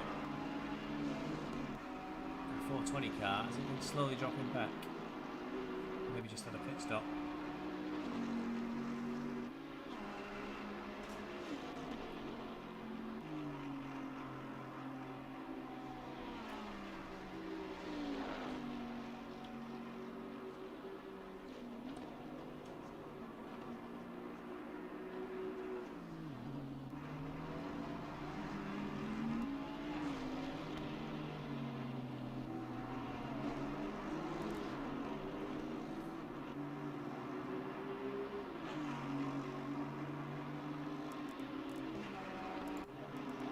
Army still there again for a racing team, but now in a different set of cars around him. Damiao's gone. So I don't know if he went to the pits to repair. His cars sort of stuck together with bits of duct tape, I think, around them. So back behind them is the 47, isn't it? Yes, it is. So the 47 car is a lap down on this battle. This is Army and Harding. Damiao went through and is now 8 seconds down the road. Just see him going through shot there. Harding trying to pull away from the Iran Racing silver platinum plus car.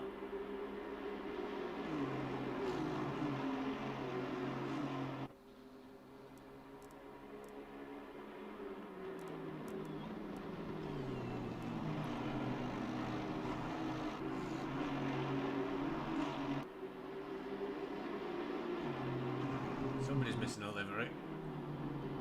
Discussion about liveries.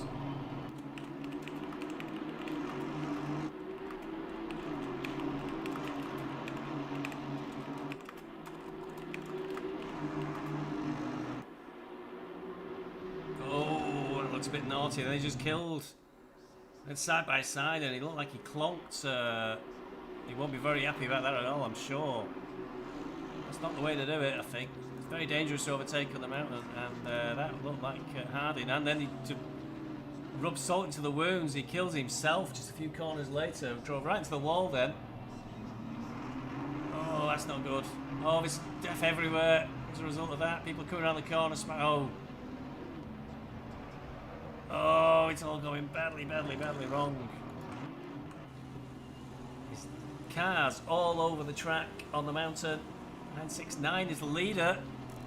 The leader's been killed and he's stuck on the mountain. They've got enough time to get that recovered. 92 is also frozen.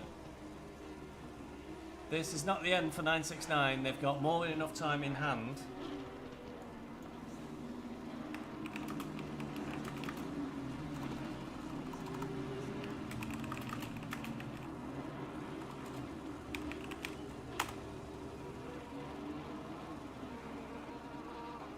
So they're over a lap ahead, so they can probably box for repairs if they need it. There were some big hits there, and I'm afraid to say, from my perspective, that was pretty much the Iran Racing team. Caused the first incident by looked like they came together with Harding, and I don't know if stewards would have to look at that one, decide who, if anybody, may be to blame, but the consequence of that was, I think, unsettled the Azami's car, and the Iran Racing team cloaked the inside of the wall going down the descent, and from that it was a lot of carnage. A lot of cars came around the corner at full speed and straight to the side of it.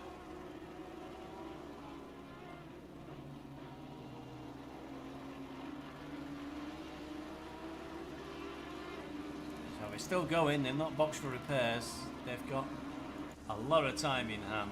There's plus 2 laps they've got, so they've got the, if they need to, 969 can pit, fix the car and go out again and still be in front.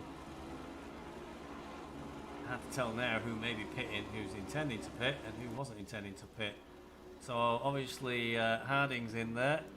Azami is getting repairs, a lot of damage done there. 330, I don't know if they were involved in the incident, and Takanashi, and maybe a scheduled stop, hard to tell. And Pew is also in the pits. Now is also the time when you just want to time your last set of stops. If 205 is, well, it's 65 minutes, so now you're within the just 2 stints to the end of a race. Assuming you don't die on the mountain, which still apparently is plenty of time to happen. Cotton ends, don't curse him.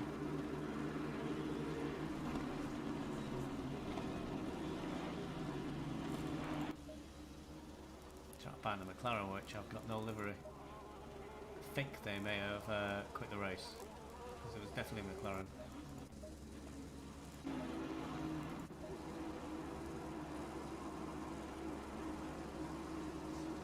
That's just a very black car, I think, if I recall correctly.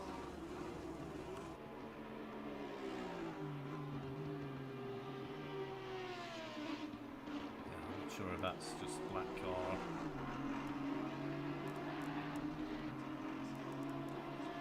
So, there's a lot of drama. Looks like they got over the mountain okay in the dim box, so 969 continues.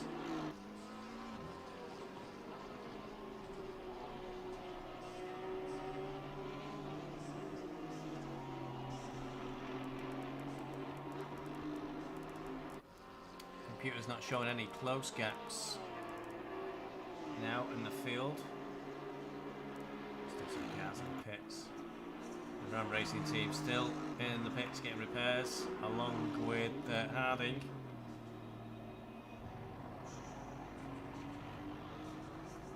And then to be complimented. Harding's on his way. Or one of them. Army still boxing, really paying the price there for what may have been an ambitious move going up the mountain, but only the stewards can decide. I've got no ability to rewind or replay anything because the broadcast facility I was looking forward to using from ACC lasted 30 minutes before it went pop.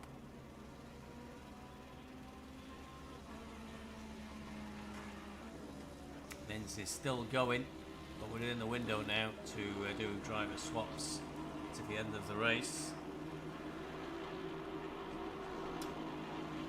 Azami from Iran Racing is still not moved. I know, not worth giving up now. You're near the end, may as well go in.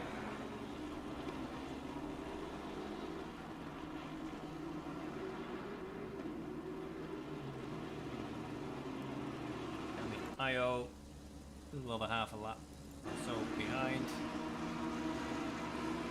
Really. Clayton is just going into the pits now. So yeah, on schedule for 2 more stints to the end.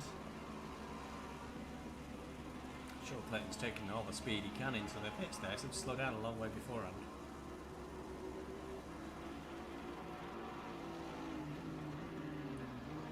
Zami has gone. So he's back out on track. Must have taken that long to repair the car. Clayton boxing, and Nin's just going through. Oh, Lindsay's boxing. They've been listening to me, and they're trying to do double stints for Sinolta to try and take a bit of a fight forward. I think Clayton there in the pits is a lap ahead. That's next car up, so it's a big ask. Damiayo may well go past, but I think they've got to stop again as well. So. That may well be a target actually.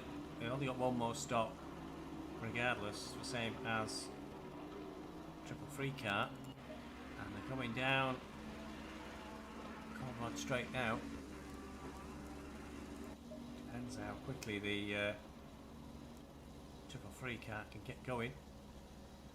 There goes Clayton. So Clayton's back on track. I think we're more than a lap down on that one. The AO showing 8 laps down. Now 56 seconds behind us, but it's just gone through, so it's always very confusing. Still not moving.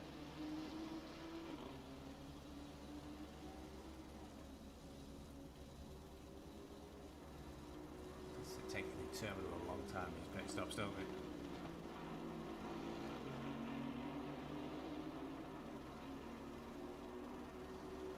Still waiting. Hand off the jacks.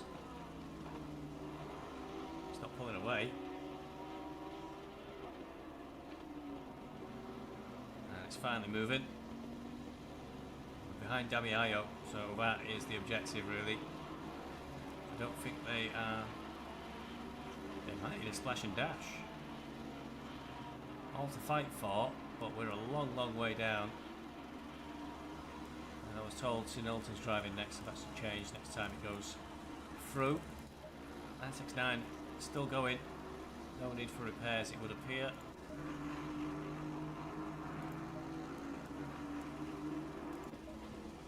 Car 888, who we've not really visited much for a while because nothing's really happened around them. Now in P4. Well, I think pit stops may change that.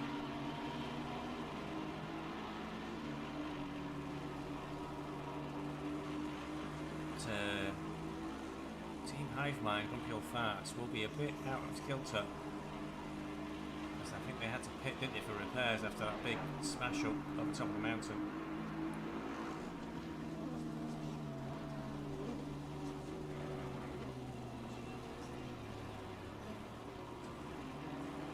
So this team will need to do a splash and dash. They pitted with 2.5 hours to go.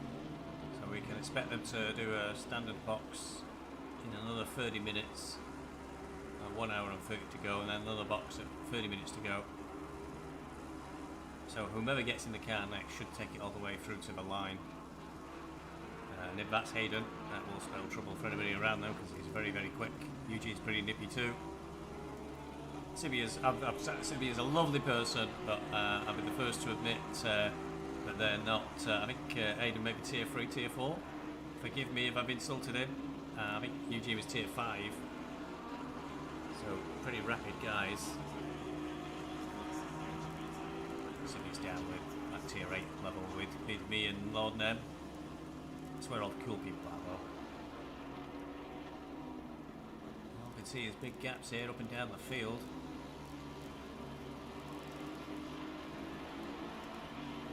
Seconds, 13, or multiple laps of distance between it.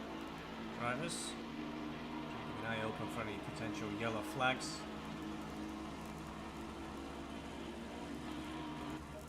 Can expect to see a big push from Sinolta to try and catch and pass Dami Io, who is at the top of the mountain at the moment.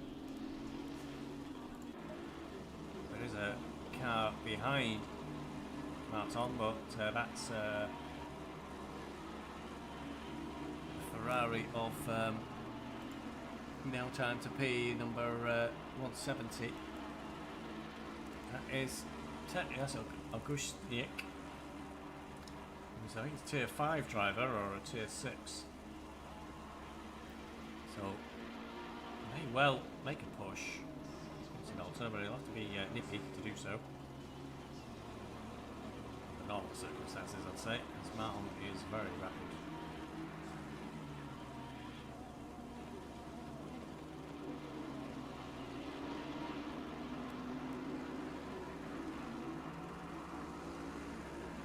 Cranston having the 57 car having such a hard time. Cranston in the cockpit now for Northern Ireland Nighthawks, or one of the Cranstons, there's 2 of them.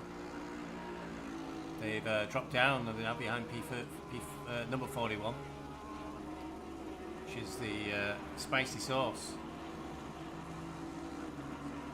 Not the Delicat sauce. Delicat sauce is on the road. Spicy has hardly been mentioned. They've done a quiet race for Spicy, so it's the ones with the dodgy names. Haxiweg, Chevette Lichtenstein, and Gio Mio Gio. Sounds very suspect. There's 70 car.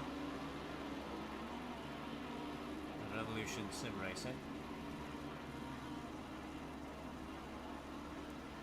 Look at lap times, although a lot of people are on their outlap, aren't they?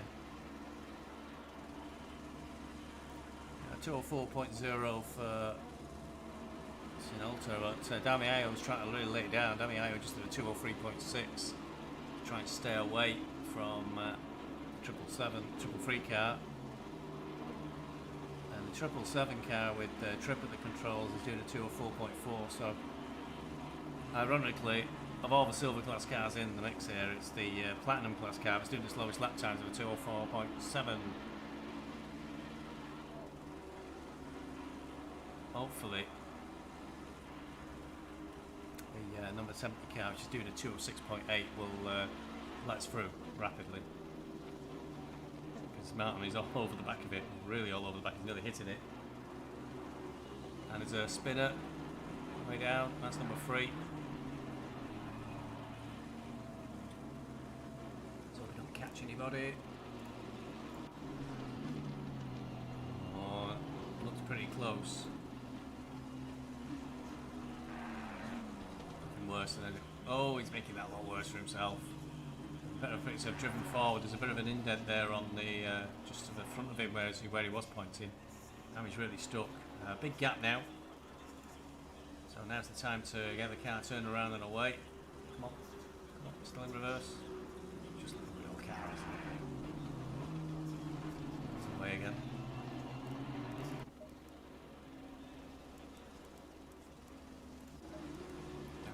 Going into the cut-in. I think they've still got one full stop to go as have we. But I think they'll have a splash and dash to go as well. It's going to be really tight. I think we will get them. I think that splash and dash they're going to have to do is going to cost them 40 odd seconds. Got an indicator on as well as a 333.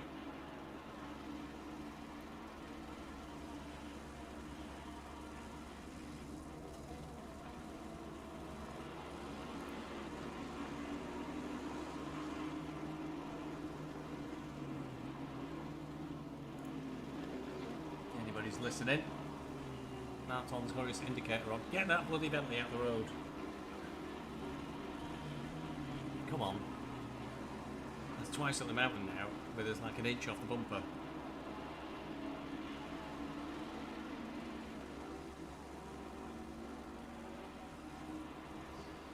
All the time we need to make up, and it's really costing us.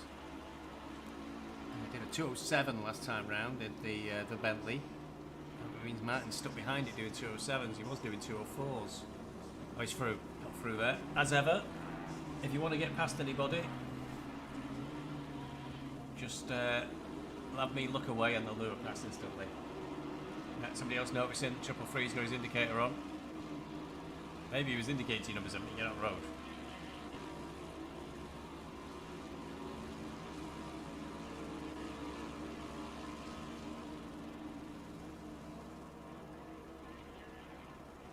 Instantly away there from the Bentley. Endurance teams are made of a mix of drivers. All the same. And you get some drivers that are very, very quick and some that are very, very slow. You know which category I fall in. So I'd say it looks like based on the performance of the Revolution Sim Racing team earlier, they got one of their slightly slower drivers in the car now. His lap times are 2-3 seconds slower than the what they were turning out before. They were doing like 203s, 204s like clockwork, and the current drivers looks like they're doing 206s.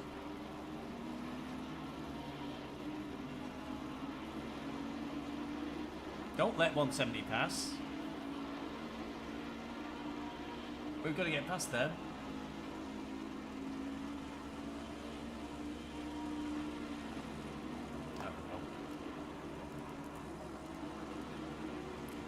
I don't know. Elder's up for ages, lets 170 through straight away. That's not very helpful. What have we ever done to them? It's certainly very partisan now as we're getting closer to the end of the race. Less than 2 hours to go. How we racing remain out front, decided not to get repairs after that big smash a few laps ago.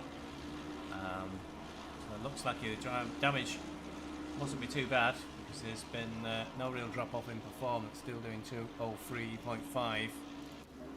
So I've got away with that one. Second place car is a long way behind, and third place is even further back. Triple Eight now into fourth place. Looks like a solid fourth place at the moment. 11 seconds down to the 308 car of Pacemakers. 727 the wheelbarrows. Sounds like some sort of gang, doesn't it? I'll get out of what's it called? Gangs of New York, that's it. Wheelbarrows.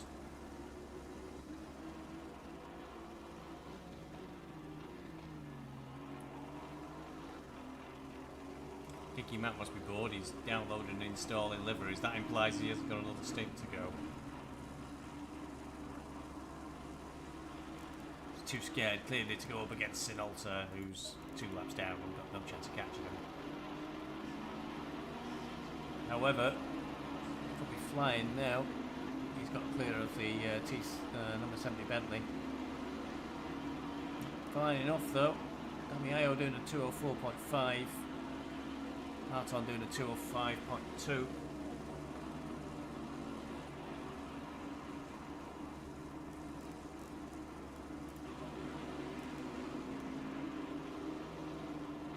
The Nürburgring esports teams continue to move forward. They're 13 seconds clear now of a Delicat Source team car.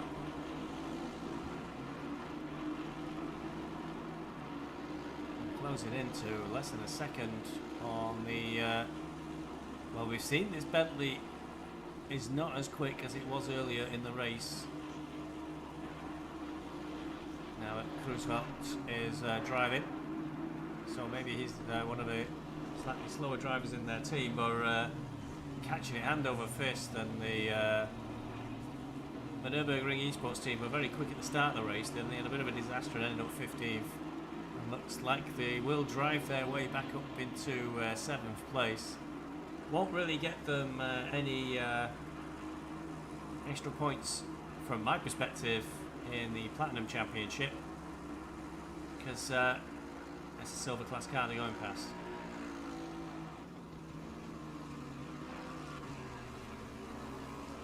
Straight through there. Oh, and the Bentley really overcooks it. Just keeps it on the track though.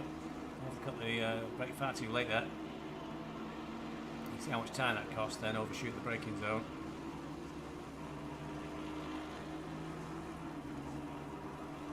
Next up for the Nürburgring esports team, he's going to get past the Ram Racing team, Aston, who spent a lot of time in the pits, probably a long way down now, and hopefully what they'll take away from this, the one rule of endurance, is do not have an accident. Accident and repairs hurt you way more than just staying behind somebody and biding your time.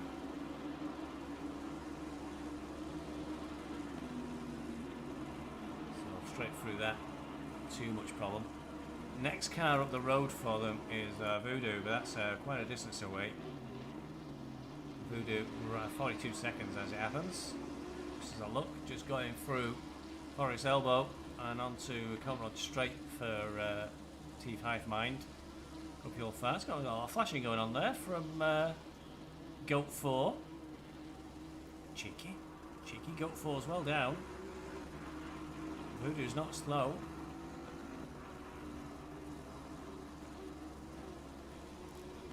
That's Richie B in the Teeth Hive Mine in P12, Voodoo in P6. So clearly a bit of a gap in speed there. Voodoo's tired, I know I'm tired. Still 1 hour and 50 minutes to go.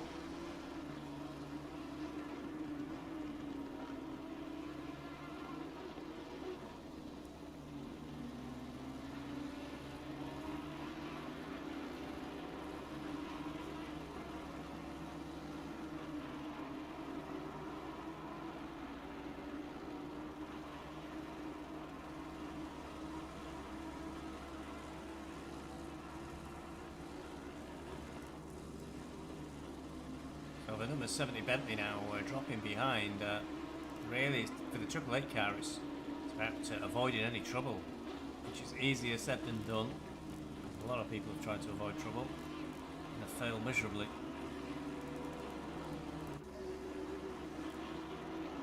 Boxing for the Nürburgring team. Now that might be in displaced pit stop because of enforced repairs. I think everybody's been in the pits when they didn't want to be. But with 1 hour and 47 to go, that means they're definitely up for a splash and dash. It's too far to go on one full tank as well. If you're down to 1 hour 10, 1 hour 20, 110, 115 perhaps, and your car's got a big enough tank, you can consider just fueling it all the way up, and then to reset the stint timer you just have to roll down the pit lane. You don't actually have to stop in your box, so that can save you quite a bit of time. But I'm not sure that that's going to work out. 1 hour 46 is too far to stretch the legs of the car.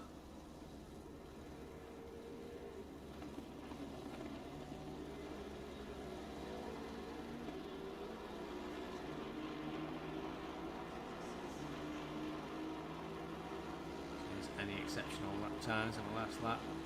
203's mid-pack.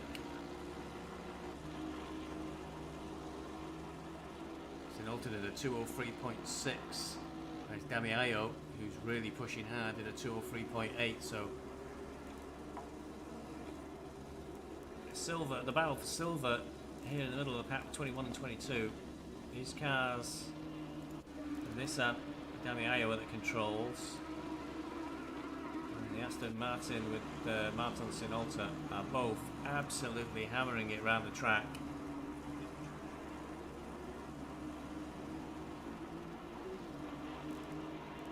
Complaint from Tetra Dax that everybody keeps quitting, therefore diminishing their awesomeness by making it look like they're a lot closer to the back of the field than they actually would have been. Doesn't matter how many people are on the server, Tetra, it's how many people started the race. And it was 40 started the race, and we're down at 31. Only 9 left. 9 have left, sorry. 9 haven't quit the race, so we've all beaten them.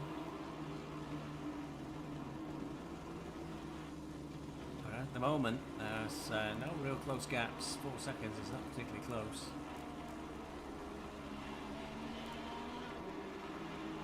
40 seconds now is the gap to Damiayo, but Dami's doing virtually the same lap times as Martin. Really, and up ahead, the 555 car, 204.5, so it's a 555 car, based on last lap, was a little bit slower. Can we get this time? 206, very much slower that lap. And Trip in the 777 is also a little bit slower. Oh, it says Kiki Mac. It says Kiki Mac. Right, he's just loaded all the new liveries, so his computer may implode with the pressure. But also, we need to start getting to it. Hopefully he's listening to us, and he's going to feel the pressure. He's going to feel Martin Sinolta breathing down his neck. And I could do some bit of like Lewis Hamilton reverse psychology if I knew he was listening. Start saying, and Sinolta's on for a 201. Now he's done a 201.9. Just to see if the pressure will get to him from afar. Because ideally, if Kiki can sort of plant his car into the wall and have to box for some repairs, it'll make it a level playing field. And just like Red Bull, that's all we want, is a level playing field so we can beat them. That's all that's required. Don't see what's so hard about it. I don't see why that's a big ask. So Kiki just going into quarry, while behind him, and Clayton's just coming out of Forest Elbow, so that's a big gap. Damiayo is not like 20 seconds behind Matt Clayton, so he's a lap down, and Martin is just going up the hill. Triple Eight behind him. I'm going to hazard a guess he's just gone through on Hayden. Oh, it's Sabia. My apologies. Sabia is driving now. 205 he just did. So yeah, Martin 204. Quicker. It's a long, long way back after everything that's happened to us. 2 laps at least to get to 777 car. The real battle, I think, is with Damiayo of all people. And whether or not he's got a splash and dash, I think that massive pile up at the top of the mountain that took, I think, all the silver cars from 121, 333 and 57 out. Along, I think the 92 may have been involved in there, and certainly the Team Hive Mind. I think that's what really scuppered us. I don't think it'll slow Martin down though. So catching Dami is not going to be easy. But will definitely help reduce the deficit that we get to Celtic Bromance.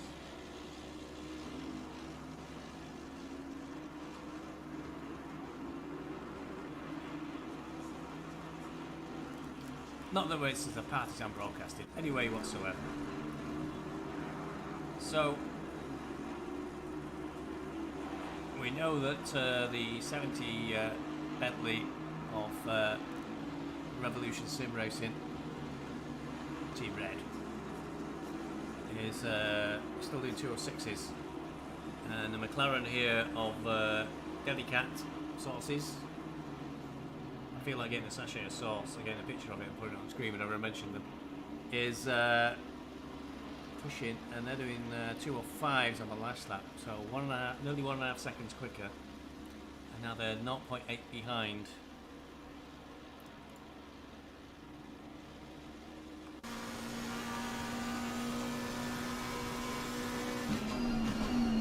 That is them, that's Revolution Sim Racing just in front of us. So we're closing right up on the mountain. And this is still silver class against a platinum class car, so you'd expect the platinum class car to be quicker.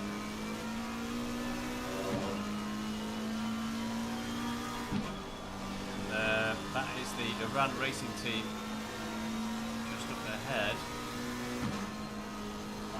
We know that like many people in the race, they just have to be when we were watching the misjudged the descent across an almighty pile up, so we don't want that to happen really. But we'll catch the Iran Racing team on Comrade rather than coming down the mountain. There's still enough of a gap there in front to not catch them. I'd say the overspeed on the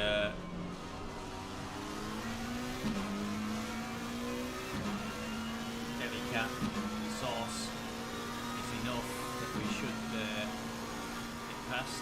And Mercedes behind is 81. They're not a factor.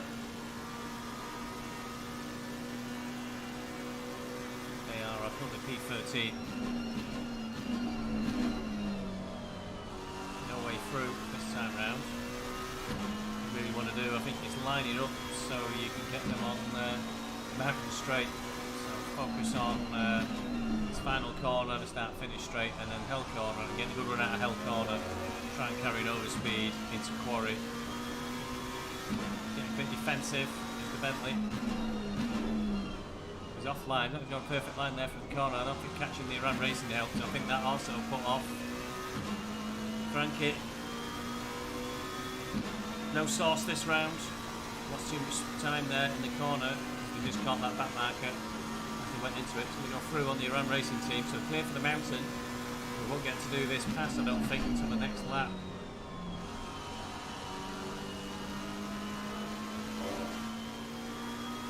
Iran Racing pulled over for the Mercedes too. It's a long way back.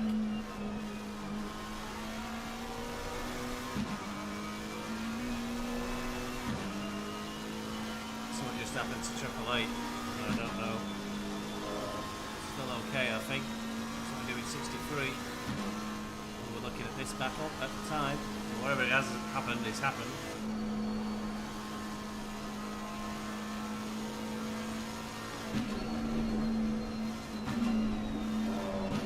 Bit of a mistake there from the Bentley. I think caught the curve the wrong way.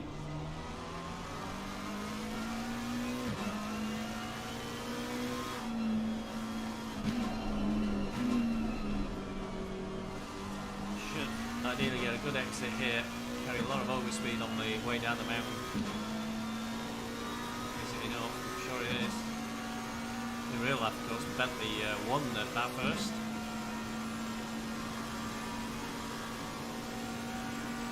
Trying to get up the inside. Sure it's close enough. Oh, he's giving it some. Oh, a couple of cars off to the left. It's number 27. He's through though.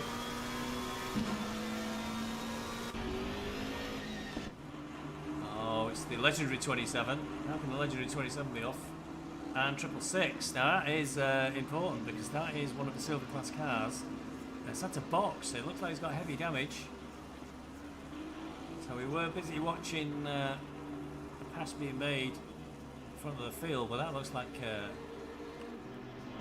fairly hefty amount of damage there in the 666 car. And we've been commenting before that the 666 car, we barely mentioned them, even though the rear wing's bent. Now that's a massive impact that's had. 54 is in the pits as well. It's a Porsche. Don't know if that was involved. And he didn't get to the. Might be this big gift in 777, third in class, which is not what we need.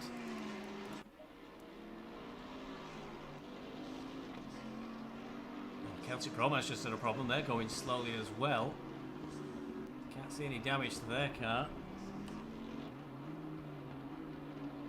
So this race definitely not over. An hour and a half to go, and everybody's having incidents still.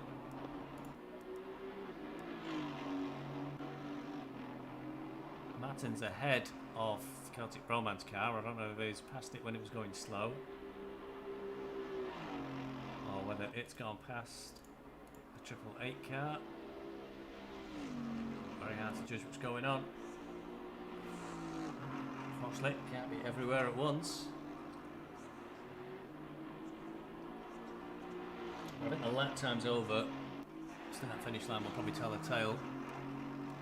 Martin will be first. Last lap was the 204.9, indicating perhaps held up a little bit by somebody. That was a 205, so not particularly quick. Showing Demi Ayo being behind, and indeed, we've got to change a driver, so they've boxed and changed cars, changed drivers, sorry, with 1 hour 35, so they definitely got to do a pit stop. Well, not a pit stop, they've got to do a splash and dash for 20 minutes of fuel. So as long as Martin keeps pushing, 18 seconds behind, they've got to do a full pit stop, we've got to do a full pit stop, and then they've got to do a slash and dash. So I think we've already beaten the 333 car, has already beaten 121 with the extra pit stop they've got to do for a splash and dash. All, of course, pending any. Oh no, 666 is still in the pits, so that has just gifted 777 third in class. Disaster for points. Although he's got his indicator on, which I think is an instant disqualification. Actually, either I strike to the stewards, or it's a loss of 100 points on the championship table. I think you can leave your indicator on, but only if you're a Bentley. If you're an Aston Martin, leave your indicator on. It's okay. That's the rules as I understand them. Sorry guys, I didn't make it up. You know, it's the way it is. 666 is now emerging from the pits, so it gets worse for us, because the other one that would have been okay would have been if we'd have caught it and passed it. So 777 plus 4 laps plus 5, 6, 7. So we are 2 laps down, it would appear, or just over. Yeah, we're 2 laps down on 777 car with very little chance of catching them. Possibly a lap. I don't know if we're a lap down on 666. It's a very, very, very big ask to catch or pass them.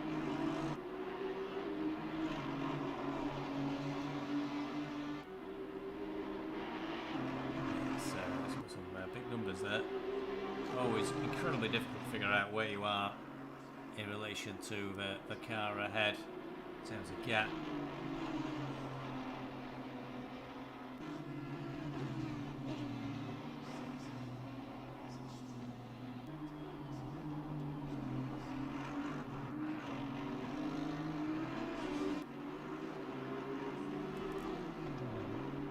asking some track questions in Discord. So, obviously, you know, obviously we prefer to keep these all to ourselves.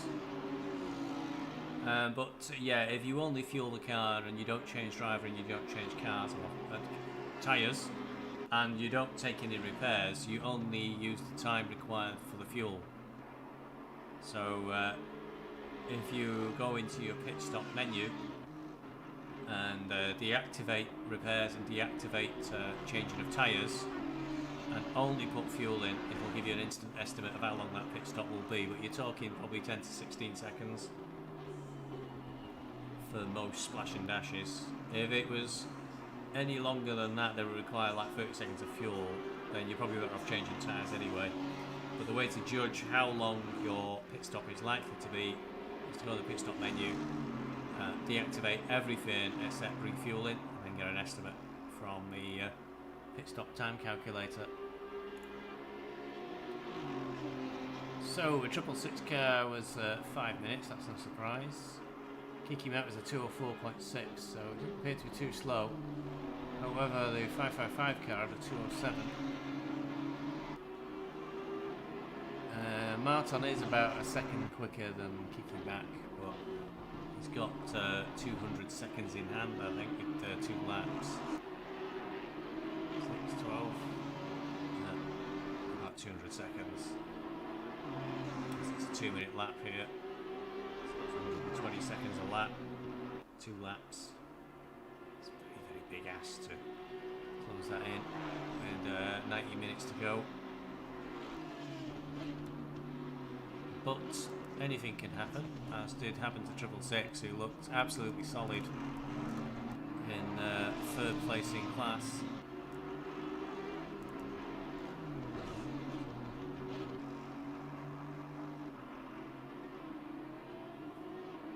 Voodoo just behind Ben's now, of the Goat Tours team.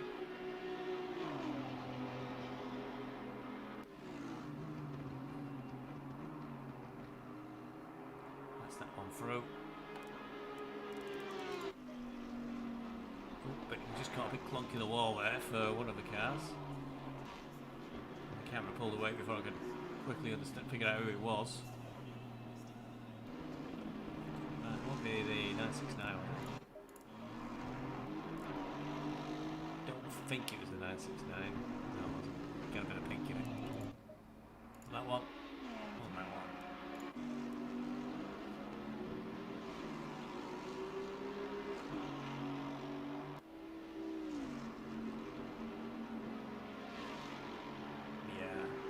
There's a lot of carnage in that accident that impacted the leader.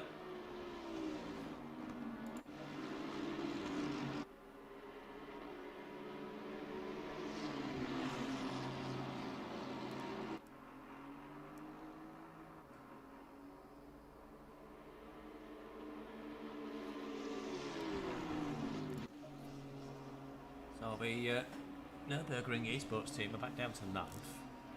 Keep going forward and then boxing and dropping back a little bit again.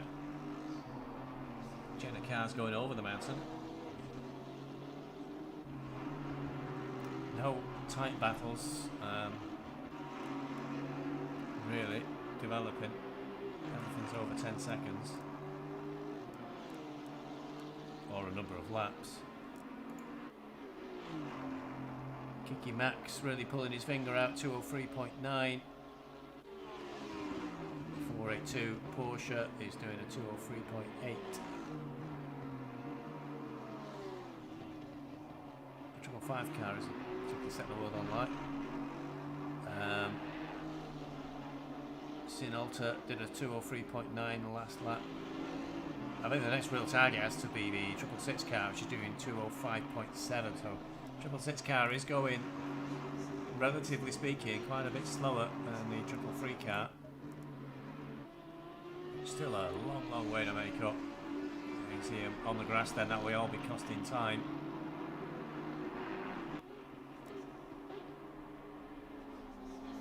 So just going into Murray's, the last corner of the circuit.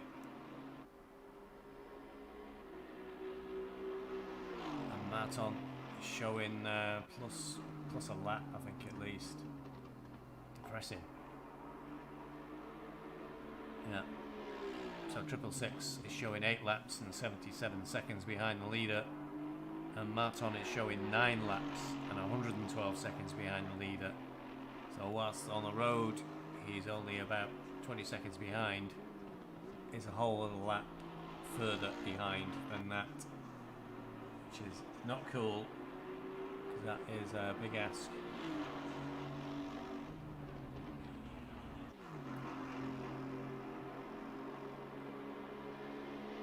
Well, there's one thing this race has taught you, it's not over until it's over.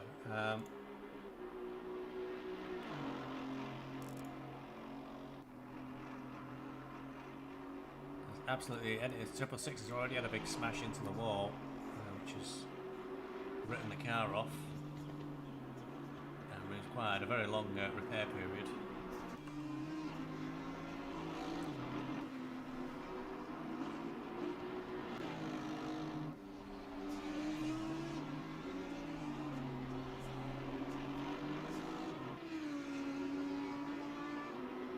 Same can be said of anybody really in the race.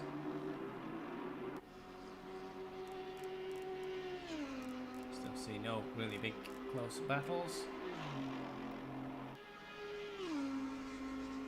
5 car had a very slow lap with 209.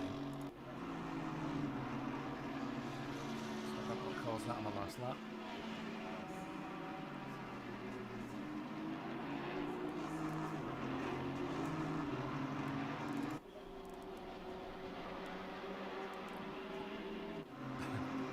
Somebody else with their indicator on. Riley there in the 170. I think he might be actually using it to sail the Ferrari / Ford to go through.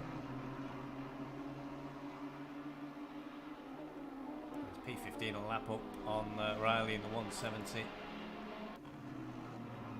of no time to pee.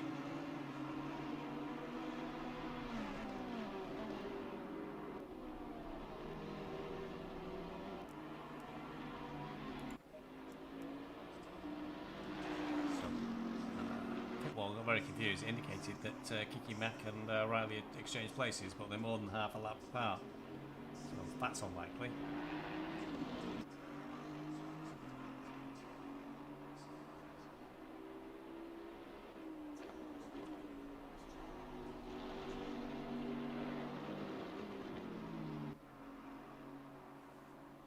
The reason I'm quite tense about some of this is that at the moment in Silver Championship, BeesWax Racing Completely Beached is 4th and Celtic Bromance is 3rd. I don't want to finish 4th, which is just off the podium.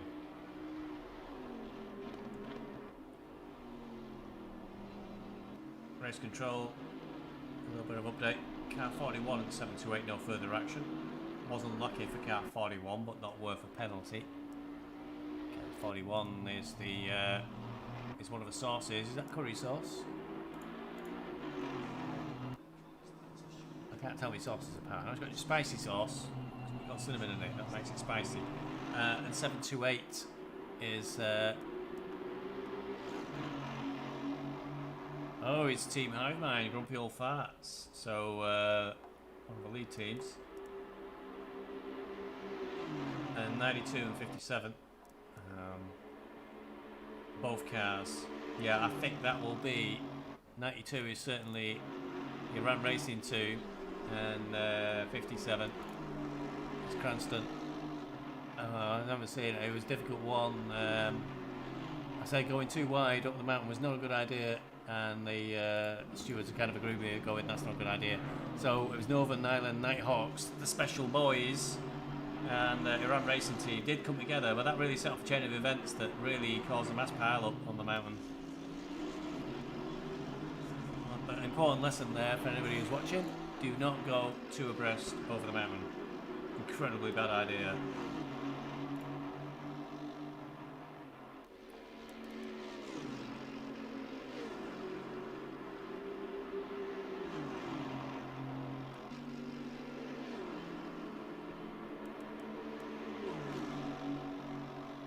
penalties, although I think both cars lost out big style. Of course, they're both together on track again.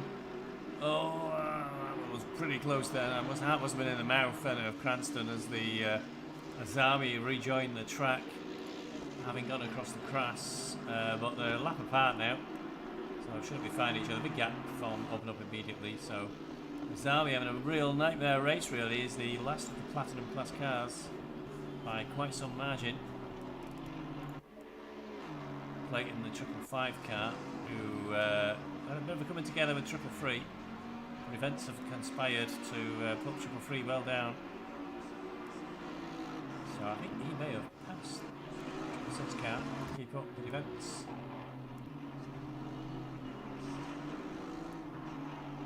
Ben's now in the 666.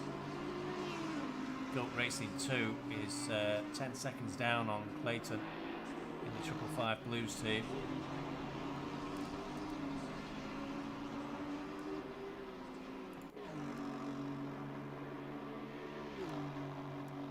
Trying to figure out how if Martin is catching 666 or not. It doesn't look like he is, to be honest.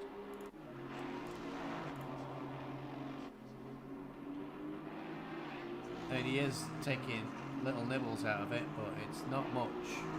6 doing 204.8, Martin doing a 203.6.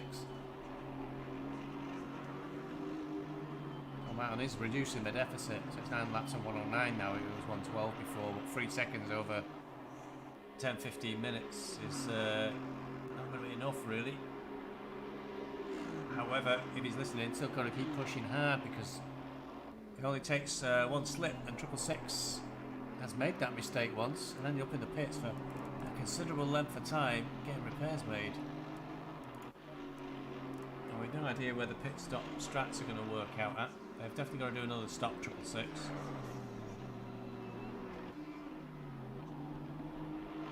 And then I think a bit of a splash and dash towards the end. Everybody's going to be a bit askew on times, apart from a few. And at the moment, 333 is one of those that won't need to do a splash and dash.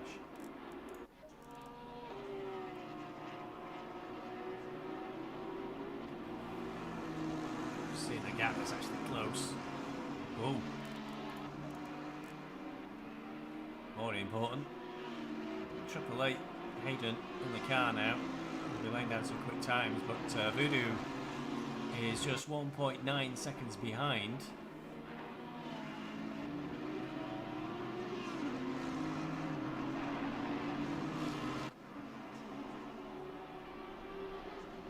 Usually the way we run these things, I'd expect Hayden to double stint to the end.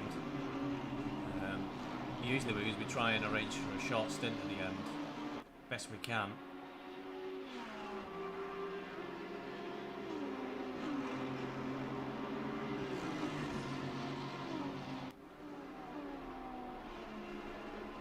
Try to find a way around the King's Meat Snips, but that's a car is in 3rd place at the moment and will not be interested in making way.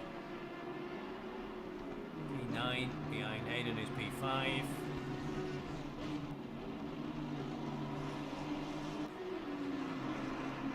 Meat Snacks car in 3rd place is a lap up.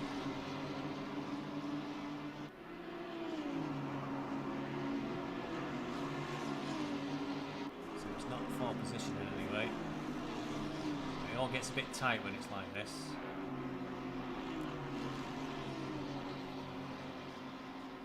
What is for position is behind Hayden is one of the is the Delicat Sauce car, which is a lap down, would you believe? P9. But behind that is Voodoo in the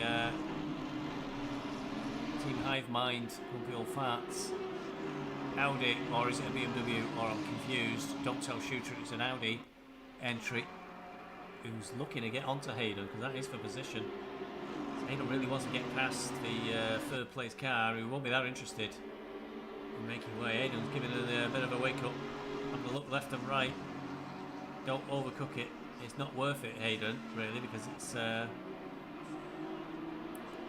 with at least the first silver class car that you're in. throw that away for the sake of just making up one more spot. Tough call, really. I was on the team radio, I'll be having kittens now about don't push it, don't push it. Now Voodoo's having a look because they're out of position and they'll want to get through to see if he can get down the road towards wherever Bucks may be. Personally, if I was in the 727 car, I'd want to let them go and let them fight. Not involve me, but that's the easy decision to make from here. What we wouldn't want to do is have them fighting in front of you on top of the mountain. Oh, that Audi's gone well wide and may well cause problems.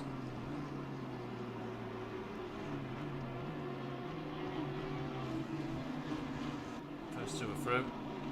The Delicat sauce is behind number 3 Audi.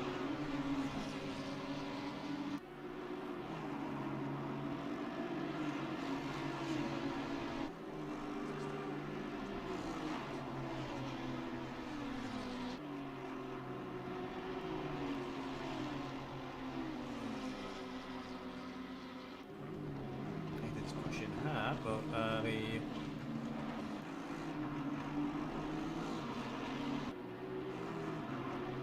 7 car. It's got a little bit of a gap. It's a very, very tiny one now, it doesn't really count for much. Get that wheelbarrow out of the way, cries Hayden. He wants to get through. But up the road he's doing 205s, you see.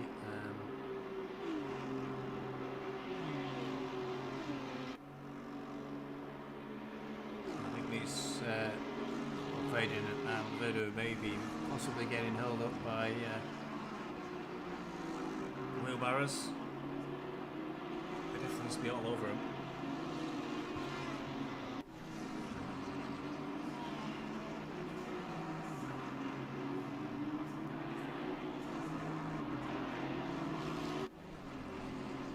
Somebody else in the pits, just 10 minutes too early really. 1 hour 15 to go.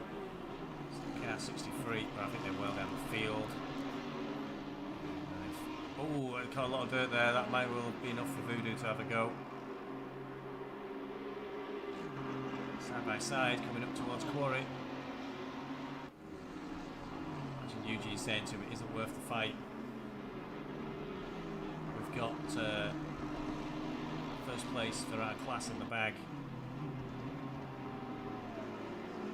He's having a go back at him though. Coming up the Quarry. Oh, and Voodoo's overcooked it a little bit. So he is putting him off. What would be worse though is if you pressurise him into making a mistake, but then he bounces back into you. So I don't want like that, but there's nothing for us to gain. Fighting too hard. I think an actual podium in the race is out of reach.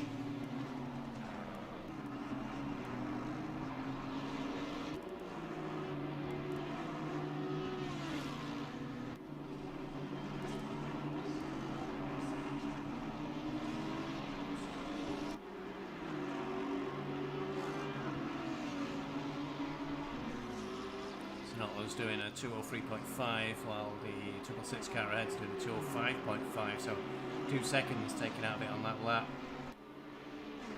Same kicking at 205, so Celtic's really laying down some lap time. No, Agent is not giving up. Once that plays back, gets it from Voodoo, and he'll be back on to the back of the wheelbarrow again in a minute.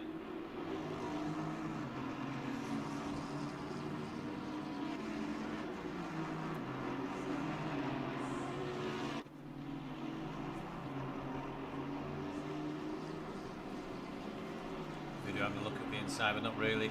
Camera angles really don't help on that corner. Whichever way you look at it, it always looks like somebody's about to make a pass and then there's nowhere near it when they actually turn the corner. And I'm not wearing my VR for 12 hours, just to be able to make that judgment a bit easier.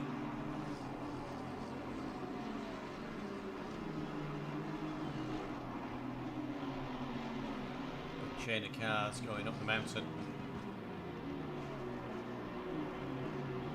Fight for 56 is the one that's really going on at the moment. little wiggle from the Lexus then. It seemed to lose traction, but Voodoo had no way through. It's the mountain. Or he knows that if he did try it, it won't end well. So if he can get away with a mistake anywhere, it is going over the mountain. Most drivers won't risk it. Oh, Voodoo well wide there as he came around the corner. There was a, is it 330 McLaren? Going quite slowly. Voodoo took evasive action at the last second, and McLaren's going quite slowly. So this is a big break for Hayden. He's getting a big gap here while Voodoo is stuck behind the 330 McLaren coming down the hill. Look at the gap open up. Oh, it's all come together. Just cut back to them as they're in the wall. Oh, that didn't look a good move then from number 5 car.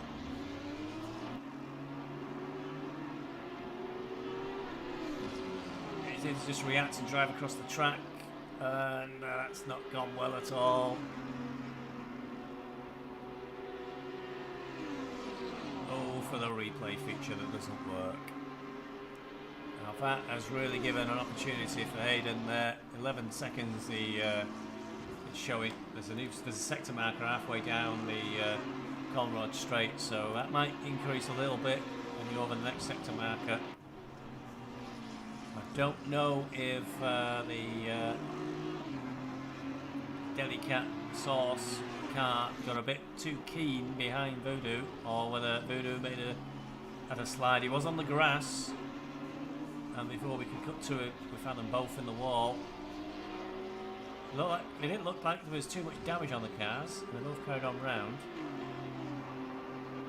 But we do have in the pits Celtic Bromance at 648. So that is P10 and P15. Possibly scheduled pit stops. Although you're 5 minutes too early if it is. Because you're going to have to splash and dash. Meanwhile, in all that chaos, Hayden finally got past the wheelbarrow. That's a really unfortunate team name, isn't it, wheelbarrow? That's all you're going to get called.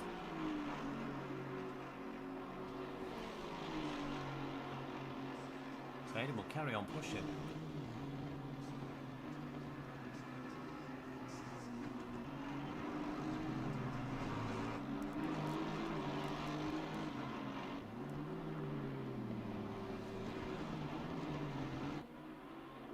From behind, Ben's 666 car is holding steady at around 9 seconds behind Clayton in the 555.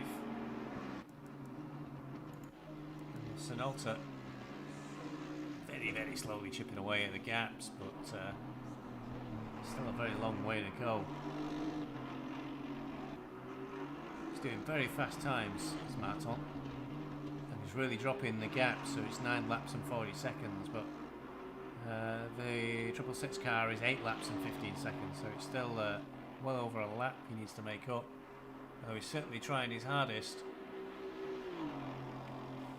It's an accident. 63's off again. Turn around, getting going. 170's off. No time to pee. Oh, there's definitely no time to pee. You do if you pull over there.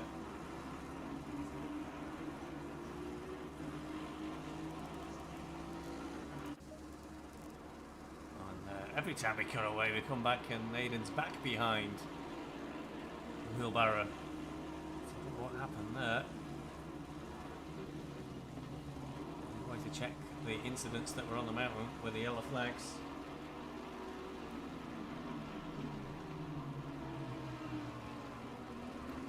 There are 31 cars still in the race last I looked. Quick scroll down. Yep, 31 cars still racing.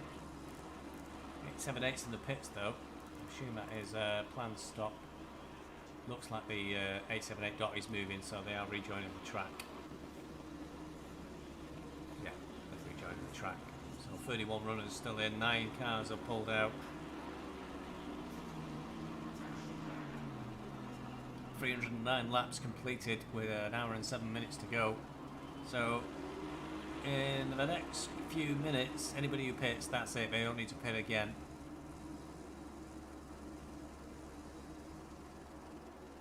strategically, your optimal strategy is to probably pit in the next 10 minutes.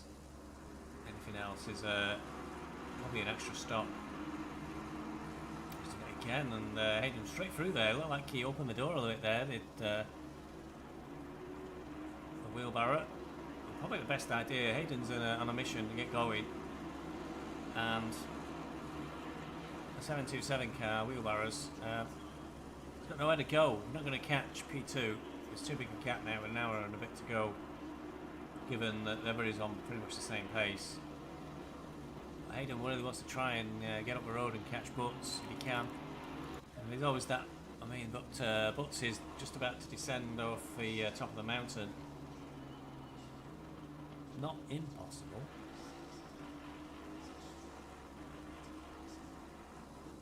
But it is a fairly long distance. Butts is 2 laps and 81 seconds down on the leader, and Hayden is 3 laps and 11 seconds. So it's another very big ask.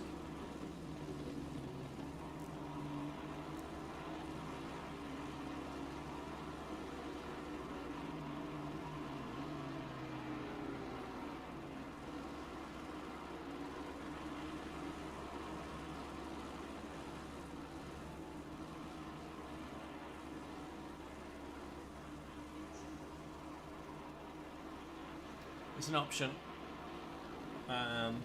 Daniel, to just holding the pits, but would you really want to sit there for 2 minutes?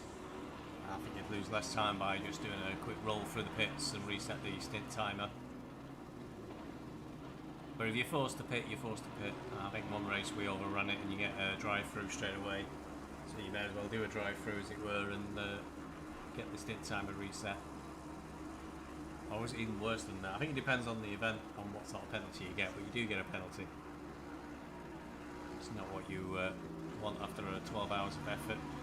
So, but there's an hour and 5 to go, so even if you pull into the pits now with the entry and exit procedures, you're going to have enough time. So into the final pit stop window for all entrants. Anybody who comes in now, unless they make a complete arse of it, will not need to box again. It's starting to look a bit tricky for some of these results. 969 has led from about 1 hour in, and they've not relinquished the lead since. 738's been in second place for quite some time.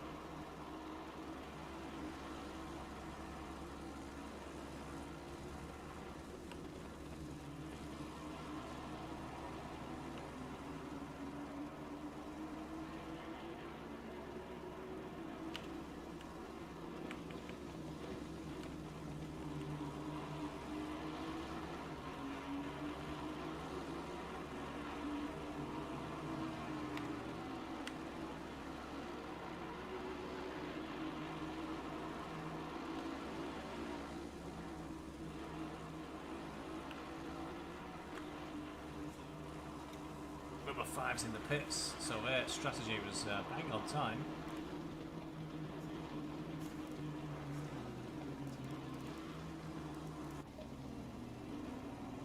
Although they were involved in about a bit of an incident with Voodoo, they may have repairs. And Butts is in the pits as well, bang on time. So pacemakers pitting from 4th. 969, I think has lapped the whole field twice.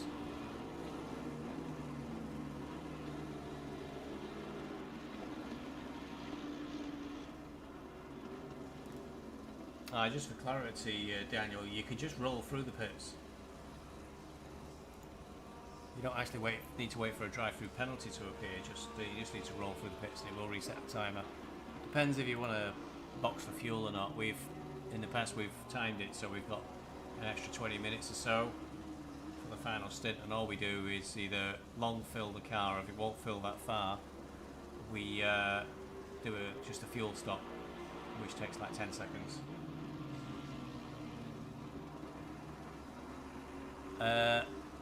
P2 is currently 1 lap and 34 seconds behind 969. We've just done a 2:02.4. So we're doing like qualifying lap times at the end of 12-hour race.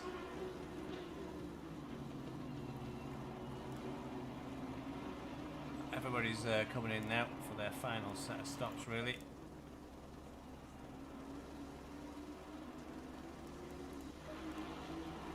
So Martin will be due in the next 5 minutes or so.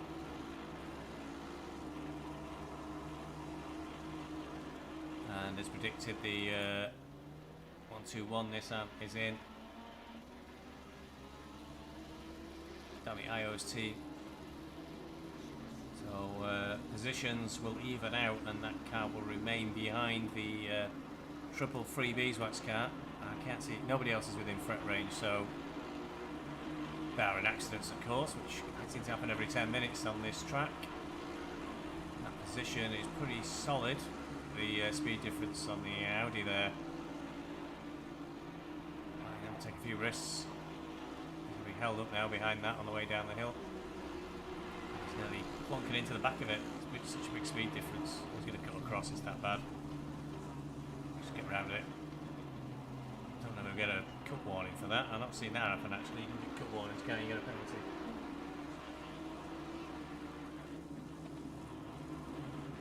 Whoa, big slide. But he caught it. Big slide. Yeah, I mean, in all fairness, I'm not sure that on the balance that 969 is maybe on tier 1 server might suit them more. To lap the entire field by a lap. It's a 12-hour race, so the difference is not great, so it will be difficult to pick that up from hot stints and prep. So it is a very minor difference, but you know, it only needs to be a second a lap difference improvement over everybody else, but none of us can get near them. So where's the, I mean, they're racing against themselves really, and against the mountain, but they're not really racing against the rest of us.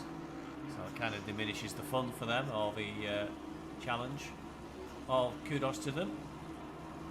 How we racing way out front. I mean, if you face facts, it's how we racing and one lap down Grolner, and then it's another lap down really to anybody else. God knows how, you could question how Triple Eight's managed to get into 4th in the silver class. A lot of it's been luck, and a lot of those cars that have dropped out, the number 70 car in silver class, had a massive smash on the mountain and had to teleport back to the pits. That pretty much because you get a lockout then for a good few minutes. It was a good save by Martin. It's a bit of stunt driving, he's putting it on for the show, you know what I mean? Yeah, number 70 had a big smash. 777 had a game crash disconnect, had to reconnect to the game. 666 I've seen go into the wall at least once and have major repairs required. 333 we got absolutely murdered on the first couple of laps, had to teleport back to the pits for 4 minutes of damage, or a 4-minute lockout. And we've had other major incidents since that. So endurance racing is more about luck half the time rather than skill and ability. There's a big luck factor. Luck plays a factor in every endurance race in terms of whether or not you'll get involved in incidents, bumps, disconnects. And if you compare to real world, a disconnect is like having a gearbox failure in a race. You know, some of them are repairable given enough time, but it does cost you a number of laps. But you got to keep going and keep trying, otherwise. I mean, we could have given up after that incident early doors. Teleport back to the pits, controls locked out for a number of minutes before we're allowed back in the race. Quite a number of laps down. But the team have driven back into, there's Martin going in for his pit stop. I think we get 15 class. Yeah, we're looking at 15 class, solid I think. I won't worry about the 41 car, it's a number of laps down, and I don't think they've got another pit stop to do because we're only at 57 minutes and I've not seen them come in the box yet. Imagine Martin's going to tell us after this he's never pushed so hard in his life, or was to that effect. But he's making a big push to try and get back in the race with car 666, but the gap's just too big, I think.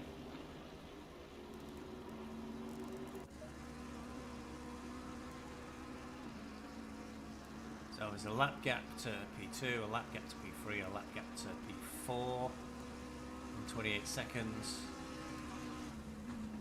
And then Team Hive Mind, a few issues. So this, in 9 seconds appears to a 5-second gap. There's too much spread now, there's no real close battles. 4 to 8, they've really dropped off the 4 to 8 car. They were much higher up earlier on and now they're down in 16th. Which how topsy-turvy it can be. Must be on an out lap as well, it's a 3-minute lap, so it's quite slow. Or quite quick, depending on how you look at it. I think a 3 minute is when you've had no repairs. The 81 car has 3:27, so they must have had repairs as well when they boxed. Yeah, the 969 now is turning out 202s on a regular basis. I've never seen a track stay this stable either. Its track temperature now is 32. And pretty much it started like that at the start of the race, so it's been very stable track, no changing weather, optimum, a little bit of cloud at one point, nothing to write home about.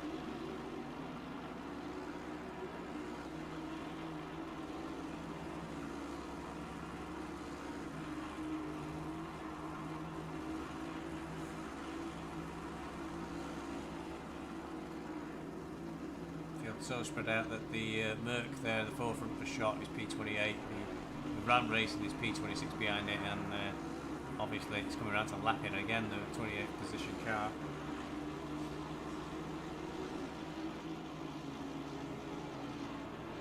Oh, what happened in the pit lane? I wonder, we missed something in the pit lane.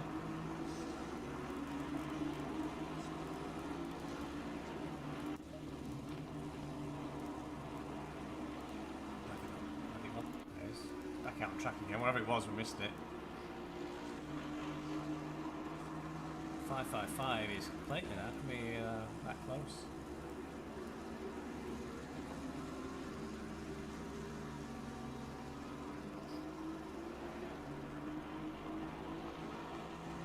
Well, that was interesting.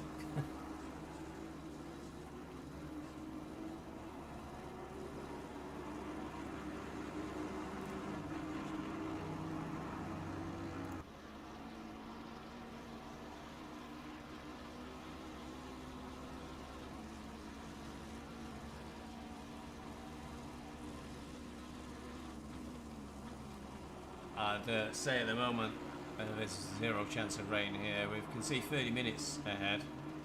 Although I'm sure in the real world they've got better weather prediction than just 30 minutes ahead. But there's only 6 km/h of wind. And I've been told that the strength of the wind gives you an indication about whether or not the weather is going to change. And with that lower wind speed, that's something that isn't going to happen.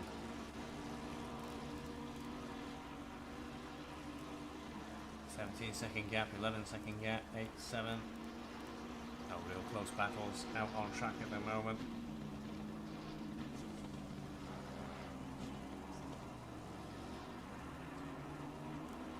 Still having spins and incidents.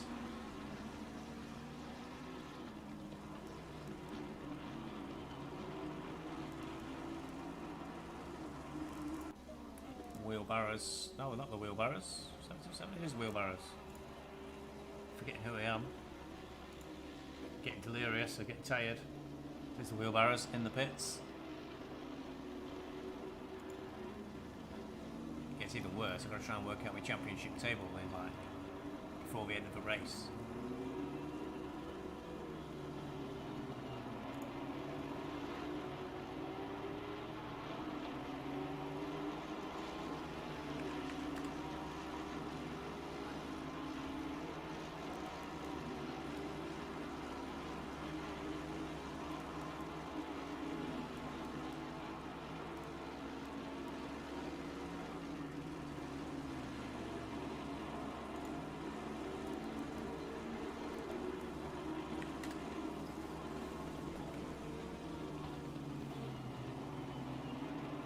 Like they may have come very close to each other during the pit exit.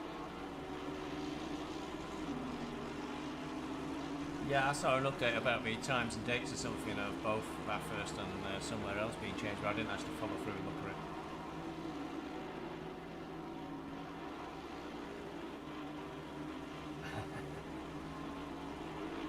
it. Nins in Discord fessing up to bagging the best pit stop pit box. Oh, big slide there for the legend that is number 27. That's not very legendary to do that.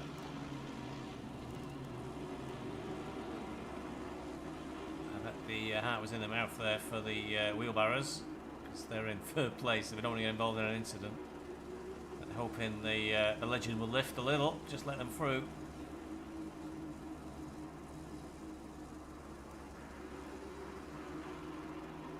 Tucks in behind the 482 Porsche. Yeah, that dropped a long way down the field, that did.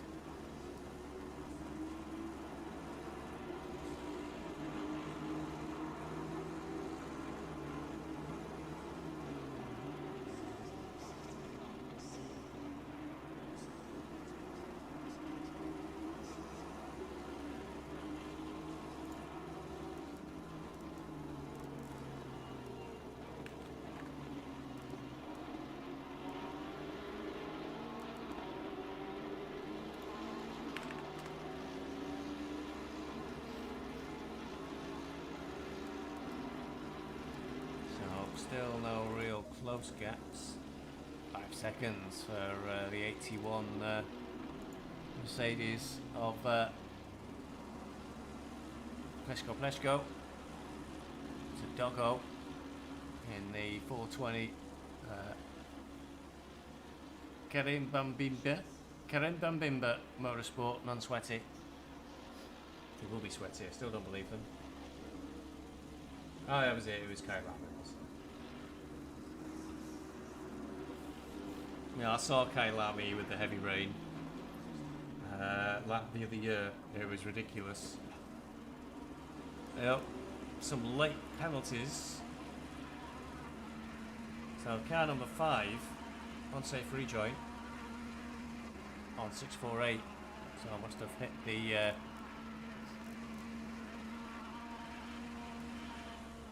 648.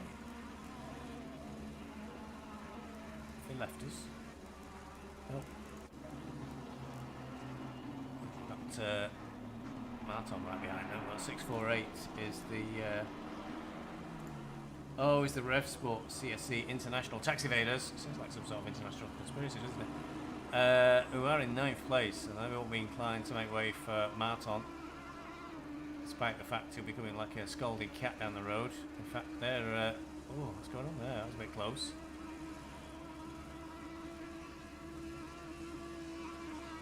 Follow through, I think, get past the Aston.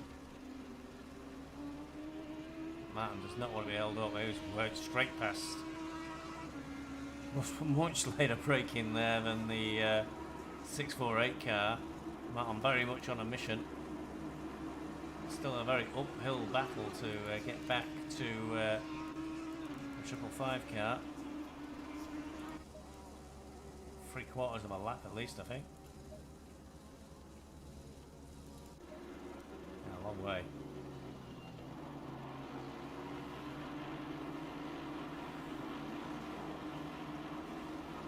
Number 5 got 10 seconds penalty, 10-second penalty, no licence points. But, it's taken a bit of their sauce away, there has. Now they are only 7 seconds behind the car they punted, so there could be justice there. They need to close in a bit more past them and get 10 seconds up the road if they're really going to make that one stick.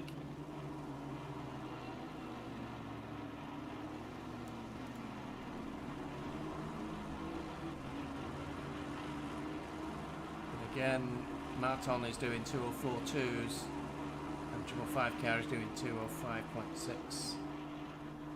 2:04.6, so he's making half a second, but half a second a lap is only 47 minutes to go.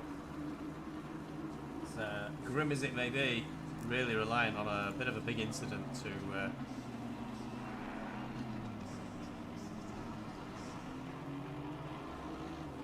get through on them. Bit of chatter on Discord. Car number 70 having brake issues. Oh, Ninza's broken the car. Ninza's damaged the engine. It's fessed up in Discord.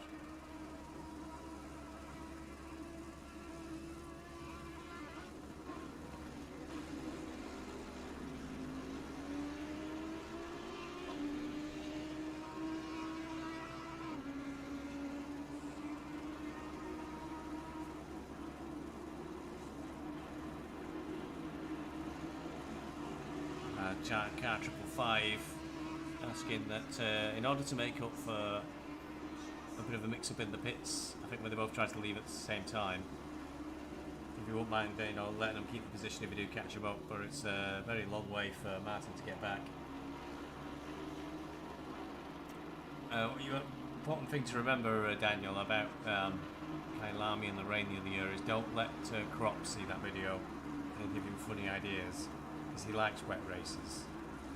Personally, I don't mind a flooded track. I think it's very entertaining, but having done 12 hours in the rain at Paul Ricard, it's a bit dreary. It really is.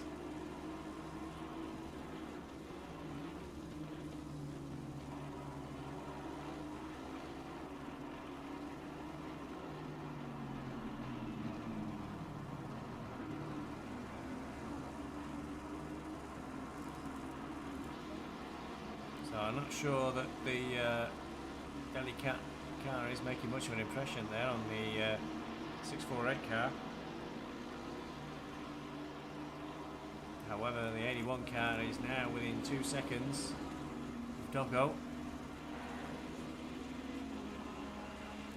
Front of the race is absolutely settled, barring disaster for Howitt, and they wouldn't deserve it at this point. They've led from about 1 hour in when they finally got past the Nürburgring esports team. The car 165 now in 8th place, and they've just pulled away from the entire field and let them. So it wouldn't be just for them not to win. Well, there definitely looks to be theirs in the bag.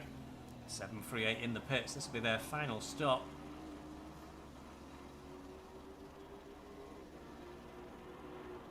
No, Dan, if you Nins is too aggressive in the downshifts with the engine, and I've seen it on the debug screen with Aristos of Kunos. There's a little like point scoring system inside the car that counts damage points, but most people never even get anywhere near to possibly damaging an engine, but an endurance will put the engine through its paces. And because Nins is downshifting quite aggressively, it's adding up the damage points, and you get a yellow engine light eventually if you push it that hard.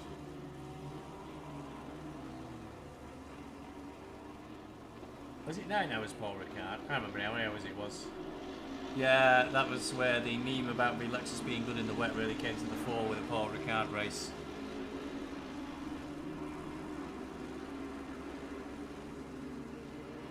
You can do it. I think some of the GT4s can get amber engine damage quite easily. The engine light comes on in the dashboard. Nobody's ever actually had the engine fail, but nobody's sure if you get a slightly reduced power. Just we'll team you with Nin sometime. He'll damage the engine for you, then you'll be able to see exactly how it's done.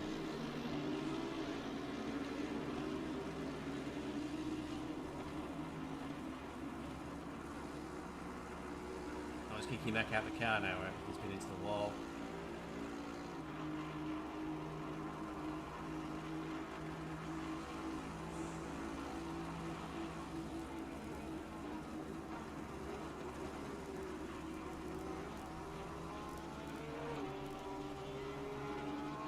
There's a bit of skullduggery going on there. Somebody's posted a picture of Tier 2, it's all Aston Martin logos. There's 3, then there's a Lexus. Hayden in 4th place. Really pushed hard to get into that 4th. Then there's an Aston, there's an Audi, then there's Bentley, there's a Honda, there's an Aston. And there's big clout of Astons. It's all that in the lower half of the field, so yeah, not quite adding up. Oh, kick him back. Oh, he's stuffed it in the wall. Oh, my heart bleeds. Oh, and so you can't fix the engine. I think that's why we don't let it get damaged, Daniel, because you can't fix the engine. God help us if they did. I imagine how long that would take. You're going too slowly in the pits there, mate. You're wasting time. Unless your car is that mullered. However,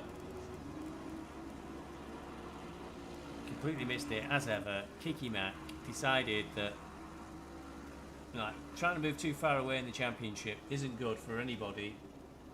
Aston's popular for endurance racing, Daniel. I didn't want to race it, really. I'm bored to death with the Aston, but we go with a bit of a democracy and we let everybody put in top 3 choices, looking at the races that are coming up, and then the most popular car is what we race, and the Aston was most popular across the team.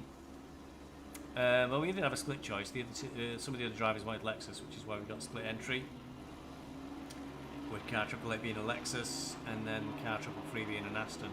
Did have 2 Astons, but when we decided to shuffle some of the drivers around, didn't quite have enough drivers to fill up 3 entries, so we dropped one of the cars. And we had loads of people asking if they could race, but it was too late by then. So Kiki Mac has thrown us a bone. Martin is still a very long way away with 41 minutes to go, but Kiki, you know what you need to do. Sneeze or something as you're going down the mountain.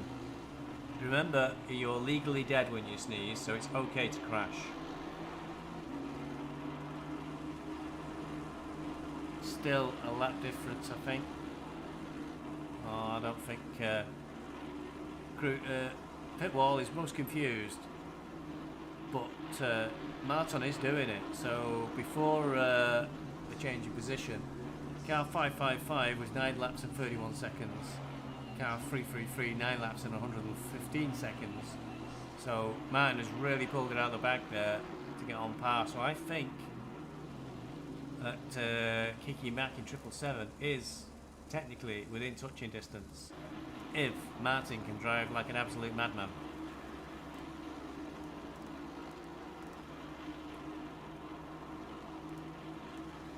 Well, what would work best for us, because we're completely biased on this stream, is if they can get into a bit of a tussle, Clayton and Kiki, that'll allow Martin a lot better chance to catch them up.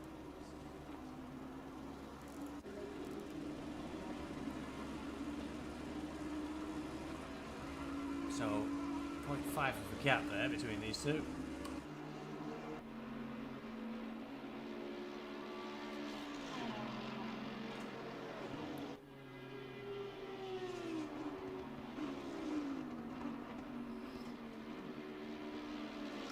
Kicking that maybe 9 seconds away, but this is 0.1 and actually it's through. It's a pass made by Doggo.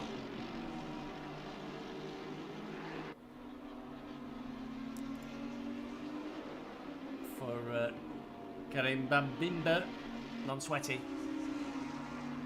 Are you sweaty? Because they will be. They can claim to be non-sweaty, but I don't believe them for 1 second. Passes Shevik, 81, for Pesco Pesco. Pesco Pesco will not be happy. 420's been pushing most of the race. I said before, if I mean the Ford GT disappeared pretty quickly, didn't it, from the racing scene? I don't remember it being around that long.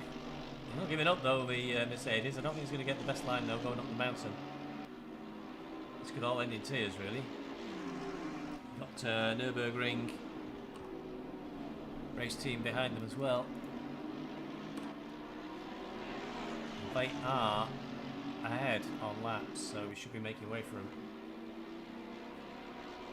Somebody's had the brakes let go. Rear brakes have gone. On pads 2. That's unusual, especially for the rears.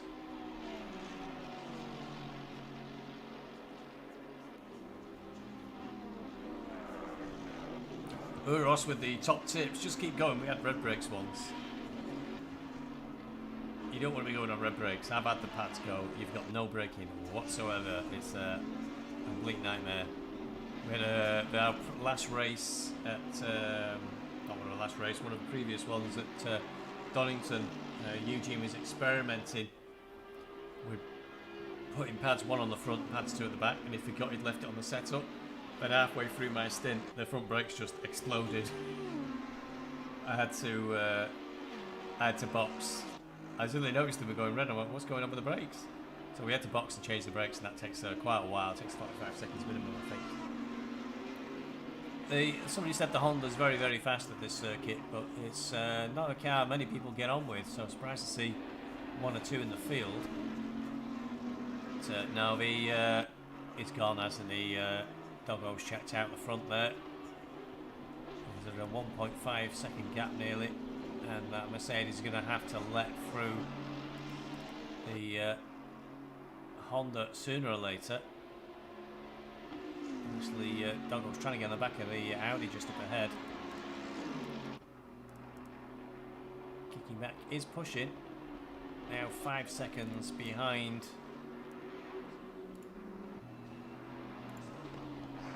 555 car. Is it Clayton? It is Clayton. It's one of the Clayton's driving again. Well, I may have had a driver change 555. Maybe, possibly a little bit off the pace. Pit wall's totally confused. So yeah, the 555 car's doing 206s. So Kiki Mac's doing 203.3. Sinolta's doing 203.5. So really need the 205 car to put up a good defence if, when it gets caught. It was Donington where I had an exploding. I've had them before though. Nins convinced us on one of our first endurance at Silverstone that brake pads 1 were more than adequate to last 12 hours. They didn't. And it was always me that they blew up on, because we went, oh, we'll go with brake pads 1 again. If we made it this far, we'll make it to the end, and we didn't. So it was entertaining. That was a race we finished on 3 wheels with before Lewis Hamilton did it. Yeah, pit wall's totally confused as to where everybody is.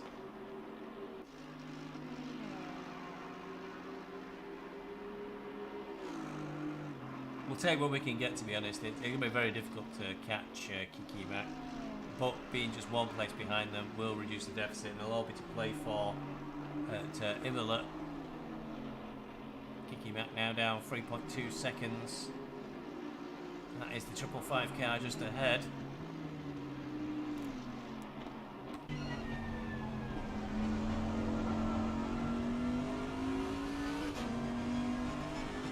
Terrible, terrible view. Look at that awful view. I can't see anything. I mostly see Kiki's feet. And nobody wants to look at his face.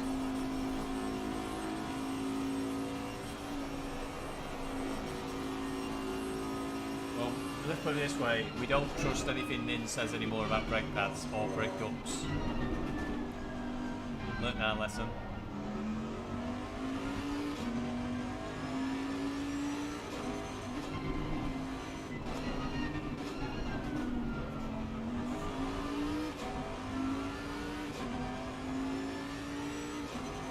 They had director working. I could put the hood on instead of, so you can see braking and throttle inputs. But unfortunately, director blew a gasket hours ago, and if I turn it on now, it'll go straight to the Zuka's bonnet. I bet you can't see it. In fact, I'll try it.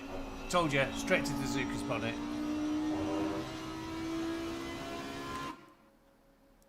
Useless. Been stuck in that mode 12 hours.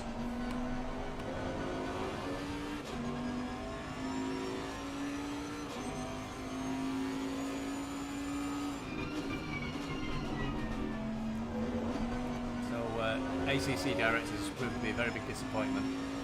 555 is not responding. Did a 206 last lap. Kiki did a 204. Sinolta's pushing really hard, 203.7. I think the gap is just too much to close up. Unless we have a bit of a face plant into the wall, really.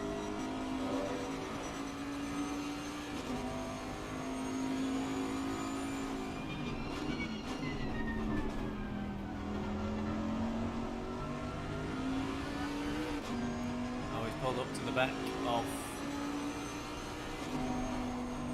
the Aston.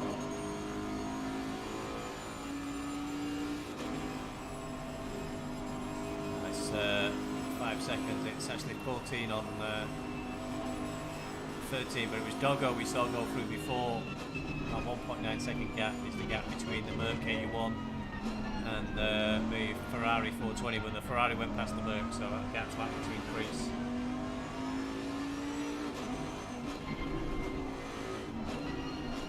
Nins is crying. He's saying his brakes are on the last leg. He's not even driving, Nins. The brakes are on the last leg, the engine's on the last leg. Does anybody want to do another 12 hours? Well, not as I'm not prepped for 12 hours. I ain't talking 24. I'm not eating all day. I want to get something to eat in 30 minutes. 4 rounds of toast does not count as sustenance. And a push, I think, for an overspeed on the descent. It's not close enough, I would have said, to getting on the chase. More likely to get a good result on the mountain straight. But ideally, these two need to fight for quite a while now. Oh, you see, Goros confirming that their Astons have a yellow engine light as well for 8 hours. Nin's trying to claim he's not got blame, but he does have blame. It is all Nin's fault. Everything is Nin's fault. Should remember that. So Damiayo is driving again for the 121 Nissan. Trying for the inside, and has got the overspeed, I'd say, at the moment. Will be on the inside for Quarry. So not too hard a pass really for Kiki.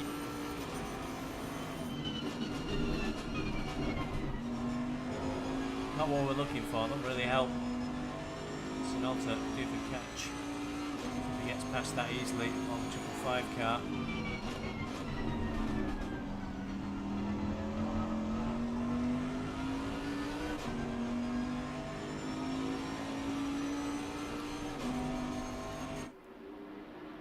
Instant big gap on the Aston 555. So the next best hope is that the differential in lap time on the 555 and the way that Martin's turning out 203s every lap, I really hope that Martin can catch the 555 car. It's a big ask. Obviously they're just coming down the mountain. And Martin is only just coming round corner, turn 1.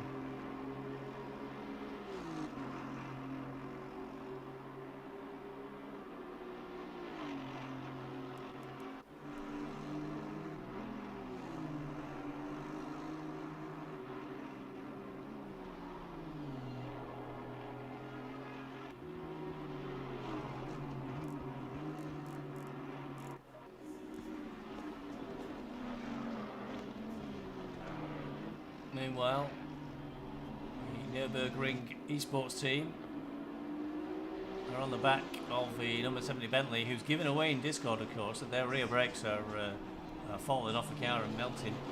You don't often get pro teams going on the team Discord for a race going, oh, we've got real problems with our car. So the number 165 car, sorry, knows that the Bentley's got problems ahead of it. And if you push them in a braking zone, they've got no choice but to yield because they just don't have the brakes. I don't think they'll make it here, but I think if they get it right, they should be able to get just like Kiki did on the 555 car, get a good run up mountain straight and take them into the quarry.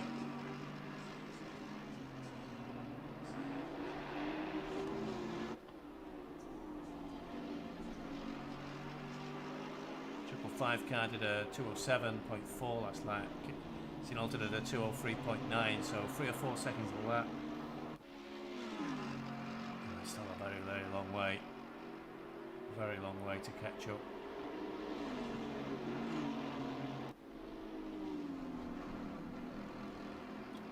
Muros saying that their engine light's got worse, and yeah, easy predicts. Through on Quarry. At Bentley is running a bit of a disadvantage now with its brakes. So technically speaking, they'll always gone into the wall. It's gone wide into the wall. The Celtic Bromance car, which is further down the field, takes the opportunity to go through. Well, the 165 got a bit loose then as well, going up the mountain. I think they got away with it.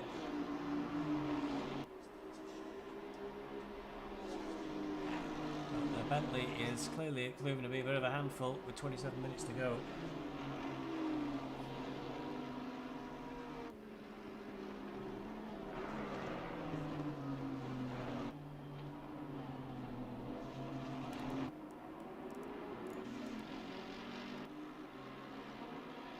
on Mercedes, not giving up on the Ferrari within half a second.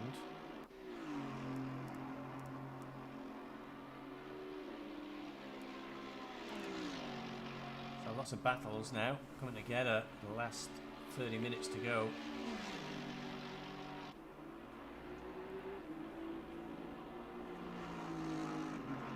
Triple six, triple five did 206 laps last time out, and Sinolta did 204.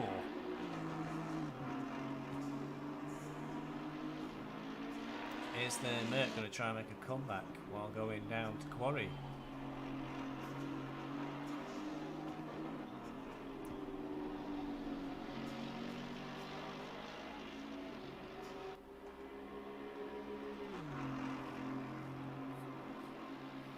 Have a look, but I don't think they're close enough. He's definitely having a look. Is he going to try it? This could end in tears. It's not quite close enough. That must have been a bit heart-stopping for the 420 car. And here comes saying,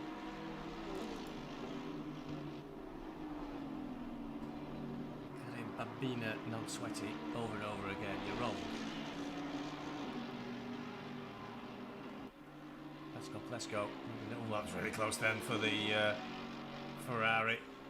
It's not a Ford. But just kept it out of the wall and got a little bit of a gap on the Merc. You must have thought that's it, they're going to die.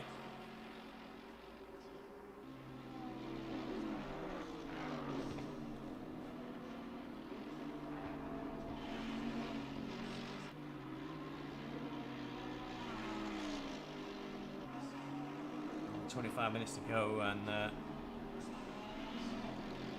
this is for definitely for points between 30th and 14th place, so it will mean something.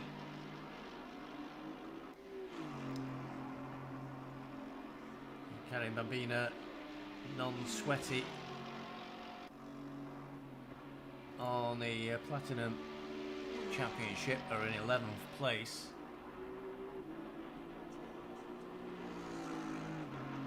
So that is the 420 car.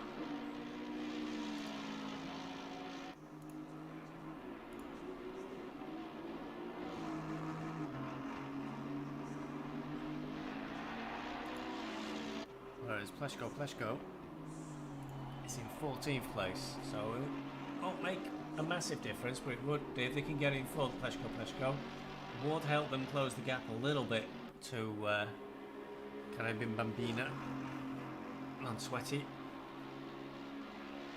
Some teams not partaking in this event, so they will tumble down the table a little bit.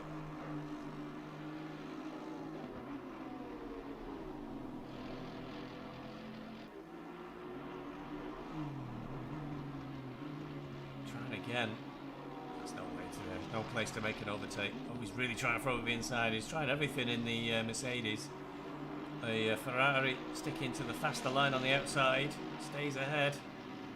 It's really dangerous living this, especially this close to the end of the race. You could lose it all.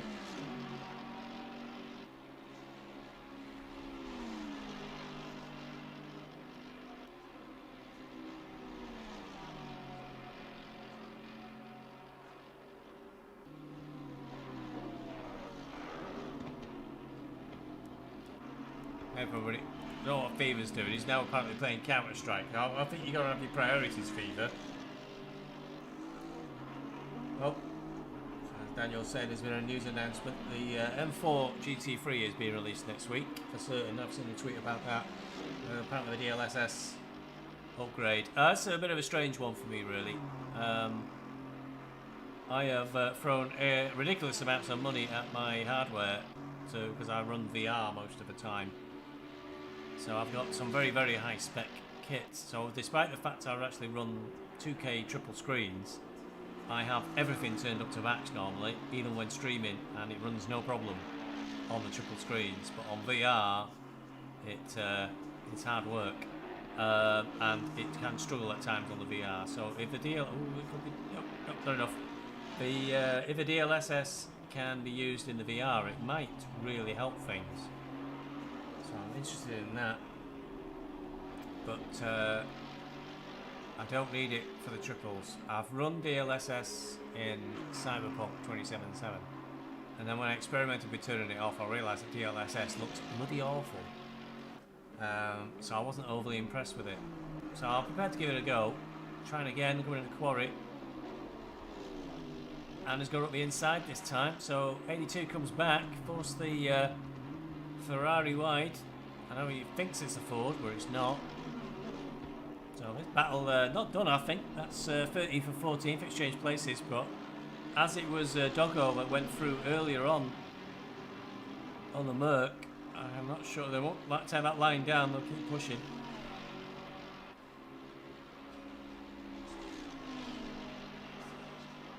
"21 minutes to go. Moving into the final phases of the race, really. Have a look at lap times. Stay on this battle because these two are not going to give it up very easy. Kiki Mac now turning out 203.9s. Sinolta responding with 203.8. Meanwhile, the 555 car in between them both is doing 207s. But again, it's just too far, I think, for Sinolta to make up the time. So I think they're on the same lap now. Sinolta's only going up the mountain, while Clayton is crossing the start-finish line now. So unless my passing Clayton actually won't help as much, based on the championship for silver, because the 555 car is a platinum class car. Car 888 has done his splash and dash. It won't change anything on the results, so just coming back out of the pits and rejoining the track, but it's just up the road from this battle for 13th and 14th. I think that's where the 888 car will settle in, so I'm not going to say anything yet. 20 minutes to go. Looking okay as a result on that one. 666. Well, number 70 will definitely get second, it looks. Barring any more changes, they're on course to get second in silver class. Well deserved, really. They were a long time stranglehold on that first place until they visited the mountain. Said hello to them. 666. Well, everybody's had an off, and they've come out on top. They are turning out 203.2s as well. They have really shifted, not giving Kiki Mac a lot of hope to close down a good 50 seconds, is it?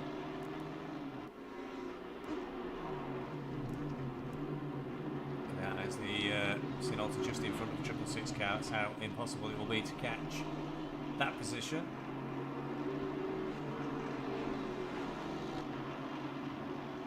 Yeah, there's a huge element of luck in this. Oh, he's turned to 5th at the moment as Hayden. But I think the results are an element of luck and an element of staying out the wall.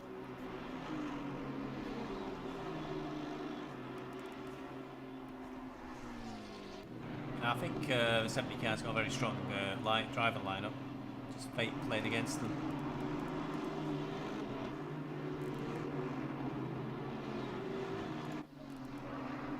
Kiki Mac just going into quarry.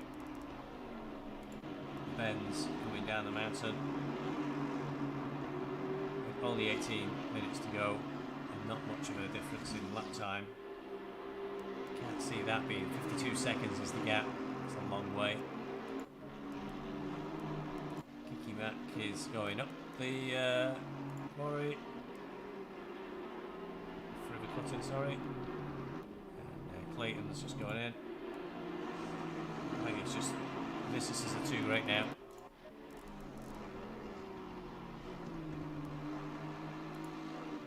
Unfortunately, is what I'm thinking.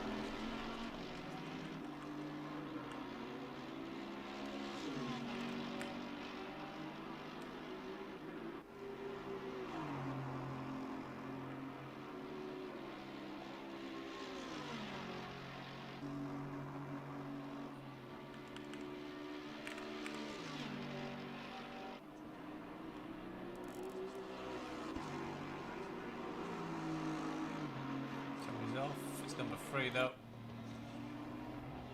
They've had an experience. Back underway again.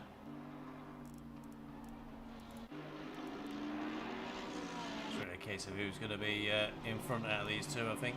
Back to less than a second, 0.2 on the last sector marker. And it's going to be this time, it's going to be 420. Is they going to get up the inside of the Merc going into quarry? If the Merc compromises its line by going to the right, then the Ferrari may well try and sweep around the outside.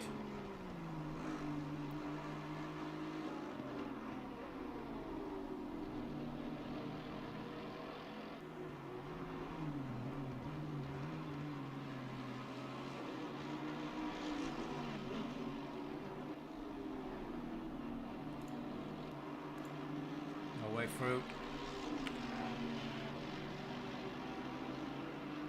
Drop back a little bit as well after that attack from the 420 car.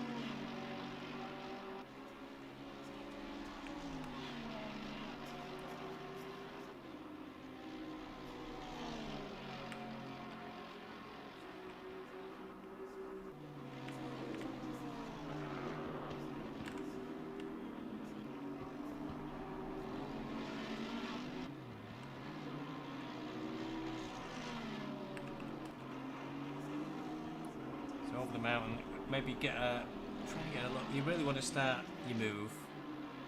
There's another freeze in the pits again, getting repairs, poor sods. You really want to start your move coming down Conrod. You need to come down and finish Conrod, being close enough to your opposition that you can stay close to the tail for every chase and across the start-finish line. And then you really, with most of the attacks we've seen succeed, going up the mountain straight, getting up the inside for the quarry. Penalties coming out this late on. Number 63. 15 seconds and 2 license points. That's a big penalty to 63. That's the Mercedes who are down towards the back of the field. 15 seconds probably won't hurt them much where they are. Those license points will start adding up. I need to go and look up what the penalty will be for all of that, really.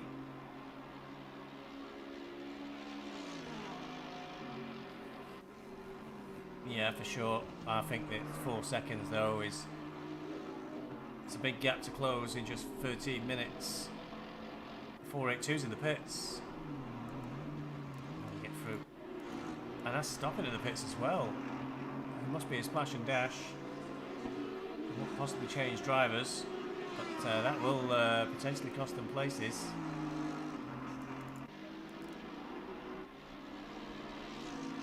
Not moving yet. Fortunately, we don't have automatic timers on the pit stops to understand how long 482 is sitting there, but they're not let's be dropping down the field. Were 16th, shouting 16th. It'll be though when they leave the pits. When they get through the next sector, they're still not moving. This is far too long to spend stationary at this point of the race. It really is. You don't want to be pitting with 12 minutes to go and spending that long. It should have been 10 seconds. It should have been on the way by now. So possibly an amateur mistake by 482 if they've put on a full. If they've done a driver swap or a tyre swap, that's a huge mistake to make, because they could have just done a fuel fill for about 10 seconds and they would have been underway by now. They're losing places quite easily, hand over fist, surely, at this late stage. Just as the Ferrari has a look, they're still not moving 482. They're just on the way now. That was a serious mistake. They may have enough time in hand, because Riley's showing more than a lap down in 170. But that was a real error. That was a big error to make at this late stage in the race. To be that stationary for that long in the pits was totally unnecessary, unless they've accidentally left something on, such as repairs or tyre change. That could have put themselves under significant pressure.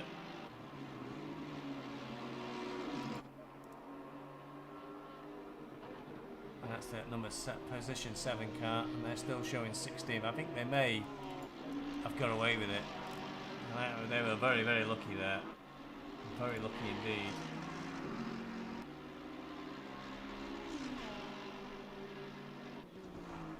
Oh, what's St. Ultimate up to? 727's going to spin. Going to get himself more penalties rather than be able to close the gap up. So where is 727? It's P3. In trouble if you don't get P3. Watching this close battle, so I'm not able to see whatever it is that Martin's done.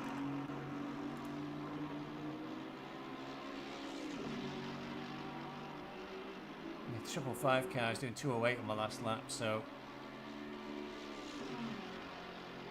he's got it down to 45 seconds, the gap. Well, there's only 10 minutes to go.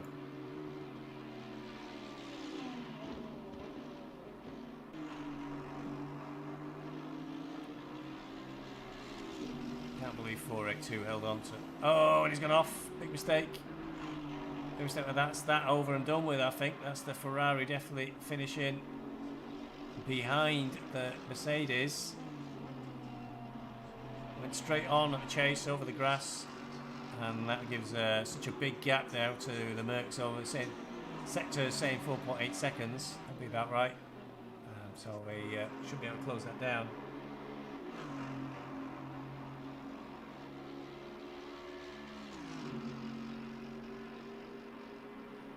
Looks like it's got some big problems for 727 car. Still well clear of P4.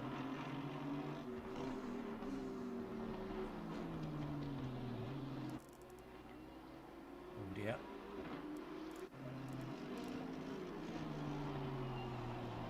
They dropped a position because of that. They have, haven't they?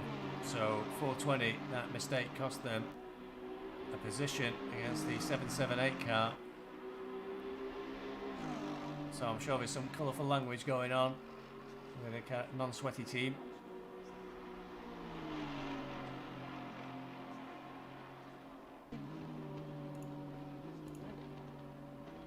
So I had them as 14th, now 15th. Let's go Pesco. Get to move away.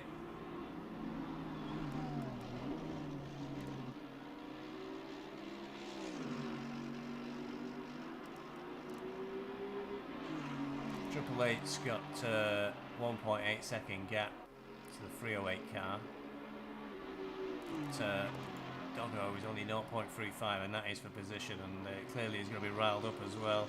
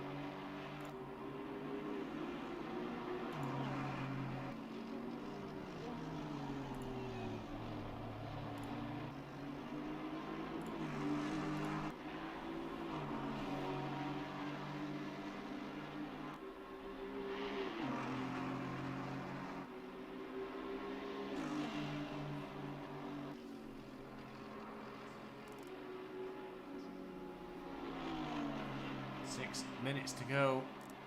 I've lost one of my teams. One of my spreadsheets. NSL Racing 482.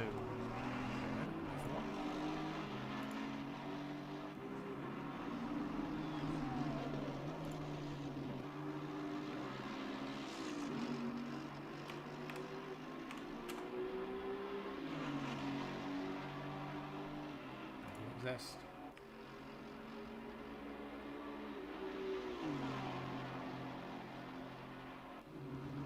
That's why.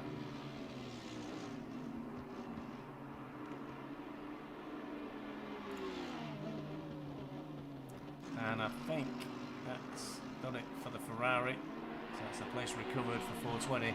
Back to where they began from, really. To 14th is the...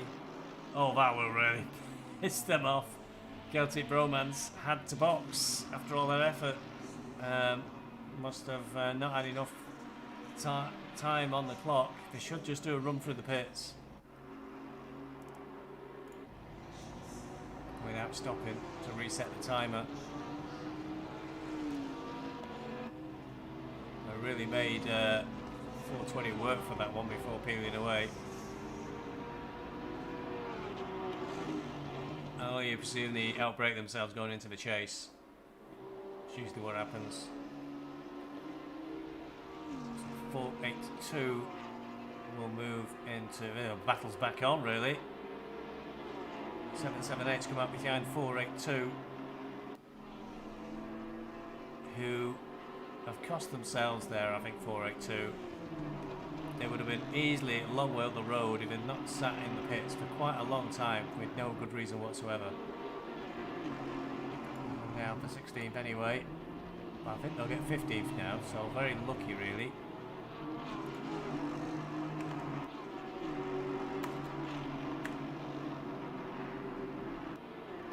The 778 car should drop behind them.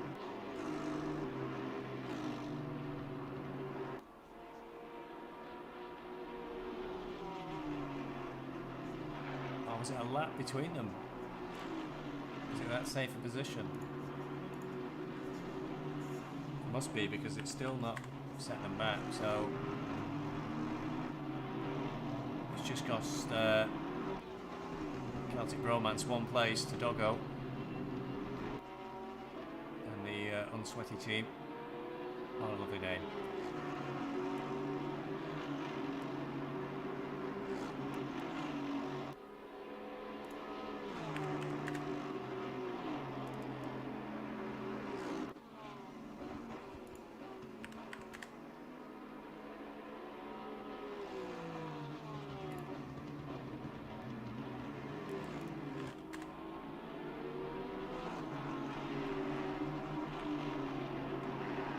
Like I think any mode places are really going to change now towards the end of the race. Possibly some race control output.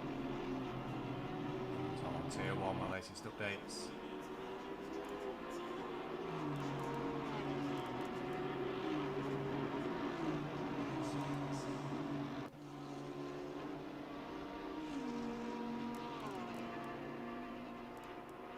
And that I think is that. Right, whilst we were away, looks like Hayden got through on books, but for the battle we're watching was a bit closer.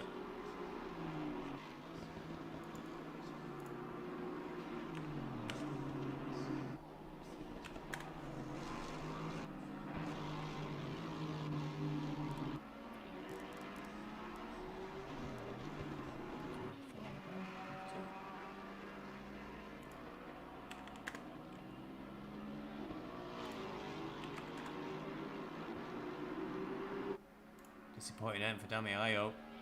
His team down in 24th place. Things really unravelled a bit for them towards the end. I know they had that big smash on the mountain, which I've not seen any consequences of, so I don't know what may have been the root cause.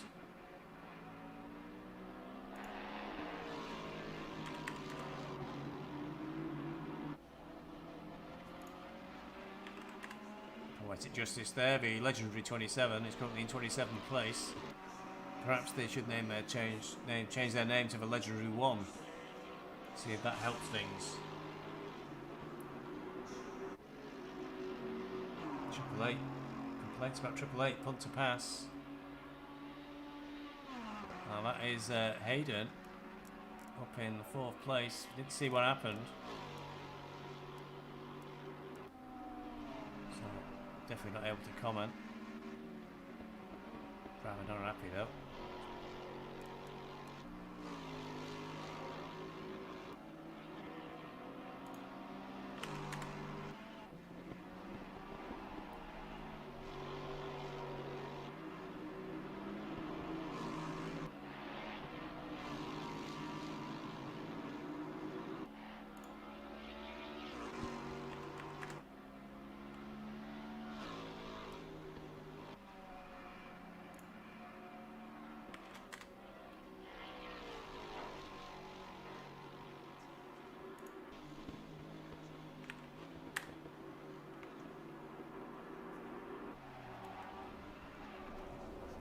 no sign, I think, of Hayden giving that place up.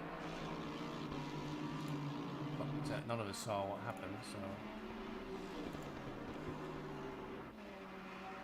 Not really for me to comment.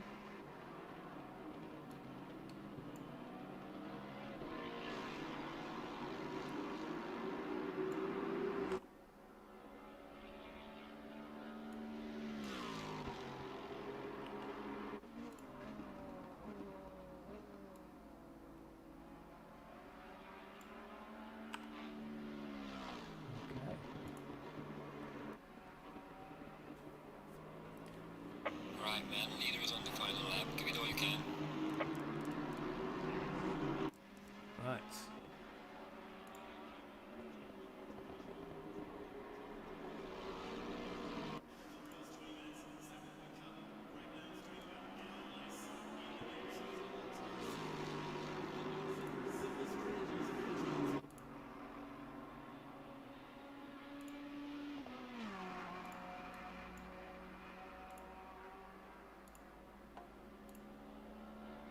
Well. Provisional on that. Based on confirmation of results. Been working on the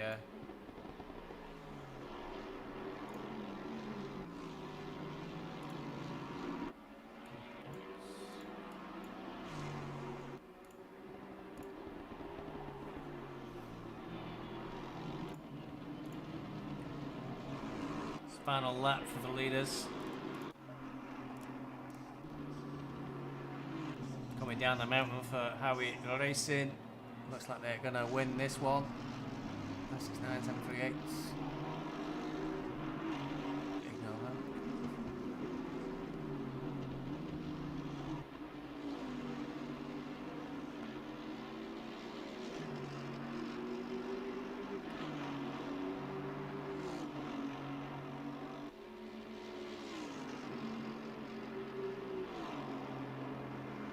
Dolphin, is there any place changes in the last few laps?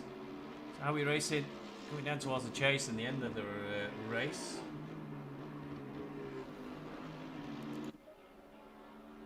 Bit of damage. Looks to still be ahead of 308, so bring it home over the line.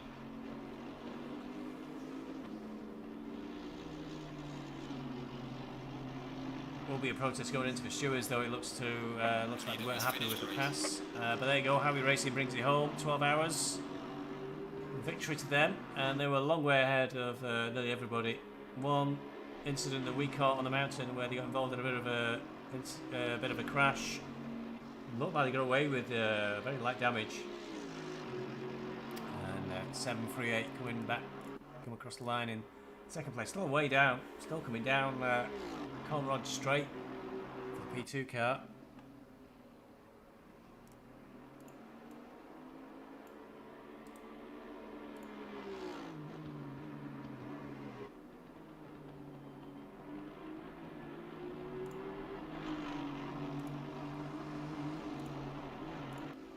Just getting some results tables up.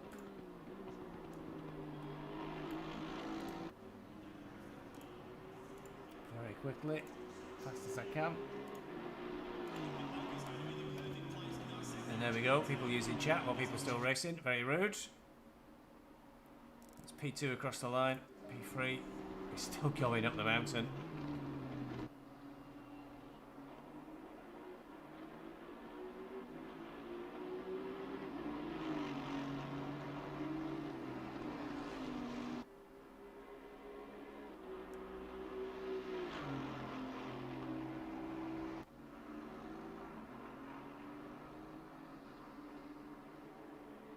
Most of the cars are across the line.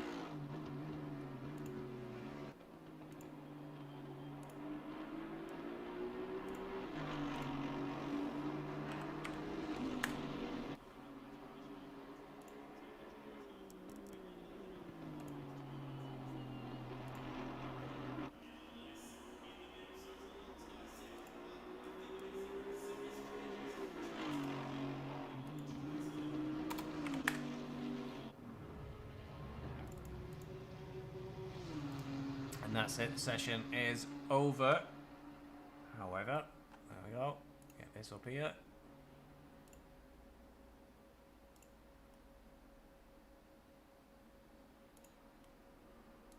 Just give us a second because, you know, professional and all that sort of business.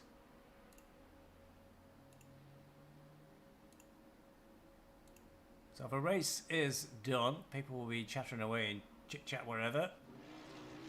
But as we stand, this is the Platinum Championship, which is too big to fit on screen. With the points from this result in, how we racing, obviously, with 2 victories, 150 points in each one of those for Platinum tier only, and 138 for first round. Lead the way with 438. Name to be determined. The Race Canujas are in second place with 404 points. Hella Geshups Ketchup Racing Delicat, that strong performance from them gave them 104 points, so they are in third place with 334.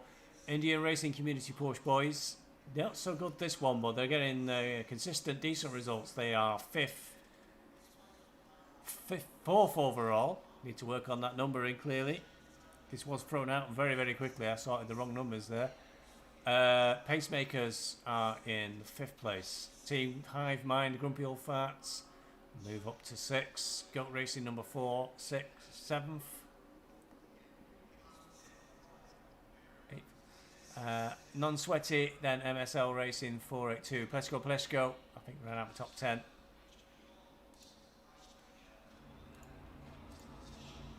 And Silver Championship, same problem. There we go. Same problem with Sorton as well. The Revolution Sim Racing Red, despite slipping down into second place, they've got enough points to have a very strong, firm lead on first position. Celtic Bromance Brum may move into second place with 119 points from today. BeesWax Racing completely beached. Managed to really rescue the situation there. We're in third place. But a little bit of a gap to Celtic opening up. It's all down to Imola now and really who can come ahead. TWG Racing, Dami Ayo is in 4th. But there's quite a gap there. 324 is BeesWax score and TWG got 285. Dive Bomb didn't race today, so they dropped down to 5th. And Sim Racing XP, BeesWax Misbehaving really lift themselves up with a win today in silver class. Cannon Bamba Motorsport Am, again Goat Racing number 2, and then Racing Curry. So thank you everybody. That's no problem. I can talk myself to death quite clearly. Bit of chit chat going on. I am knackered. I've not eaten. I will sort those tables out and post them onto Discord. And congratulations to all the finishers, and even those that take part and didn't finish. What you need to do next time, guys, is make it all the way to the end. My voice will be fine tomorrow. Don't you worry. I'll be giving Mins no end of shit. Right. So thanks everybody for watching. Somewhere I've got some exit titles. GT. What's up next? Quiet day tomorrow, I think. Porsche Cup takes place on Monday for Apex Online Racing. GT4 commences on Tuesday, so my tomorrow will be spent doing some extra practice and prep for that at Imola. It's AC Challenge next week on Friday in Assetto Corsa, something to look forward to for that. And the next endurance in this league is Imola in a few weeks' time. Subscribe and all that sort of business. I won't be commentating because I am racing at Imola, thank God. So I will just be boring my own team to death. We'll have a seat. Maybe I'll do a bit of looking around the field when I finish my stints. I'm going to aim to try and do my stints the first 2, and then I'll be free to do whatever I want after that. Hope you've enjoyed. Hope you enjoyed the racing. It's pretty good going, really. I did only wander off a few times, and I've learnt a few lessons about data and stuff I need to have to hand, should I be unlucky enough to have to talk again for 12 hours. See you later, folks. Cheerio. Bye-bye.